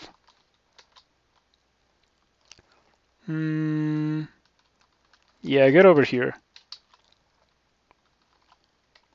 Can you please stop her striking me for a second? Come on. Oh, you have fire resistance. That's dirty. Okay, there we go. That went fine. It could have gone pretty bad, but fortunately it didn't happen. And there's a Tengu Reaver too down here that I still have to deal with. And yeah, those guys are no joke. They're real enemies. For a brief period of time in 0.27, they were trash. But now they are super dangerous. Like, look at that. They just have everything. Venom Bolt, Bolt of Cold, Lightning Bolt, Bolt of Fire, Corrosive Bolt, and Bolt of Draining, in addition to pretty good melee. 27 damage plus weapon, Claw 11, Peck 11. It's like 3 attacks and crazy good spells. These guys are insanely powerful. I don't need that. What is that? Oh, never mind. It's a Buckler of Protection that I cannot use. I have fire resistance for this ugly thing. Okay. I think they don't get misshapen when you use Irradiate. I have never noticed, but I'm pretty sure they just change color when you use Irradiate. That's interesting. You find it weird, like with Draconian packs, you know what each Draconian will do. With Tengu Reaver, it's literally anything. Yeah, that's kind of the point of that enemy. It makes them very unpredictable and very dangerous, which is really nice because they're also like not common enemies. They only really spawn in depths, and they and with Sojobo.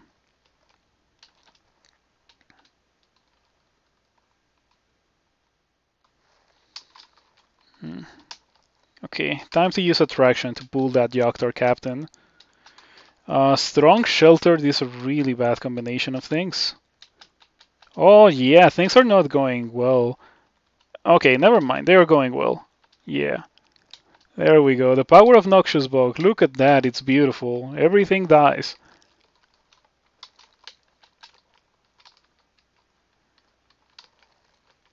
Okay, that went quite well. And, you know, I probably should try on the Shadow Scales. Let's see how much that messes up my success rates. You know, it's really manageable. 16%, it's manageable. Not on Starburst because Starburst is a spammable spell, but Noxious Bog is fine at 16% because it's a spell that you only want to cast once, and then you kind of just do your thing, and things die. You're not going to be casting that multiple times per fight. Never thought of Bog with Attract. It's really good. It's really, really good. Attract in general is like such a good spell, or such a good thing to have for certain characters. For some characters it's trash, but for some characters it's super good, and it just happens to be that the character that I currently have is a pretty good character for Attraction. You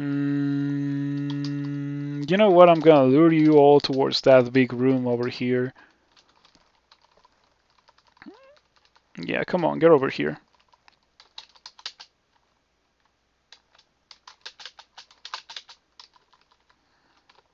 Just don't waste 20 mana, 12 mana, sorry, missing Bog twice. That would indeed be quite bad. And it is within the realm of possibility too. But I need more armor class at this point, like I really do. I also already have poison resistance from a mutation, so I don't need the poison resistance from that. Okay, you miscast the Starburst. Well, I don't want that to happen again, so I'm just gonna lure you towards here and do this. Okay, same thing. Gonna lure you towards here and do this.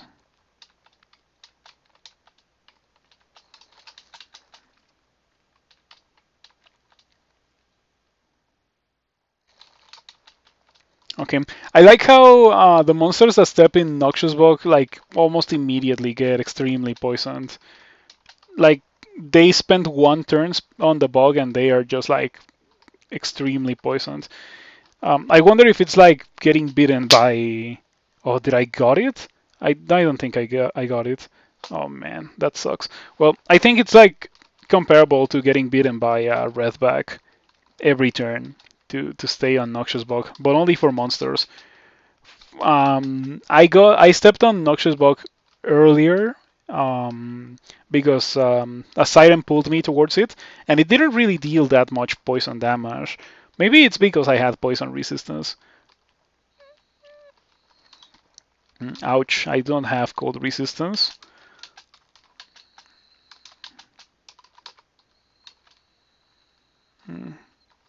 Um,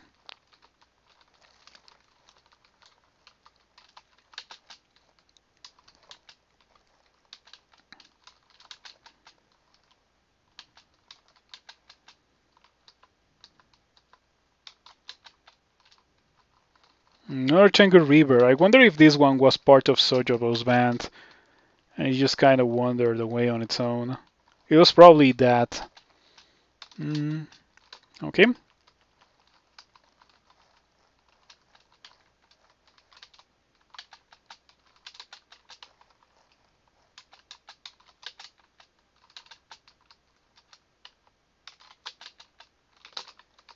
Ooh, look at that! We got a good spell. I'm gonna be learning that. And I'm going to Amnesia something for it because I don't have enough spell slots to. Oh, never mind, I do. Okay, in that case, let's just learn it. Okay, capital D for Orb of Destruction. So now I am the fabled Ogre with Orb of Destruction. Yeah, there we go. Take a look at that, it's beautiful. Alright, and it came just in time for me to deal with this awful Iron Dragon that otherwise can destroy me. Oh, by the way, what's my success rate? Oh, it's 52. Okay, maybe I shouldn't do it. Yeah, maybe I shouldn't use that for a while. Well, I can make it to the door and close the door on the Iron Dragon. The thing about the Iron Dragon is that it has a 3 dice of 30 breath weapon. It checks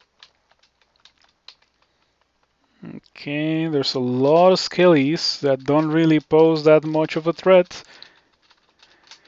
Yeah, the most dangerous thing there were the Skeletal Warriors. I guess I preferred that over like Death Knights and Mummy Priests and whatever and usually spawns there.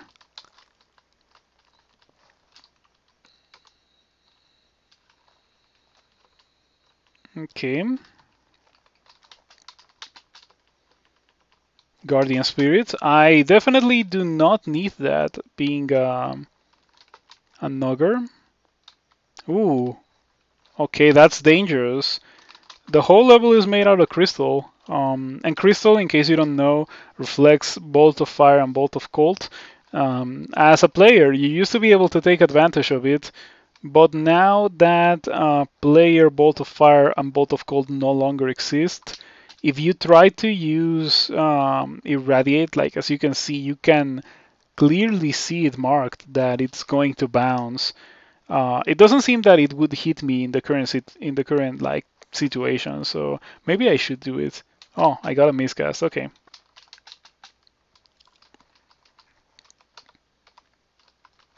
Right. For a brief period of time after Noxious Bug was buffed, um, whenever you used Ignite Poison, every tile was set on fire, like uh, like with Condenser Bane. It was so powerful. It killed things in a single cast pretty much. It's not the case anymore, but still using Ignite Poison on monsters affected by Noxious Bug, it's still a pretty good way to kill them. Yeah, oh man, this spell owns in bolts. It's so good in bolts. Oh, that's the Warlord with the Axe of Distortion. Okay, we can kill you now. Get over here, don't do that. There we go. I was expecting something better from that armor boutique, but it's fine. We are getting close to the point in the game where we would normally see storm dragons. So yeah, I'm kind of excited for my next weapon upgrade. We are 100% going to get a storm scales. Okay, what do we get now? I can get Orb of Destruction, but I also kind of want to get my Mace to Min Delay. I'm gonna get the Mace to Min Delay. Like I feel like I'm meleeing so much already that I have to do it. And by the way, with 21 armor class, I don't feel too bad about rebranding the Mace. What do you have? Okay, nothing. Another Warlord.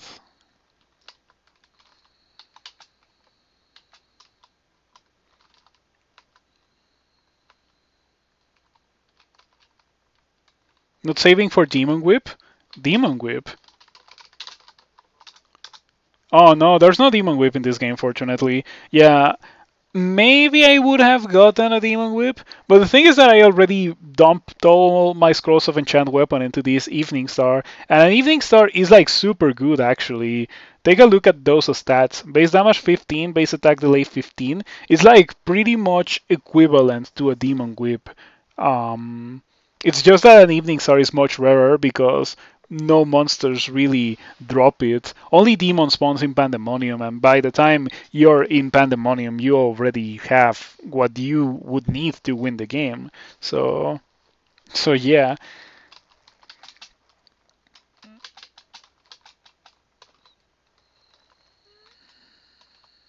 Mm, okay. Intelligence. So even though most of my level ups have been intelligence, I still have more strength. That's funny. Lightning Bolt, I don't need that. We're gonna completely ignore Lightning Bolt. Okay, it feels nice to fight wizards and not have to be terrified of them and the possibility of them just vanishing me. What is that? Nothing? Okay, this bolt always has trash. I wonder why. Yeah, you have to use a charge of digging to even get the trash.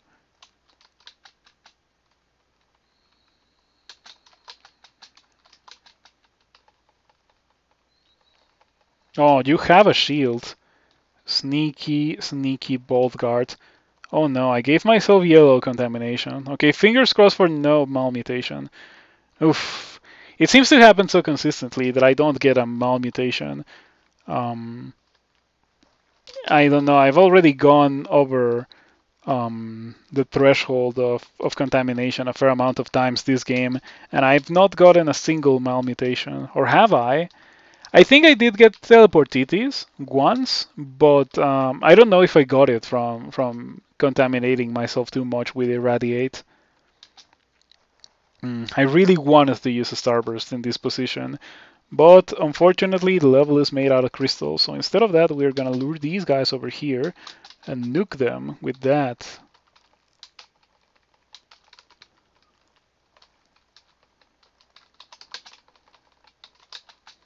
What's my chance to miscast that? 11%.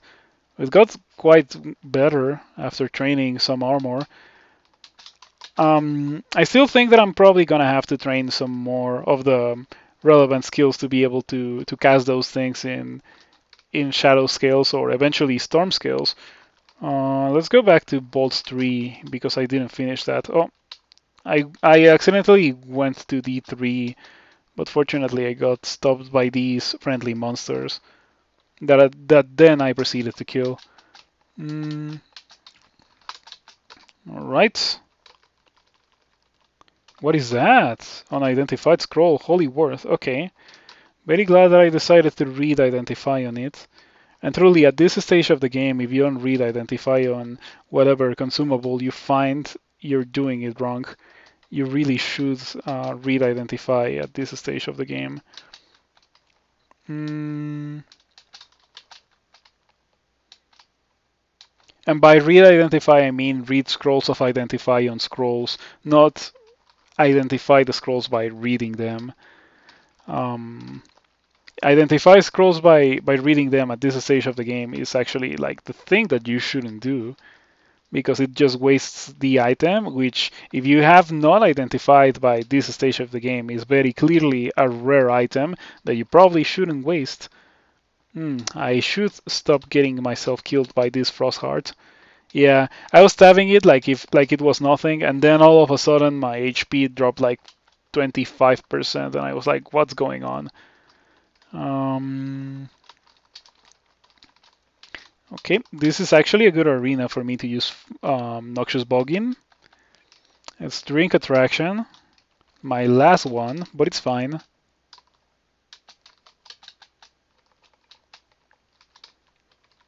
Yeah, it got rid of 2 Yogg-Tor bands, well worth it. The ever rare scroll of 3 disappointing items and gold. Yeah.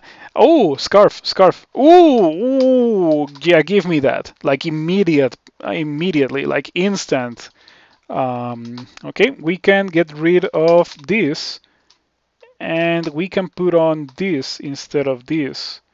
Yeah, I lose 2 armor class. We have to notate that. I lose 2 armor class. I gain like 4 evasion, cold resistance, and yes, that went pretty well. Can't complain about that one. Yeah, that is exactly what I wanted to see. Now I only need storm scales, and we are set for the rest of the game when it comes to resistances. Okay. Throw letter, not what I want.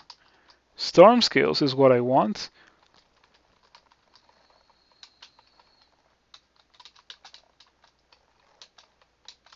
I've been playing a lot of Guilty Gear Strive as well when I've been on off stream, since I came to the conclusion that I really don't do or don't make good content when I play Guilty Gear Strive. I've not been streaming it, but I've been playing off stream. It's been fun. I've gotten to my promotion to Celestial, which is the highest ranking Guilty Gear Strive, 3 times already, and I've lost the promotion 3 times. It's fun. Is gold scales too heavy for spellcasting even with 25 strength? It's not too heavy for spellcasting, but it is too heavy for casting level 6 spells and level 7 spells, which is what I'm kind of doing. I also don't really need the resistances that gold scales would provide me. It would give me fire, cold, and poison resistance, which I already have. But it wouldn't provide me resistance to electricity, which is the one that I don't have, and the one that I need to like complete the basic resistances. Um, so yeah, I would take gold scales or storm scales rather, even if I have the option to wear gold scales with this character. Um, but that's just me. That's the decision that I would make with this character. Um, so yeah, that is bolts 3 and bolts 4 as well. I've already done that. And I think that's where I'm gonna leave it for today. I've been playing for 4 hours. My throat is starting to get kind of sore. Before I let you go, however, you know, the usual, if you enjoyed what you saw and you're not following, you should consider following. I definitely would appreciate it if you do. And if you're already following, you should consider subscribing or using your Twitch Prime.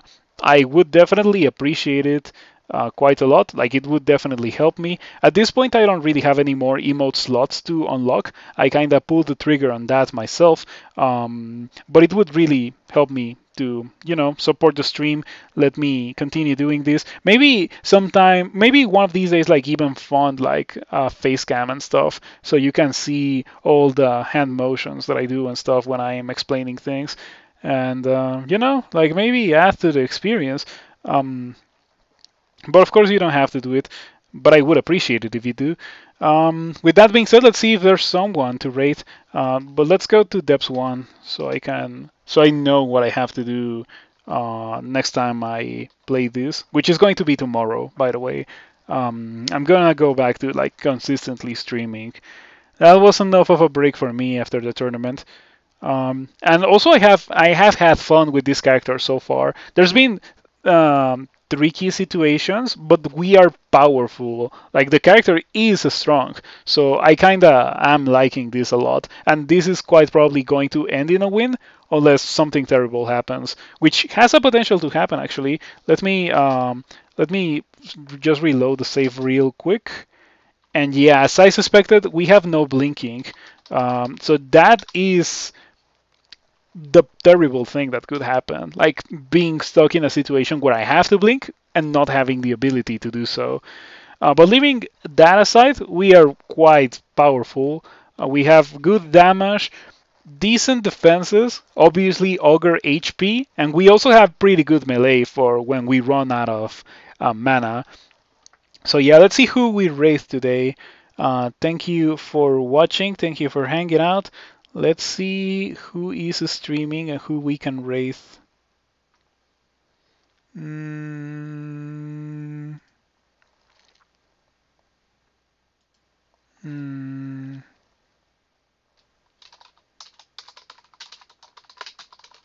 Oh wow, there's someone playing.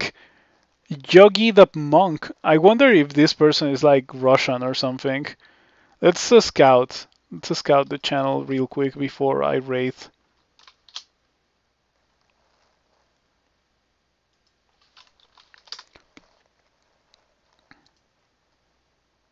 But yeah, there's someone streaming with like 100 viewers. That's crazy.